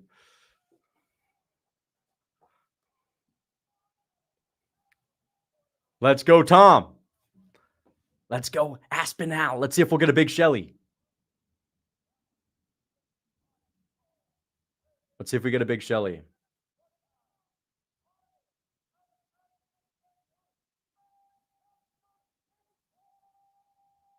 Here we go.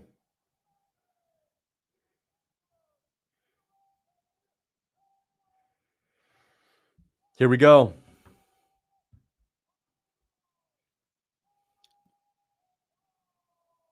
Here we go, guys.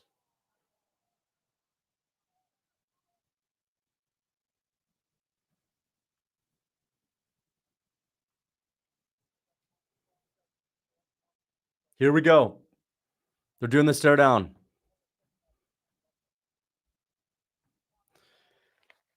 Aspinall versus Blaydes. It's time to get locked in.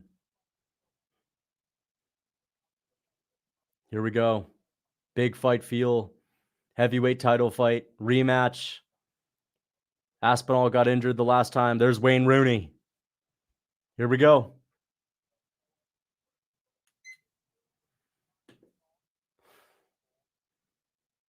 Blaydes versus Aspinall.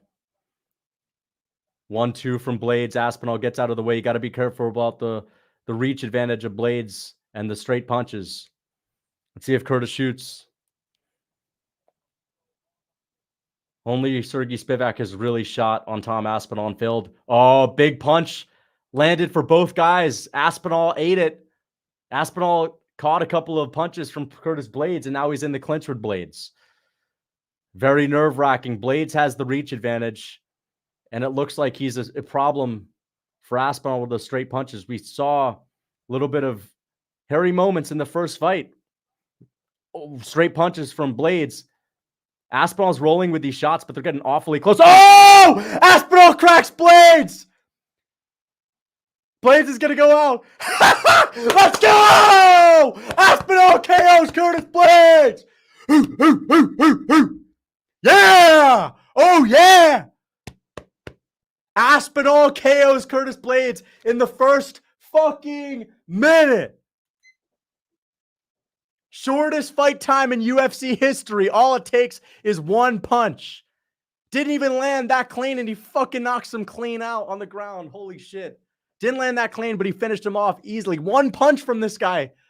And Aspinall ate a couple of punches. Curtis Blaydes looked like the straight punches were going to be somewhat of an issue. He was catching Aspinall. Aspinall just needed one. This dude is still finishing people in under 2 minutes. Insane. Insane, bro. Who the fuck is beating this guy? He's doing this to the best fighters. Pavlovich, fucking Volkov, Blaydes, bro. This is insane. He finished Volkov. It seems like he finished Volkov in 2 rounds just because it went over 3 minutes. Finished Volkov in 1 round, bro. 1 round against 3 of the top 5 heavyweights. Shortest fight time in UFC history. And this is like his 10th fight. This dude has been fighting. This ain't like 3 fights. Insane. Insane. Boom. Damn, it was a fucking jab.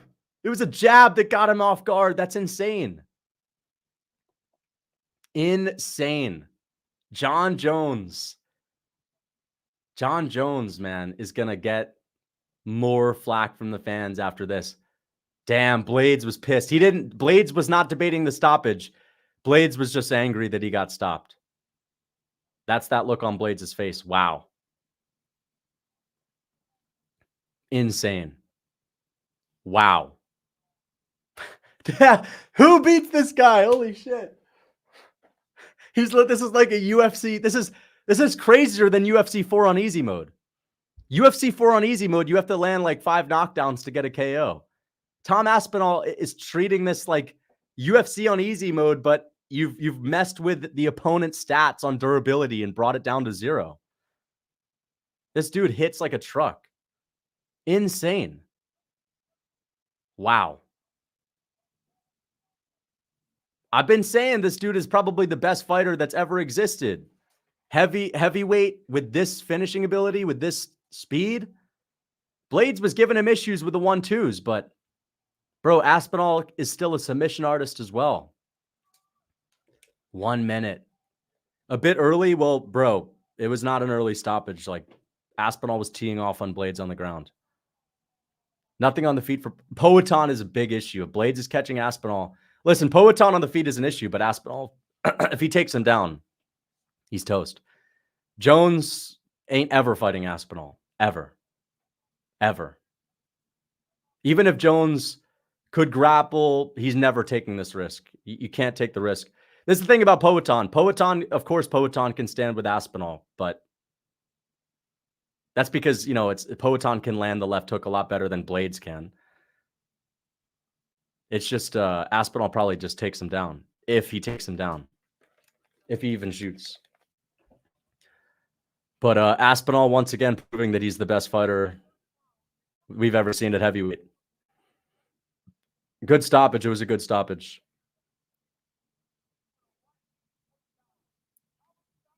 I thought it was a good stoppage.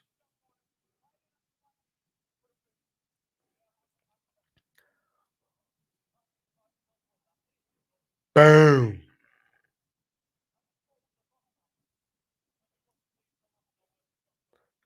Yeah, let's go. He's calling out Jones. Hey, pussy, you still there? He should say that. Sick, man.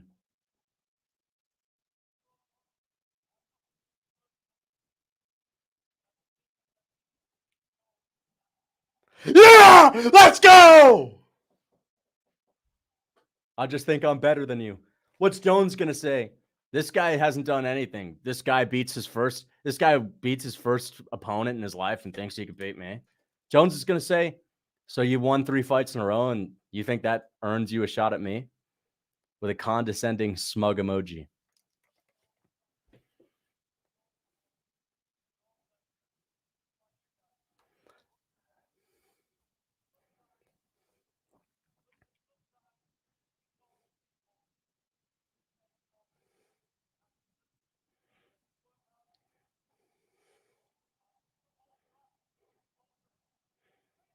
Dude, Tom Aspinall is the greatest heavyweight ever.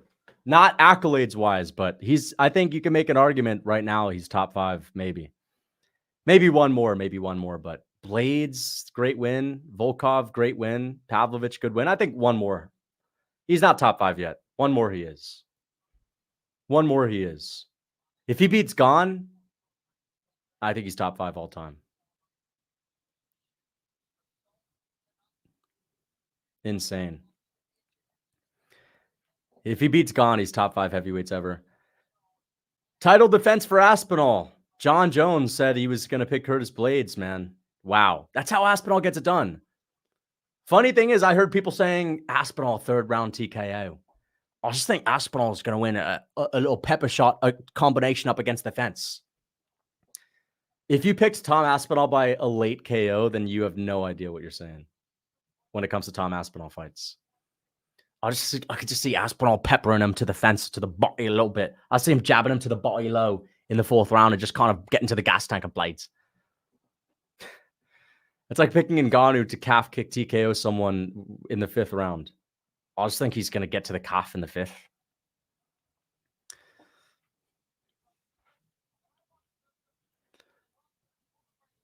I'm just going to say it, dude. John would work him.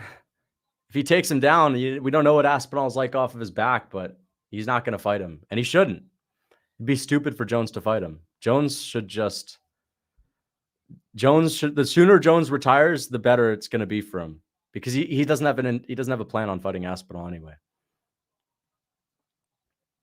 I could just see Belal just sparking Leon out with the right hand. He's just got a lot of pop in his right.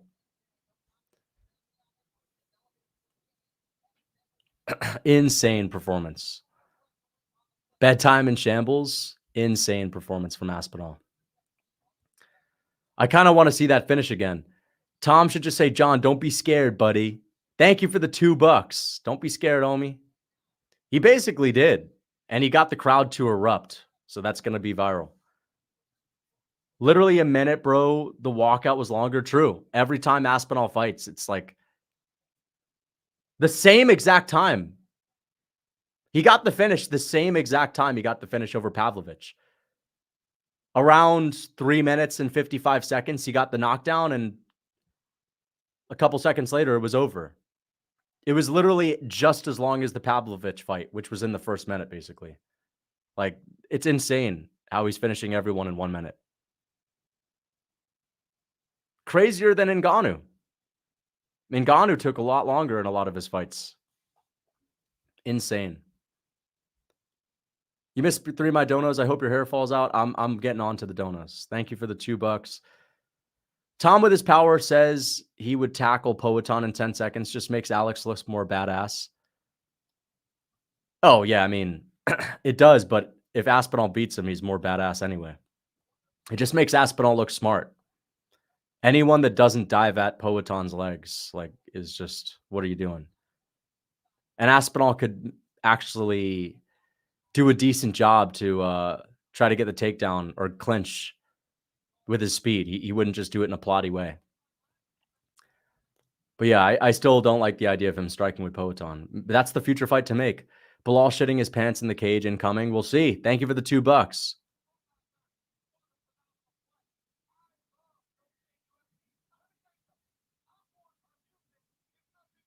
Blaydes' eyes stayed on him. Bad stoppage, dude, for real.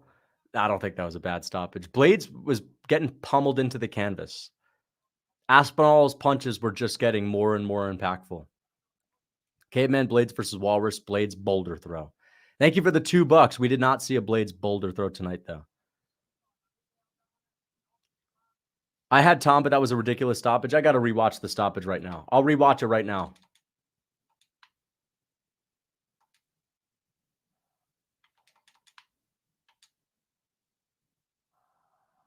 I'm rewatching the stoppage right now. The real heavyweight champion. Thank you for the 20 and okay. True. Petrol really does work. Let's go. Thank you for the $2. Indians at zoos try the animal 1v1. They try to 1v1 animals. Thank you for the $2. Oh, there it is. There it is. There's the finishing attempt. It was a little early. It was a little early. It was a little early, but Blaydes was, I think he was on his way to getting finished, but it was a bit early. I'll give you that. I think it was a bit early. Blaydes was working his way up, but it was a little bit early. I'll say it's a bit early. Bro, you have to react to Dana at the press conference now. The Kape will be crazy. I'm looking forward to the press conference now that you mentioned that. I didn't even think of that. Aspinall versus 5 unarmed Spartans. I know who I got. I'm going with Aspinall, bro. Actually, I don't know. 5 unarmed Spartans. I'm going with 5 unarmed Spartans. Gaziev dog walks. Gaziev is the kryptonite to Aspinall's style. Gaziev's the kryptonite because he could just eat punches left and right. He would engulf damage like a walrus. Thank you for the $2, French. Yeah, honestly, I could see a walrus maybe beating Aspinall. Stylistic thing. I could beat a walrus. I could see a walrus beating Aspinall. Yeah. The stoppage wasn't that bad, though. I mean, those punches were pretty crazy. And Blaydes was getting up. I mean, Aspinall was there. He was going to finish Blaydes anyway, bro. Stoppage was a bit early. Give Wonderboy one more shot at it. Give him Colby. I'd like to see Colby fight anyone at this point, but not anyone. I don't want to see him get like a totally easy matchup, but yeah, I'd kind of rather see Wonderboy fight a striker because, I mean, he's not going up in the rankings anyway. But what's the point of him even fighting a guy like Colby right now? I think they could have him as like a fun feature fight on a pay-per-view versus another striker. Missed my very important dono regarding the future of your channel. The mod. You asked to be a mod. I read the dono. Thank you for the $5. I just don't really think I need a mod right now. But I appreciate the $5, big boss.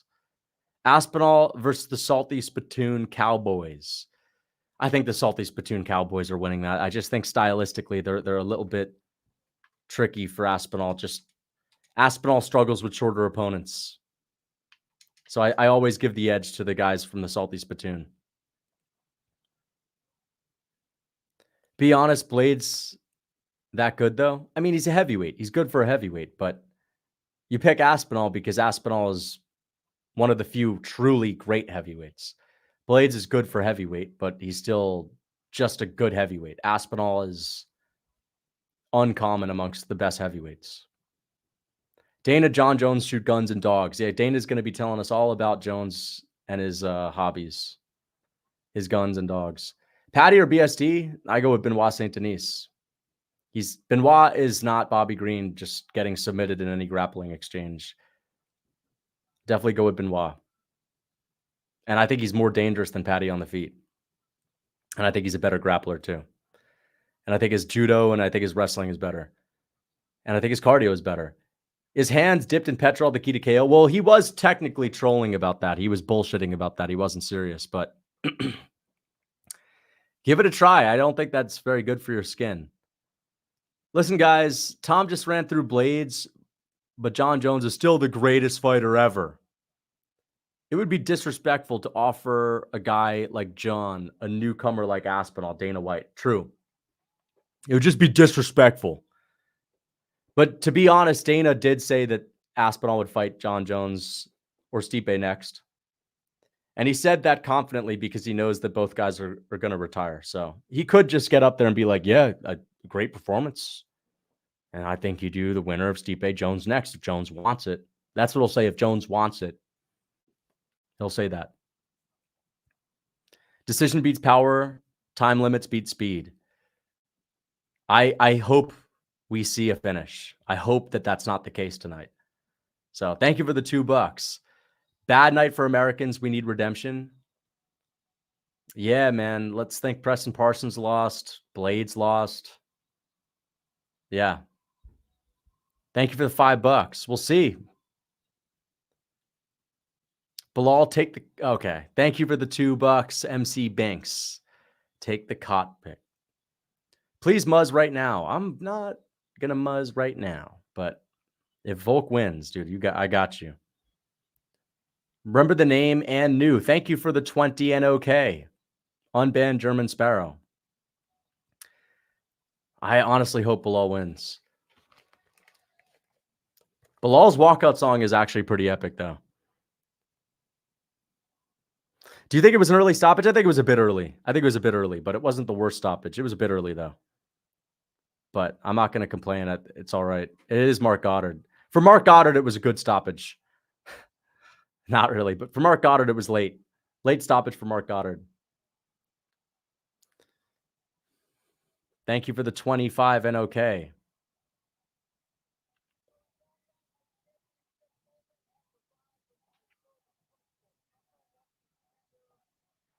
Belal looks confident, but also a little bit nervous.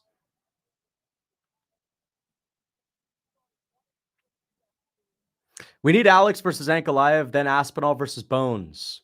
Alex will clean up what's left. Aspinall versus Bones. The Stipe fight looks more and more dusty as each card plays out. The world is getting more hype for other matches. Just facts. I agree. I think most of us agree, but we will never see Jones versus Aspinall. 99% sure we will never see that fight because John he shouldn't take the fight. He won't want the fight. The fans want him. I want him to take the fight, but he won't. I mean, I've just accepted that it's not going to happen. Jones will fight Stipe and he'll retire. Stipe will beat Jones and he'll retire. You know, it's like, we're just not going to see it. But the hope is that Alex beats Ankalaev and then he moves up and fights Aspinall. That's a sick fight. Either Alex becomes the GOAT or Aspinall cracks into the top 10 all time and becomes... If Aspinall beats Gon and Alex Pereira, he's easily deep into the top 10 fighters all time. Aspinall versus Pereira would be one of the biggest fights ever. If he beats Gon, that would be for an undisputed belt if Gon wins his next fight against Volkov. And so by that time, we would have already seen Pereira versus Ankalaev. And if Pereira wins, perfect timing, heavyweight champ, Aspinall, with a good resume already. Then he fights Alex Pereira with an insane resume. Alex Pereira wins that. If Alex beats Aspinall, he's the go to the sport, period. 3 weight division champion. And if we see Aspinall beat Pereira, I mean, you can't just say it's a pipsqueak middleweight. Like Pereira's massive for light heavyweight. He'd be decent size for heavyweight. That's one of the greatest fighters ever that he's beating. So that's like beating DC if you're Stipe. So yeah. Thank you for the $10, Mario. If Brock was in 2024 heavyweight, who do you think he could beat?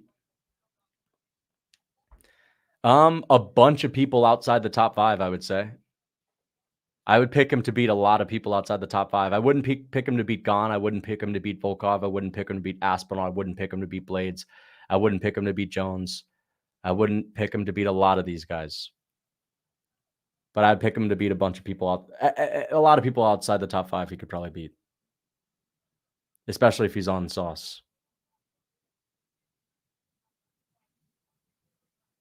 Belal walking out to reporter. Okay, let's relax. Thank you for the $2, MC Binks. His song is good, bro. I actually think his song is pretty good. Belal Bronze Bomber. Okay, Muhammad. Thank you for the $2. Manlet. You're not saying Belal survives, but was a tad early. Blaydes. Okay, I'm getting it confused with Belal because everyone's talking about Belal. Yeah, not saying Blaydes survives, but it was a tad early. I agree. Watching it first, I was like, all right, it's a good stoppage. I thought Blaydes was getting his head bobbled around and he was out at the end, but he wasn't. It was a tad early. I agree. Will Muhammad win or lose blow up the roof? He's going to raise the roof, dude. Thank you for the $2. If Leon wins, I'll muzz on my dad. Okay, let's not do that. Thank you for the $2. Muzz on someone. Let's not do that. Here comes Leon. Prime Alistair versus Tom. Tom Aspinall, bro. I'm going with the guy that KOs everyone in a minute. Here comes Leon Edwards. Let's hope that Leon Edwards actually gets a finish or Belal. Or let's just hope it's a good fight. He KOs Poatan in 2 minutes. He's faster. Yeah, but he's getting caught by Blaydes as well, though, who's slower than Poatan and less skilled. His speed is great. I agree. He's fast, but dude, Alex Pereira could catch him coming in. Blaydes is catching him with hooks. Blaydes is catching him with looping punches. Like, remember Yuri Prohaska coming in, closing the distance, getting caught, getting sent to his ass, flying across the octagon? I mean, let's not forget Pereira can KO anyone with the left hook coming in. And Pereira is getting better and better, landing that left hook. He could knock out Aspinall in the first minute with that left hook if Aspinall fucking rushes in with his chin in the air. I think it's one of the best fights you can make. That's the fight I want to see. That is one of my most hyped fights. Max versus Topuria. Aspinall versus... what's his name? Aspinall versus Gon is a good fight, but I obviously pick Aspinall. Aspinall versus Pereira is top 3 sickest fights the UFC can make.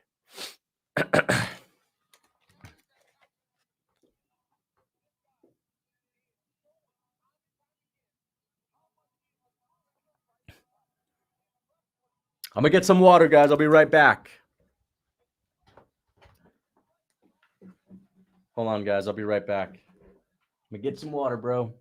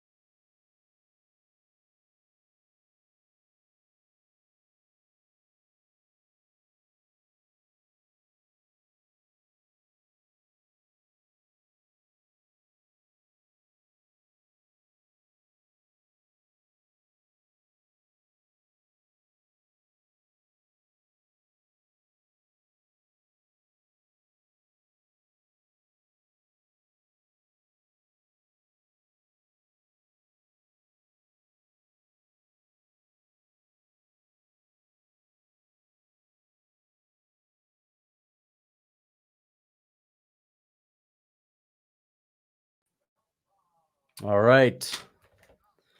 Let's go. Let's go. All right, guys.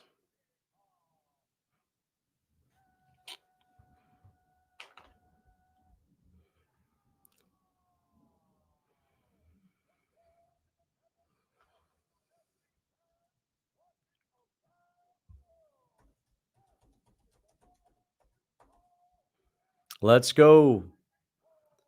Here we go.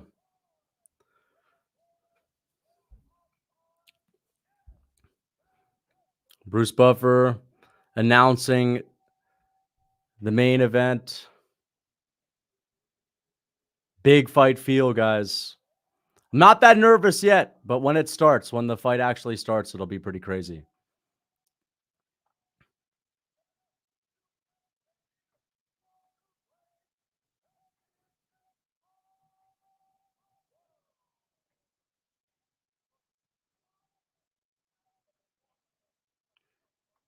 Belal smiling.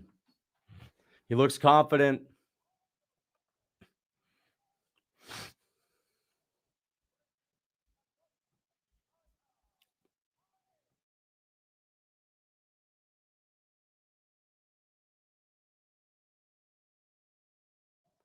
Contender in the world. Challenger. Belal. Remember the name. Muhammad.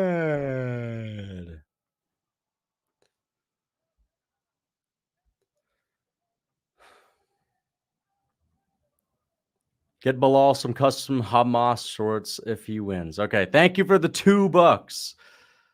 MC Binks. Thank you for the 279. What chances do you think Belal has to get the win? 40% maybe. 35. Thank you for the $2. Gary, thank you for the $2. Don O'Bun. If Alex loses to Ankalaev, he should still move up. If Alex loses to Ankalaev, he should still move up. I agree. I agree with that. Like he did at middleweight. He lost to Izzy, moved up. That's actually, I like that. He fights Tom Aspinall no matter what, no matter the outcome in the Ankalaev fight. I like that. Never thought of that, but you're right. You're absolutely right. Thank you for the $2. I just like Belal, but hope he wins for Palestine. I'd like Belal to get the win, bro. But if Leon wins, it's better for the sport, better for the division. But it'd be a feel-good moment for Belal to win.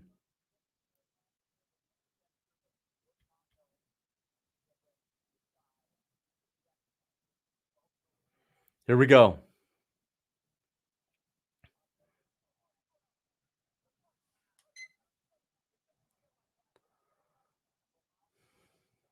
Belal is stalking Leon down.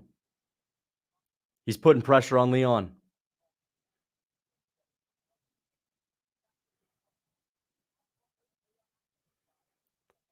Takedown from Belal.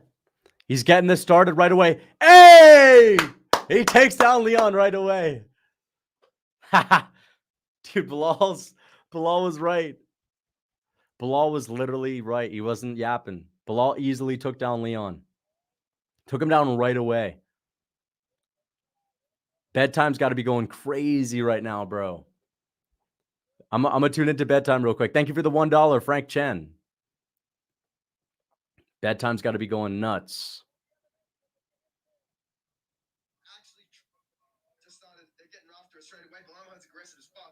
Dude, bedtime is going nuts. That's hilarious.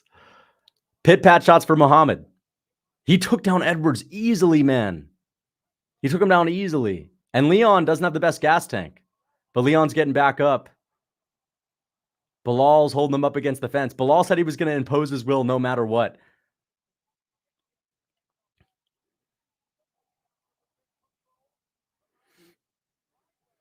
Nice knee to the body. Knee to the body from Edwards, though. Leon did get up, though. He's up. Belal with the takedown defense. Leon's going for his annual failed takedown. Belal's got good takedown defense, though. Damn, I can't believe we're still only a couple minutes into this fight.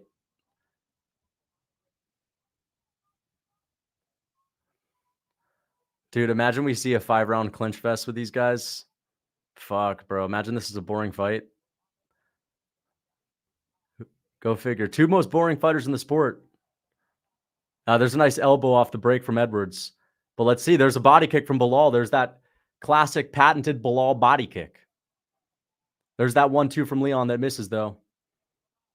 Belal counters Leon with that shot right there. Let's wait for the head kick attempt. Body kick for Leon. But Belal's putting pressure on him. There's a jab for Belal. That he need Leon. Belal is putting pressure on Edwards. There's a jab from Belal. Kick from Leon.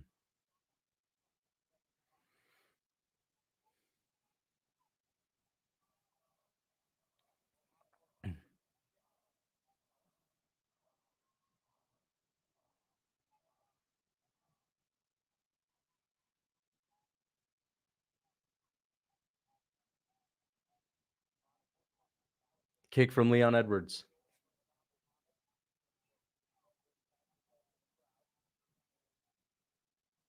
I don't know whose round this is, guys. Belal's winning this round, I think.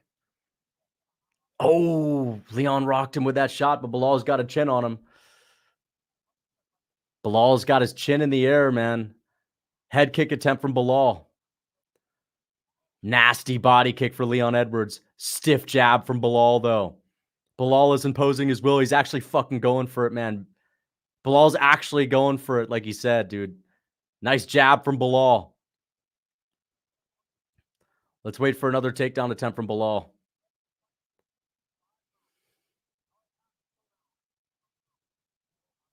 Jab to the eye from Belal. Feels like I'm watching 2 guys battle for a haircut.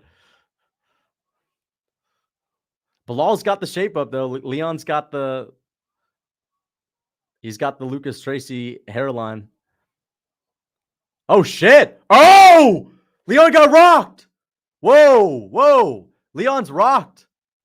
Whoa! Whoa! And he's down! Woohoo! Wow. Wow. Leon Edwards is rocked. Belal is going to break him.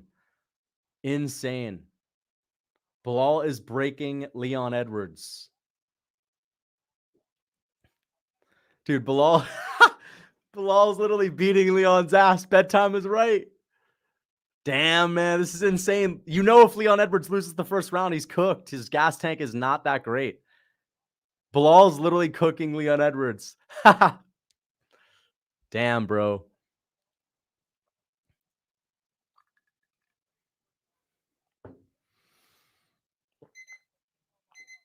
Hop Belal in the most spinity. I don't know the lyrics to his walkout song, but Belal's fucking playing that song in his head. The last Spidey, the last Spidey. I don't know how it goes. Dude, Belal, bro. Belal's going to beat Leon Edwards. This is crazy. Leon rocked him once, but Belal rocked Edwards. We got to see the replay of what happened.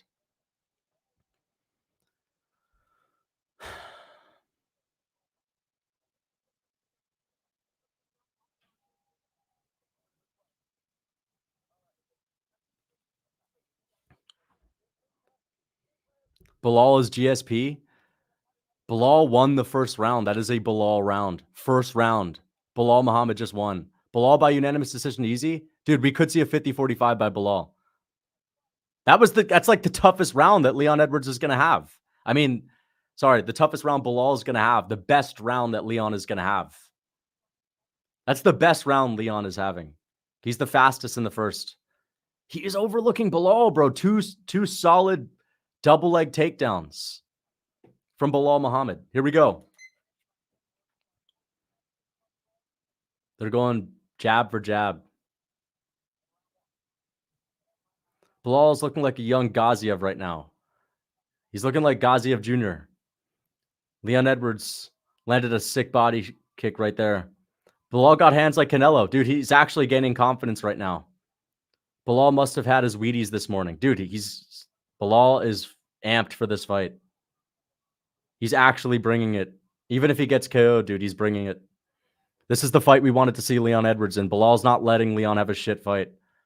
Belal's actually fighting entertaining. Dude, people say Belal's the most boring fighter in the game. He's actually putting a pace on Leon and trying to fuck him up. Takedown attempt from Belal. Belal's going to become a champ.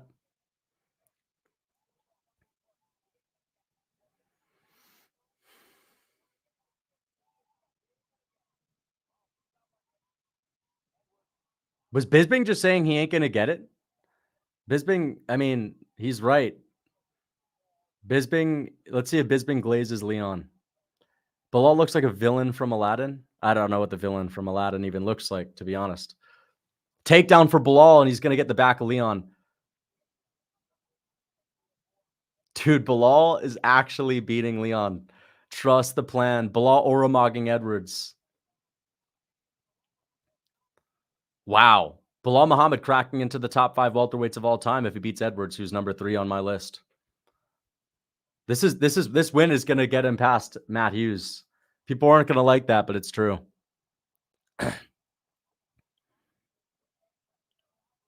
Boom! Oh! He slammed him on his head. Boom.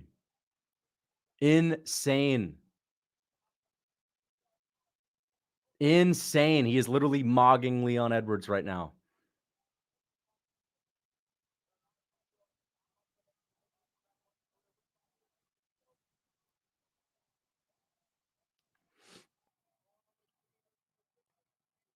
And he's making it entertaining too. Even if he's smudging him up against the fence right now, like, dude, he's actually being entertaining. Leon is you got to be careful with the knees because the new rule hasn't come into play. But Belal is actually bullying Leon Edwards and taking the fight to him. Belal said he was going to run through Leon, and that is what he's doing right now. He is totally dominating Leon Edwards, who looked past him. And that's not saying Leon looked past. And another solid takedown, just fucking crushing him into the canvas. Belal Muhammad is annihilating Leon Edwards. We are in a reality where Belal Muhammad's about to be a champion.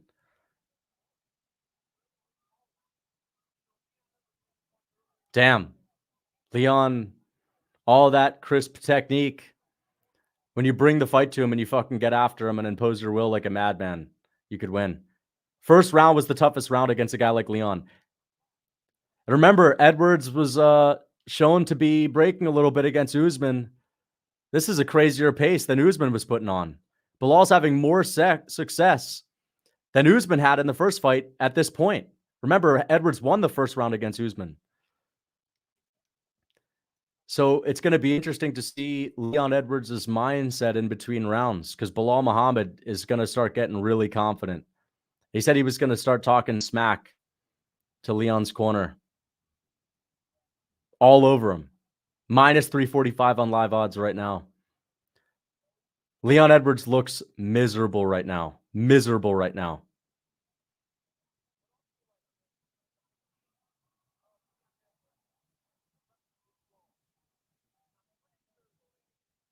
That's a good knee to the body from Leon.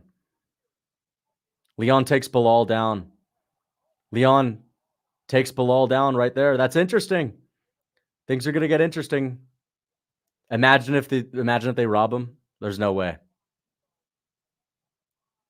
It's all good. This is only 30 seconds. Leon isn't going to win this round. It's 2-0 Belal. It's a good fight. I'm happy that it's a good fight. People are going to shit on the grappling. It's actually entertaining. Leon looks like, I know. He does. He looks like he's, what did Rogan say before he got the KO over Usman? What did Rogan say before he got the KO over Usman? He said Leon looks dejected, and then he said something else before Anik said, well, that is not the cloth from which he's cut. He said something like Leon has accepted a loss already or accepted defeat. Something along those lines. 2018 Belal, definitely. Moral victory. Yeah. He's basically accepted a moral victory by going to decision. You're right. Something like that. Resigned himself to losing a decision. Yep. Let's hear Leon's coach. Don't let him bully you.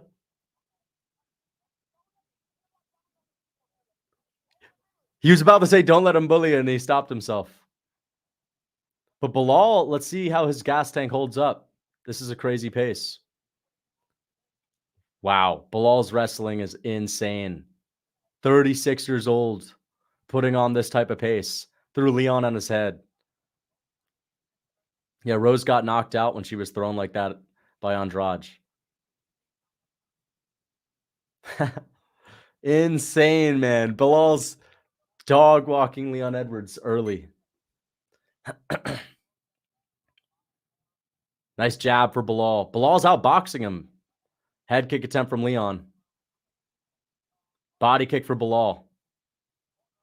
Where's the takedown from Belal? Belal said he don't even want to finish. He just wants to beat him up and drown him. Ah, nice kick from Belal. Body kick from Belal. Takedown attempt from Belal.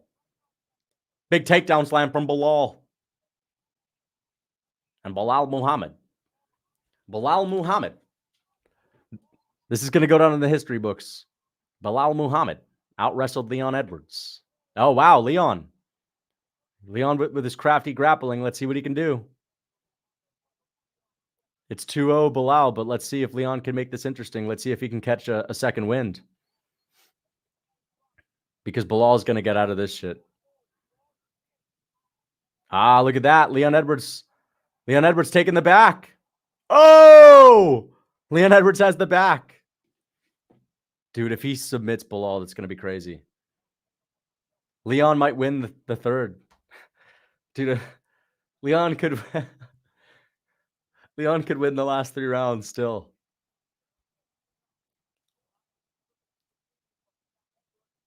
This is a great fight. This is a great fight, guys. This is an amazing fight. Both of these guys are already like exhausted, and there's 3 more rounds. Such an ego battle going on right now. Crazy. This is one of those moments. This is one of those moments in a fight where you can only enjoy it when it's live. When you can only enjoy this sort of moment in a fight when it's live. In like a slow, where you don't know how long this grappling exchange is going to be, what's going to happen in the next 2 rounds. It'd be boring watching this moment back, but right now, this is a very interesting fight. Leon is winning this round. Body triangle from Leon Edwards. Leon's got good jiu-jitsu, man. Let's see if he starts talking shit to Belal. He's Belal. He's not GSP. He's not Kamaru Usman. He's Belal. He's not Kamaru Usman. He's not GSP. He's Belal. Leon Edwards is reminding himself that this is Belal. Oh, here we go. Leon's looking for the rear naked choke. But Belal Muhammad ain't gonna. Belal's not tapping, and Belal is gonna have decent submission defense.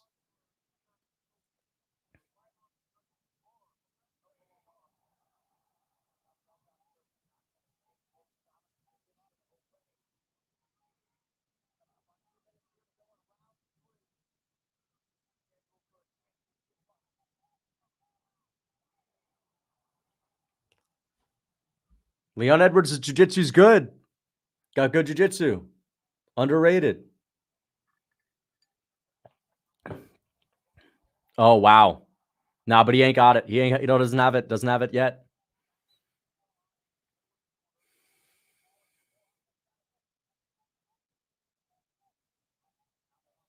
They're going to cheer for Leon.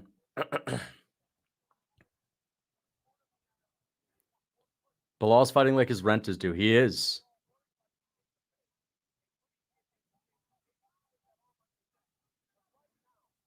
I think Leon's going to bank this round. He obviously is.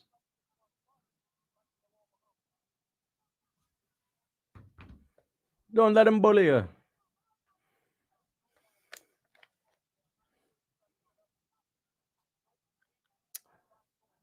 This is a taxing position for Belal to be in because of the body triangle, but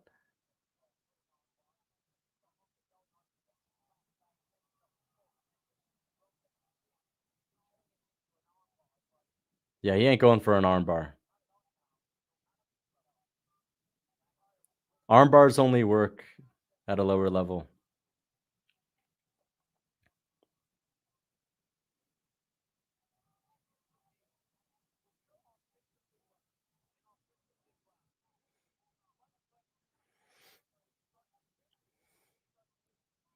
Leon's landing some pit pat strikes. This is very similar to Aljo versus Jan.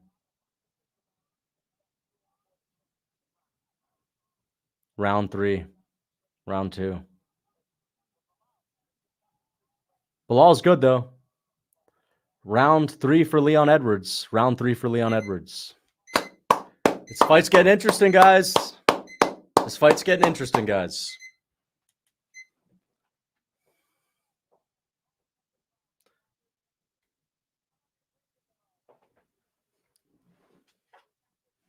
They're showing Belal's corner. Let's see what they're saying.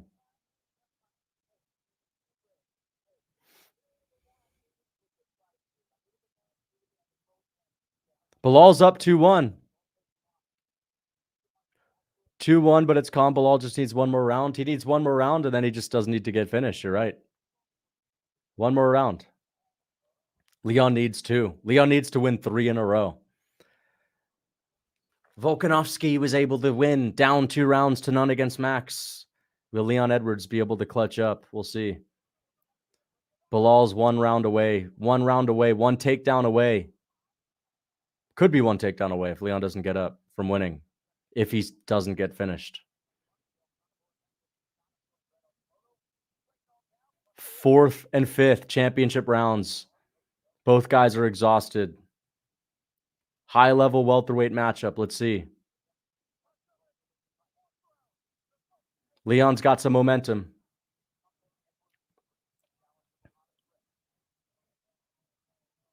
But Leon is backing up against the fence, and Belal's doing a really good job of pressuring him.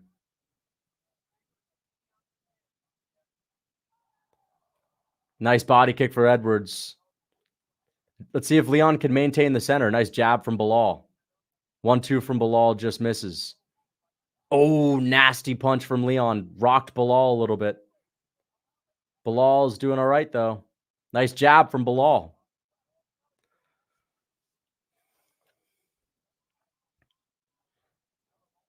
Nice jab from Belal.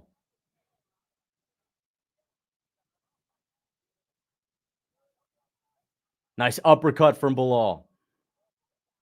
Great pressure. Good body shot right there. Let's see. Here comes the takedown any second. 1-2 from Belal. Nice jab. And he's outlanding Edwards. He's ahead in this round. Double jab from Belal. Right hand from Belal. Just boxing him up. Just boxing him up. Putting that pressure on him. Here comes the takedown. He's high on it. Let's see if he gets it. Let's see if Leon will stuff it. Belal's in a dominant position. And he's got him. He's got him on the ground. Belal's looking to take the back. 3 minutes and 30 seconds. Belal's winning this round. They're booing, but this is what he needs to do. Leon just did the same thing the last round. I mean, he had the back, but so does Belal. Belal's got the back right now. Word on the street is this is how legends are made. True. This is how legends are made. Oh. Belal was right, bro. He probably whoops Colby's ass. Probably puts a pace on Colby too. And beats him up on the... I'd say Belal finishes Colby Covington. I think he finishes him on the feet. Like he did to Sean Brady. Standing TKO. Wow. Belal Muhammad, same age as Colby and Usman, basically, is the kryptonite. I knew he was good, just not this good, though. Wow, he has the body triangle on Edwards. Insane. Belal's got the body triangle. This is the eye-opening performance from Belal. We knew he was good. He's championship level good. Championship level good. Insane. Really impressive performance from Belal. And he fucking told us he was just going to walk through Leon. He basically does. He basically is. He's doing that right now.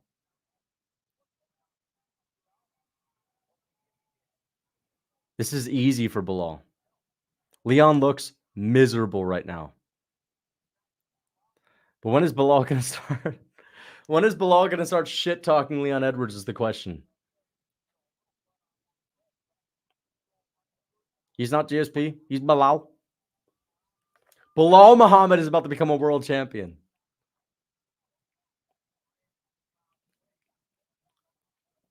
I kind of want to see him get a finish, though. But he's not. None of these guys are getting a finish. None of these guys.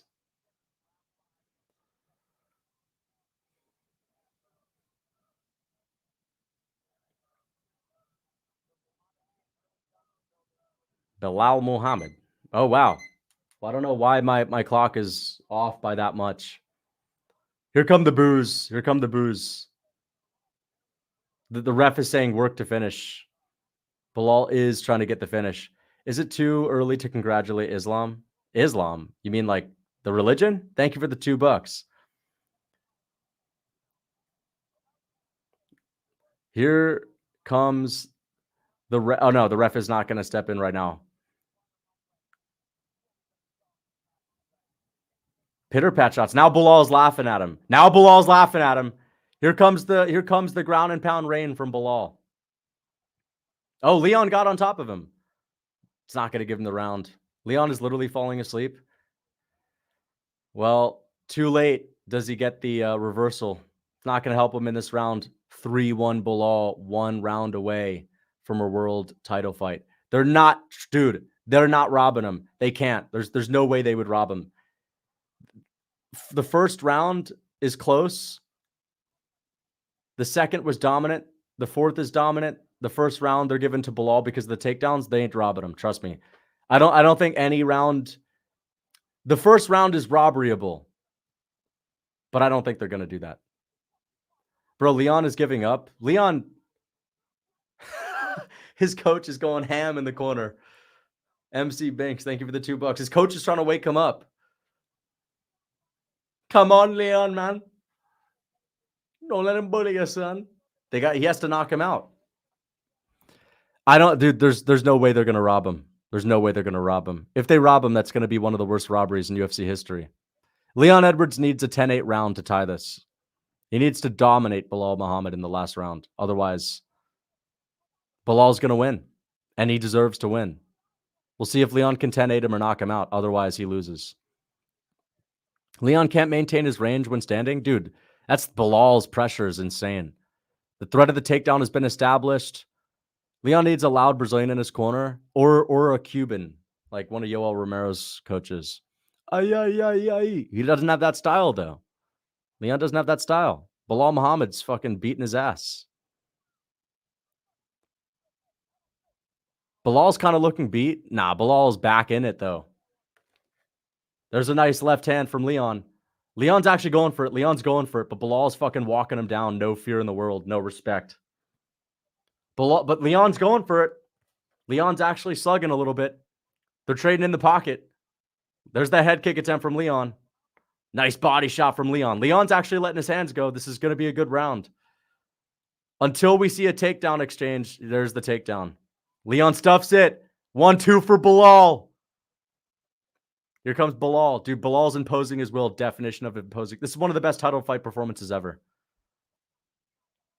Leon Edwards beat Kamaru Usman twice.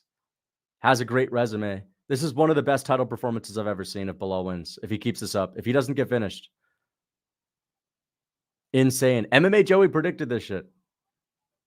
Takedown attempt. Will he get it? This is everything. This is everything. Oh! Belal's going to get it. Dude, will Leon... Belal's one takedown away. Okay, guys, my timer's off. My bad.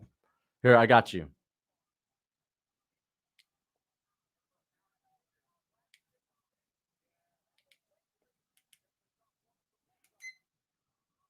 I got you. We'll sync up the timer. Don't worry. It's over. Belal wins. It's over. Belal's the world champ. Wow. Belal is the world champ. It's over. Oh my God, it's over. He's got the body triangle. Belal Muhammad is a world champ. Belal Muhammad is a world champ. First Palestinian champion. Belal is champ. Wow. 49-46. 49-46. That's basically, he has a better performance than Leon had over Usman in the trilogy. And I know people say the Leon's performance over Usman in the trilogy was overrated. Wow. Wow. Belal is champ. Insane. Imagine if he gets him out of there. He's keeping him down.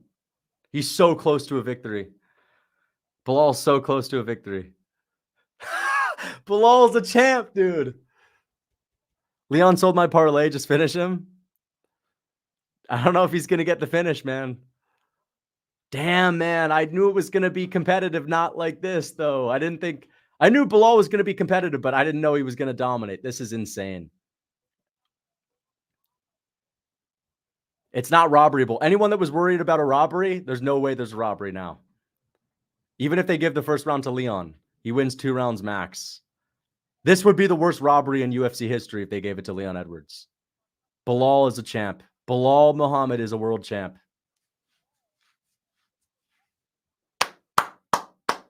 Belal wins. The real Colby Covington. This is basically what people expected Colby to do to Leon. People that were picking Colby. Bedtime face reveal coming. True. Honestly, you know what? You can't help but feel happy for Belal. I mean, he's basically been doubted and made fun of his whole career. Belal's been doubted and made fun of his entire career for being boring. And you know what? Sure, some of these exchanges were boring. He dominated Leon Edwards and fought high-level MMA. Belal Muhammad was called the most boring fighter. Now he's the fucking champ. Even if you call him boring, dude. He just fucking ran through Leon Edwards. Wow.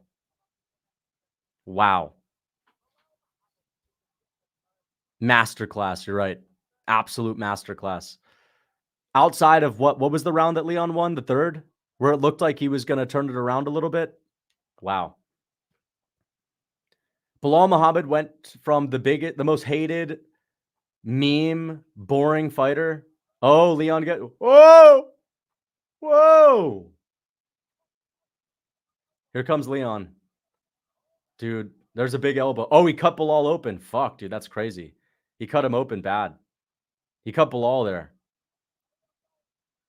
Oh, fuck, dude.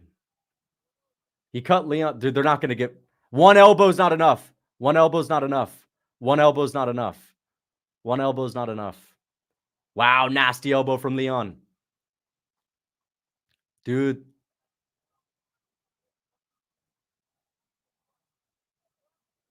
Great elbows from Leon, but... Another elbow from Leon. Another elbow from Leon.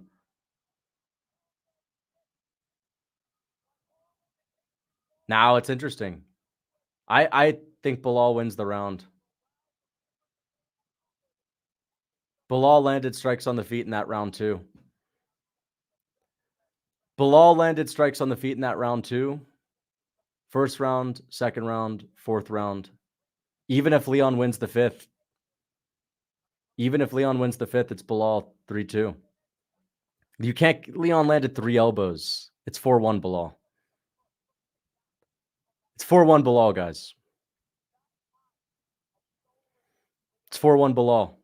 Dude, I think that people got to stop giving so much credit to cuts, man. Like 2 elbows, you cut someone open.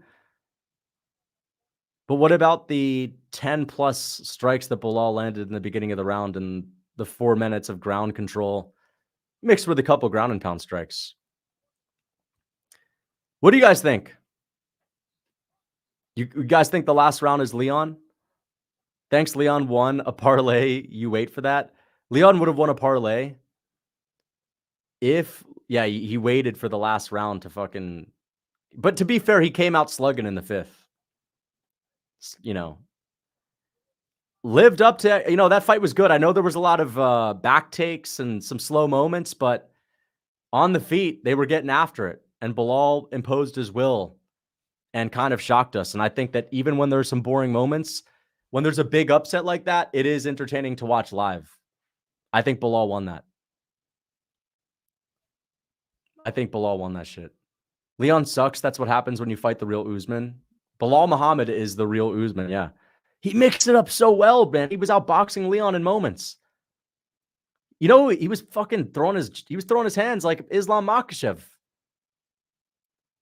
Belal Muhammad was throwing his jab and countering, looking like Makhachev. I know maybe that's a stretch, but there were moments where Belal was catching Leon with his jab and a counter shot right after Leon would respond. And he honestly looked similar to Mokaev. I thought it was a sick card, and I think the main event was good. It's going to be 3-2 Belal.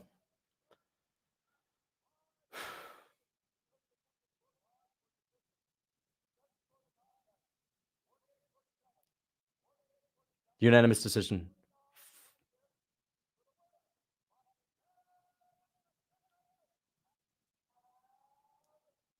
Yeah, let's go. Belal's the champ. Insane, man. Insane, dude. He actually did it. He actually did it. Wow, man. You got to give him credit, bro. This guy was the most shit-on fighter in the game. I saw people literally with blood-curdling screams booing this guy with real hatred in their heart for this dude. People literally memed themselves into hating this dude for real. And he just became a world champ. Yes, he's a little bit boring. That was an entertaining fight. I don't care what anyone says. It was an upset. It was an entertaining fight. Dana's pissed. Win Belal. Thank you for the $50. I don't care what anyone says. Belal Muhammad was shit on so much throughout his career. I'm happy that he won. And it makes things interesting. Leon would have been better for the division, but Belal Muhammad winning is a feel-good moment. Underdog. True underdog story.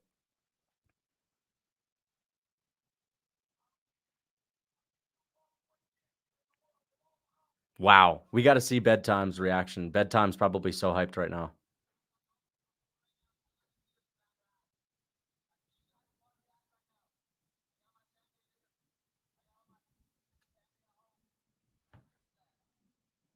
Dude, that's insane. Belal's a world champ. His dad is crying. Belal Muhammad wasn't even fucking wrestling in college, bro. This guy wasn't even doing college wrestling. Like, he started wrestling later on in his life. He got into MMA late.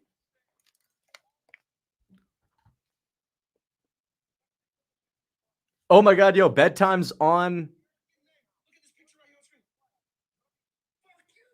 Bedtime's on.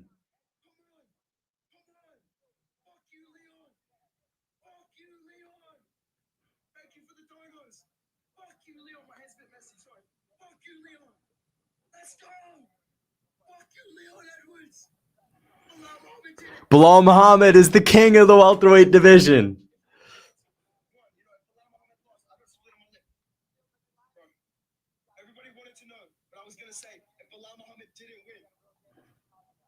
Bedtime has 2.2K viewers. Bedtime face reveal.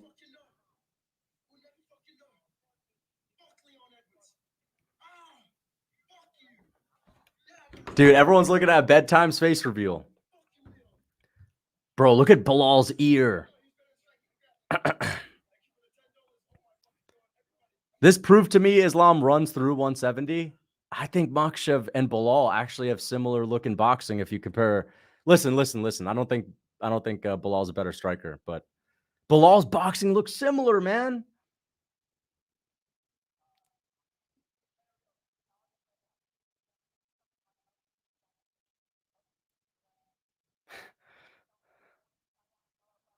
What is steroids? He's talking about people calling him out for steroids. Belal's could be on some shit, but listen, I don't know if Belal with his boxing, man, he was looking similar to Makhachev at moments. Like when he was landed double jabs, he was looking similar to Makhachev in the boxing exchanges when Makhachev was going at it with Poirier. I can't be the only one that thinks that.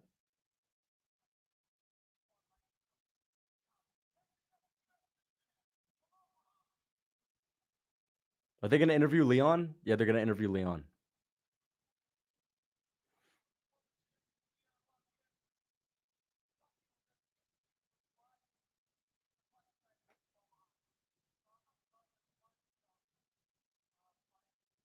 Dude, what a win. Insane win.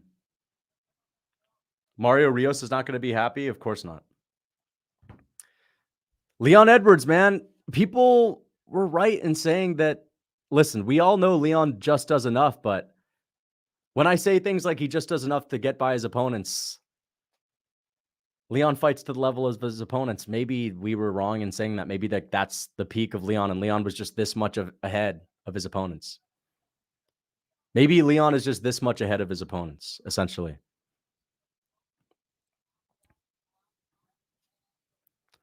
Belal Muhammad totally dog-walked him. And people are going to say boring performance. People are going to say boring. Belal took the fight to him and actually fucking threw hands and went after it. I would pick Belal versus Shavkat and JDM too. I'd pick Belal versus JDM. I don't know about Shavkat, but I'd pick him against JDM. Lucas Leon was severely concussed from round 2. And if he was, it's because Belal tossed him on his head. It's because Belal tossed him on his head. Like, you can't just be like, well, he only lost because he was, well, how did he get concussed? Belal picked him up and threw him on the canvas. Belal was boxing Leon up. He was, man. He was literally looking similar to Mokaev. You know what it might be too? It might just be the golden gloves that we don't see them that often. So like maybe the couple of fights where people have golden gloves, it looks similar when people are throwing hands. But I don't know. There were some moments where Belal was throwing a double jab and Leon would throw and Belal would counter, and it looked similar to Mokaev striking. Like, Belal has that awkward, stiff boxing, but it still kind of works, you know? It still kind of works. Complete and utter domination. I think Belal won 4 rounds. I don't think Leon won the last round. Maybe I could put up a poll. I think I have a poll up already, but I'll put up a poll. I think Belal won 4 rounds. We still have a fucking Muhammad Mokaev poll. The locals in Manchester must be so pissed they got 4 hours and no champ. Well, they have Aspinall. Who won?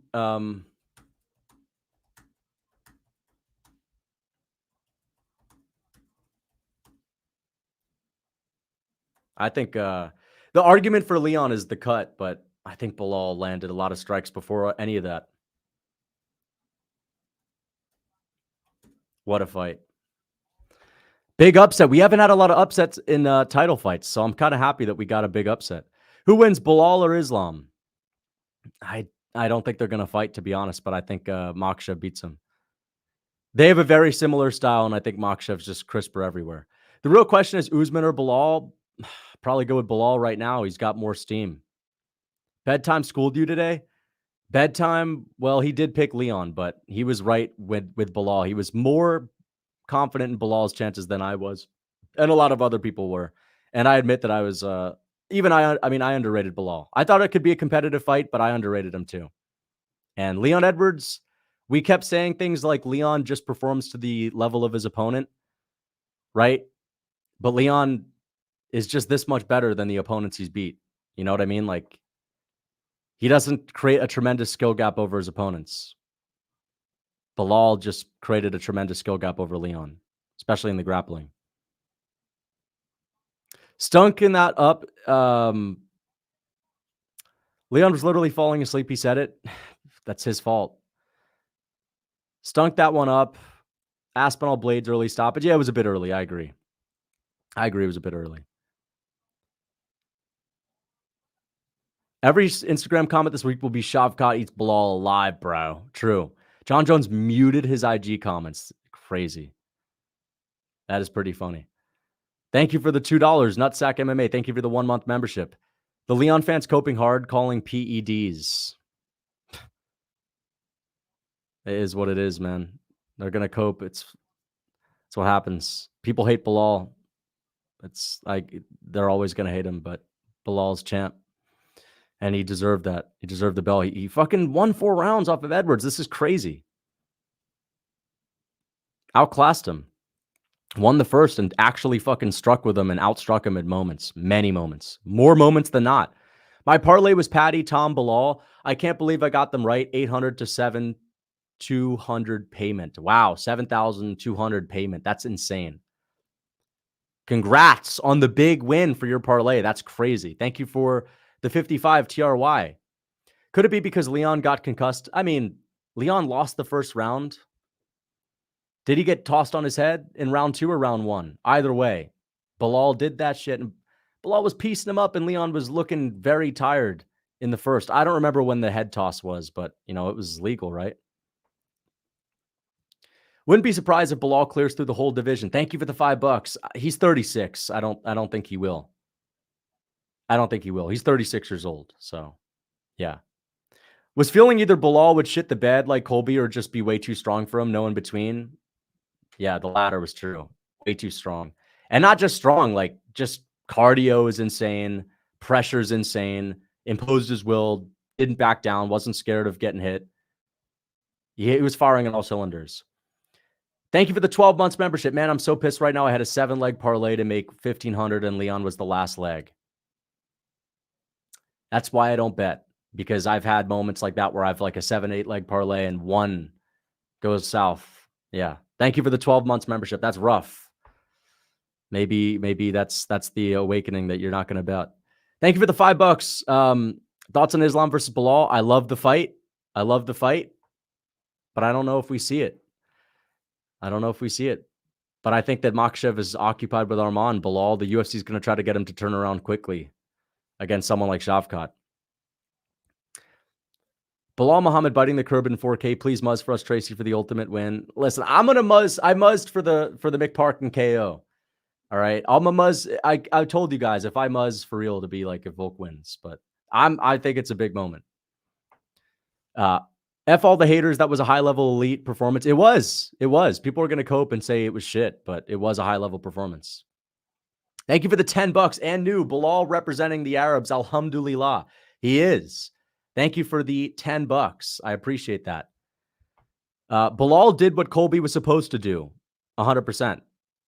Probably did it better because Belal has better boxing than Colby. His boxing was looking crisp. While I'm speechless about what I just witnessed, I wanted to say congrats on 100K. I've been watching silently for years, and you're my favorite. Well, thank you so much. I appreciate the $5, and thank you for the support. Thank you. Who's next for Blaydes? That's a tough one. Maybe the loser of Gon. If Gon loses to Volkov, then that's the fight. Nah, not Pavlovich. There's so many rematches for Blaydes, you know. Islam has the power to put Belal away, unlike Leon. That is true.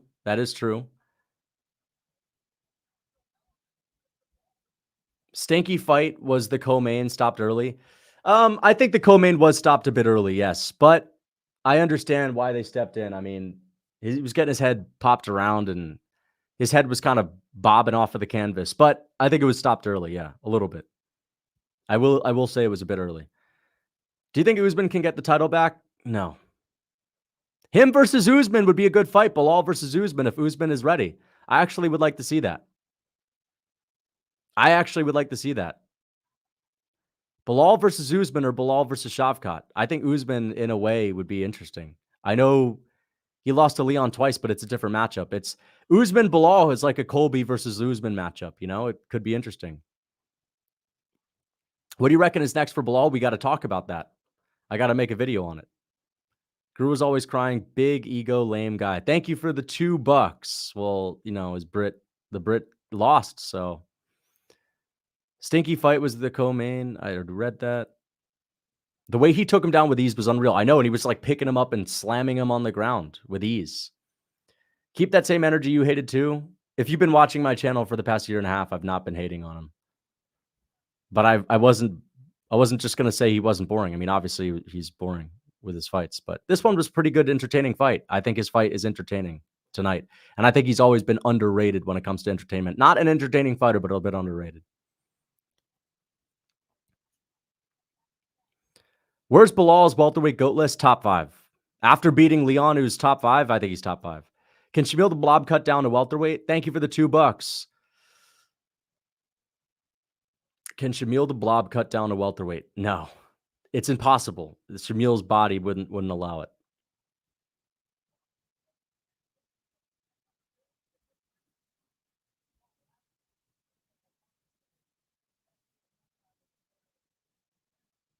Belal's number 2 all-time at welterweight. Think about it. I don't know about that. I don't think he's past Usman. He's close, but I don't think he's past Usman yet. If he beats Usman, there's an argument. Yeah. Leon and Kape must train same camp, not throwing punches, getting outstruck by grapplers. Yeah, but Leon's performance was less pathetic than Manel because Leon was actually striking on the feet. It's just that Belal wasn't allowing him to get time to get settled because Belal was taking him down. Manel Kape was on the feet for like 5 minutes around against Muhammad Mokaev and wasn't throwing. It was a little bit different.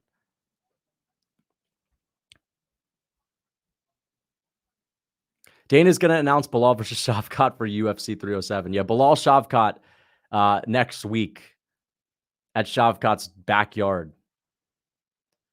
He's got to be on the sauce, right? That makes no sense.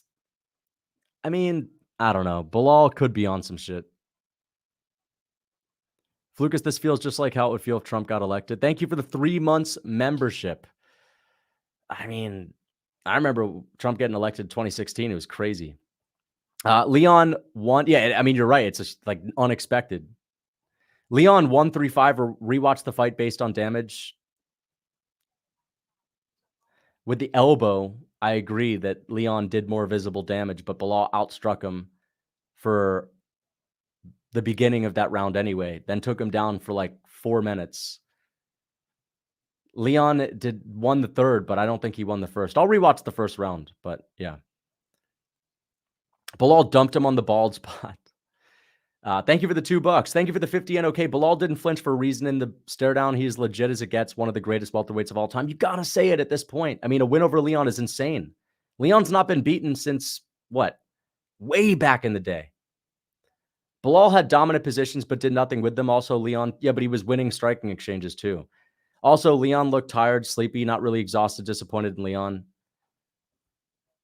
I just think his gas tank has always not been that great, and his wrestling's good, his grappling's good. Leon Edwards has, he took the back, right? But he's just not on Belal's level there, and Belal's cardio is insane. Why was Leon always retreating to the fence? Yeah, it's just what he does, right? Leon is a guy that likes distance. Belal was just backing him up, not giving him any space. Leon would try to strike with him, but Belal was just fucking standing right in front of him, gritting down on the mouthpiece, moving forward.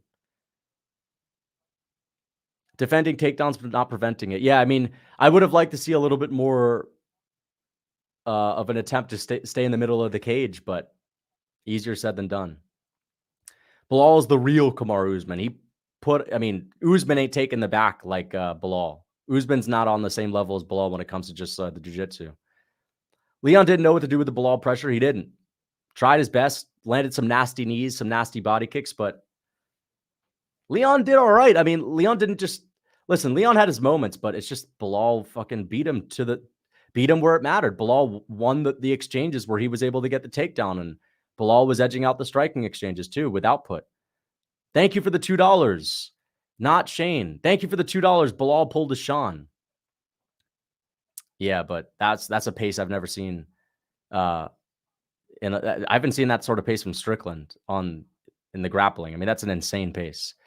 Congrats on 100K, you phenomenal content man. Which upset was crazier, Leon versus Belal or Strickland versus Izzy?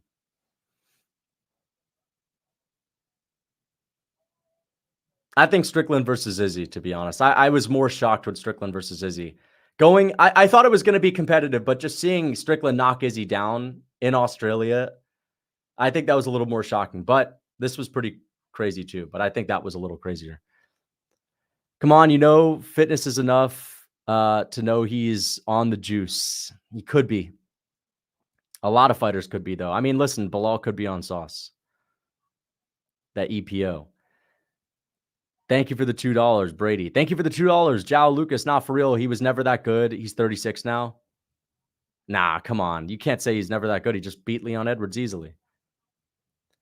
It was like Izzy versus Sean with that striking pressure.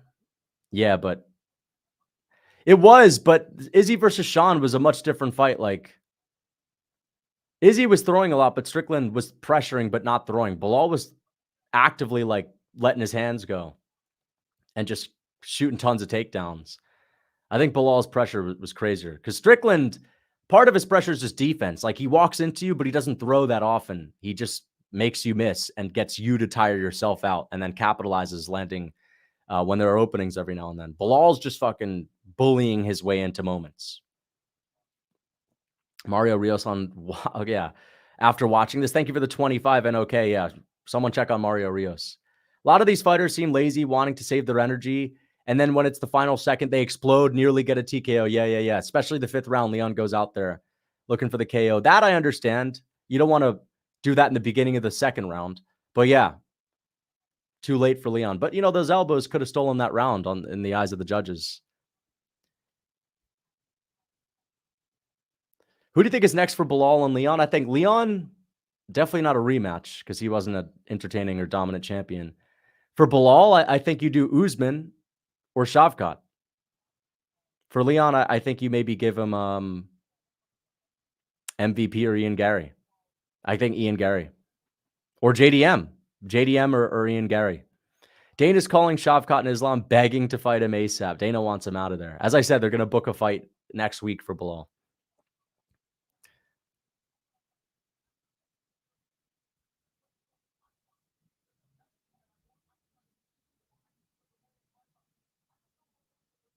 Do you think you'll ever drop merch? And if so, when? I don't know, man. Maybe, but I don't think so. Just because the only merch I'd want to do is like Plotty Man Blaydes merch, some of the memes, and I don't think I don't think I can use the fighters on t-shirts and stuff like that. Congrats on 100K. I love your videos. Thoughts on Belal? Amazing performance, insane performance. Upset, like pretty crazy. I'm looking forward to making a video. Belal versus Shannon next. I don't know who that is. Thank you for the $3. Is it safe to say Islam would have beat Leon easily? I don't know about that. Not easily. I don't think Belal's an easy fight for him, but I would pick Islam to beat him. And I'd pick Shavkat to beat him.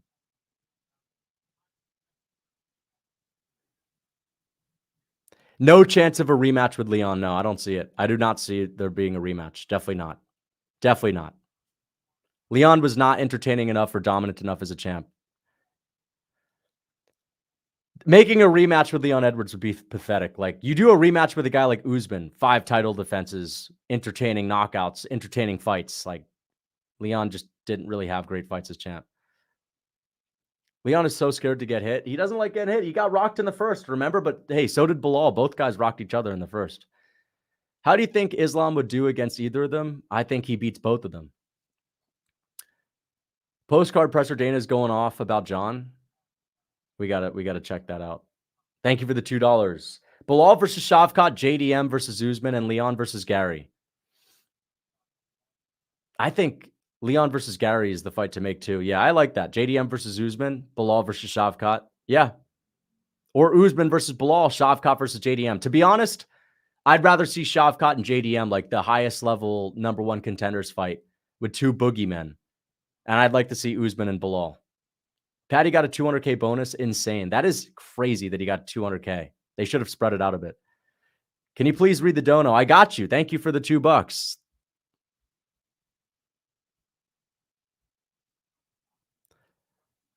Congrats on 100K, Muzzman. Thank you. Can Leon be champ again? I don't think so, Element. I don't think he could. I don't think he will, though. Because I think he's going to have to win a couple fights to get back there. Maybe he could. I just don't see it. Just happy that Belal actually has some respect. That man deserves it. Really likable dude when you actually sit down to listen to what he has to say. Nothing beats waking up to seeing a new champ. Depending on, you know, if your favorite fighter just got destroyed. But yeah, thank you for the 119 and okay. Dude, he was clowned his whole career. So like now he's finally legitimized himself. Like he's worked hard to get respect. Now he's champ. Like people cannot say that he's trash anymore. Fucking hell, dude. The chair on this, the arm on this chair. Lucas versus finasteride. I've heard that finasteride can make you lightheaded, so I wouldn't want to take finasteride. I did not fart, bro. It's just the arm on the chair. Yo, chill, Lucas. Top 3 lightweights beat Belal. Not Charles. Charles Oliveira gets pressured by Belal and backed up and taken down. Belal beats Charles. He's champ. People are going to be like, no, what are you saying? Like, Belal's literally champ right now and dominated Leon Edwards.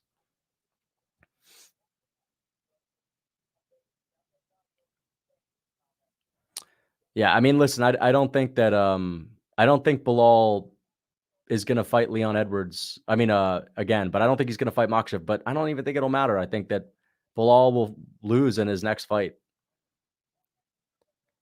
John Jones is fighting Tom. Tom wins easy against John Jones. Yeah, Jones is not fighting Tom ever. He's never fighting him. Thank you for the $2. He's never fighting Tom ever. Dana announced Aspinall versus Belal. Nice. Aspinall versus Belal next. Right now. We're going to tie Belal's hands behind his back and put him up against Aspinall in a grit contest where only one fighter fights. That's what Dana's about to do. They will try. Here's what Belal needs to do. Belal cannot accept a fight that's in the next 3 months. The UFC is trying to get him. They will try to get him to fight in the next couple months. Not to make excuses, but I think Leon was concussed. Even if he was, dude, he got out-grappled and like that's what happens in a fight. People get concussed. Leon rocked Belal. Belal rocked Leon as well on the feet, like head toss aside. And Belal dominated. Belal was winning the first round. He wasn't dominating. He was winning the first round. And he was getting the momentum. And he's the guy that's known for better cardio. Leon Edwards does not have the best cardio. Check the post-fight, Lucas. I will.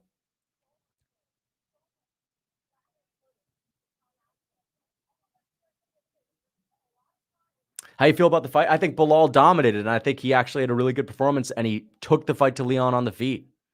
Very impressive. Lucas, I've been watching you since before you had 7K subs. I know. I remember you. And thank you for the long time supporting of the channel. Congrats on 100K. Thank you so much. Thank you. I appreciate that. Could have happened to a more deserving guy. Dude, thank you so much. I appreciate that. George Lee, man, you've been supporting the channel for a long time. I'm scared for Sean breaking versus Merab now. If that happens, it'll at least be entertaining on the night of. It's interesting, man. You know, to be fair, Leon winning, we would have fucking had another boring Leon Edwards title fight next. Belal's 36. He's not going to hold on to the belt for long. And he's got fights with people that are like close to his height with good grappling, like Shavkat, right? Or Usman. Like he'll have mirror matchups, so to say, that will usually make for good fights if they're wrestlers with good boxing. So I think Belal has good fights ahead of him. I don't think Belal can have a boring fight with a guy like Kamaru Usman or Shavkat Rakhmonov. So, yeah. Lucas, you're missing the huge cope from Dana. What's he saying? He thought Edwards won?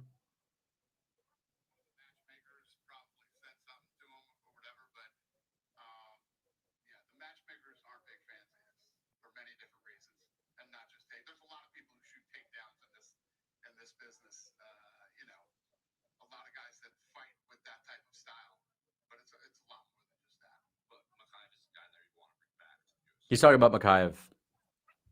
You at Bedtime are the best. Thank you for the $2, dude. Shout out to Bedtime. He's his favorite fighter won. Thank you for the 2. Thank you for becoming a member, Richard. I appreciate that. Richard of Prague. Fired Mokaev. Oh, shit. Fired Mokaev. You know what that means, right? Because he didn't even shoot takedowns. He hardly shot takedowns. You know what that is? He's using Mokaev as a scapegoat. Dana White is using Mokaev as a scapegoat for his anger towards Belal. This is what he did to Jan Blachowicz, right? And Magomed Ankalaev when he was mad at Paddy Pimblett. This is what Dana did when he was upset at, what's his name? Like, he was upset with the boring-ass WMMA title fight, and he did it to Arnold Allen and Movsar Evloev. He's using it as a scapegoat because he's angry that Belal won. Dana just said Mokaev is gone and will be great in the PFL. That's pathetic. That is pathetic.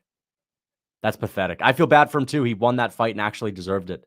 and actually struck and stood up. That's really bad. Did you see the Dana John Jones Cope? No, I did not. I'm going to have to see that. Is Belal top 20 striker now? He's really good. I mean, Belal striking is really good. Like, actually. He's been outstriking people, and he just outstruck Leon Edwards in many exchanges. I don't know about top 20, though. Definitely not. I don't know about top 20. The salt on Dana is real, bro. He's so mad because Tom won. Nah, he's mad because you're right. He's mad because Tom won, and he's angry because Belal won. But listen, I guarantee Dana. Listen, Dana doesn't want Aspinall to lose. He knows Aspinall is more valuable than Curtis Blaydes. I don't think that's why he's mad. But he's like, Aspinall wins, it's a win, but it's also a loss because he hypes up Jones. Leon should have stood in the middle like Max. Am I the only one that thinks Leon doesn't have that dog in him? Well, I've been saying the way to beat Leon is bring him a dog fight, and Belal brought out the dog in himself, and Leon just got backed up. Mokaev cut, great night. Mokaev did not deserve to be cut. Mokaev struck and outstruck Manel Kape on the feet. He did not deserve to be cut. I'm not happy for him getting cut. John A., welcome to the Lucas Tracy MMA Club. Thank you for the $2, Alex Booker. I don't like how they released him. That's not good. There must be something going on behind the scenes, but that's not good. Oh, wait. That's the first pay-per-view main event I've got wrong this year. Someone just said the Lucas Tracy curse is back. That's the first pay-per-view main event I've got wrong this year. I didn't even think about that. Bro, he struggled to beat a fighter. Crooked toe. Crooked toe. A crooked toe is not a broken orbital bone. It's not a torn ACL. He outstruck Manel Kape in the first round handily before Manel Kape broke his toe. And Manel Kape just had a better round in the second and third, despite breaking his toe. That's not why he lost. Unrelated, but the Outlast vid was hilarious. Thank you. We'll probably play it in the future. Thank you for the $2 Canadian, Richard. But guys, I think I'm going to get going. I need to make a video. Arnold Allen, title shot, feeds families. Thank you for the $2. I think that we have to see what happens with Ortega and Diego. Maybe Allen versus Volk could be good. Karma for the Outlast stream. Thank you for the $2. PFL gets a great undefeated fighter. Dick move. I agree. He's angry at him. I think he's using him as a scapegoat. But there was issues before this fight night. First vid I saw was your Anthony Smith-Jones vid. That was your infamous twerking live stream. Okay. Thank you for the $5. Also missed 50 donos. I did not miss donos, guys. Missed my dono, you albino monkey. Okay, maybe I have. Now people are telling me I have. Thanks for adding Cheetos and Mountain Dew to the meal plan. It's made so easy to keep the weight off. Also, what the fuck, man? Belal is actually champion. That's wild. Mokaev getting cut. Messed up. You're right. It is pathetic. It's immature of Dana White. We don't know what was happening behind the scenes. We don't know how difficult Muhammad Mokaev is to work with. I'd like to hear more about it. But it seems petty. Thank you for the $10. Who cares if Mokaev won? At least Kape still got a job. Kape didn't even try to win the fight.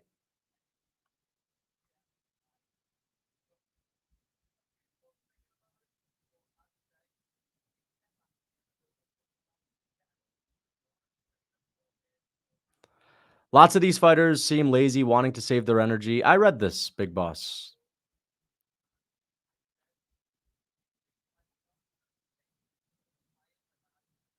Guys, I am caught up on the donos.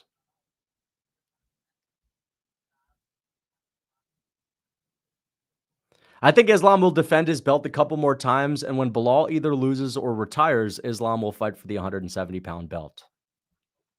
Thank you for the $5, MM. I think so too. I think if he beats Arman, he's smooth sailing. Like, it's easy for him to defend again. And if Islam Makhachev defends 5 times in the lightweight division, that'll be insane. Thank you for the $5, MM. What's next for Leon? Love him or hate him? He was off tonight. I don't think Leon was off tonight. I do not think. Does anyone else think that Leon wasn't off? It's just Belal took the fight to him and beat him the way you needed to beat Leon Edwards, by gritting down, making it a dog fight, not fearing the striking at all, getting into boxing range where Leon Edwards is not the best boxer, and then just spamming takedowns. I don't think Leon was off.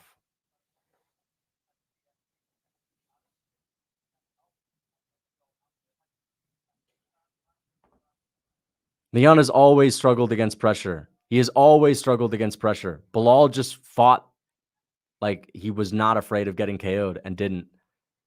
And ate what was coming in his direction. I don't think he was off. He was not off, I don't think. Anyway, guys, I'm going to get going. I appreciate you guys tuning into the live stream. I got to make my recap videos. I'm going to do a main event recap, full card recap. Thank you so much for the support. Thank you for tuning in. And thank you for 100,000 subscribers. I really appreciate it. And I appreciate you guys tuning into the stream. And I'm looking forward to doing the recap. So thank you for the $2. Leon always looks like shit. Nothing new here. Leon, even like he looked like Leon Edwards, just Belal Muhammad got in his face and tired him out. It was similar to the Usman 2 fight.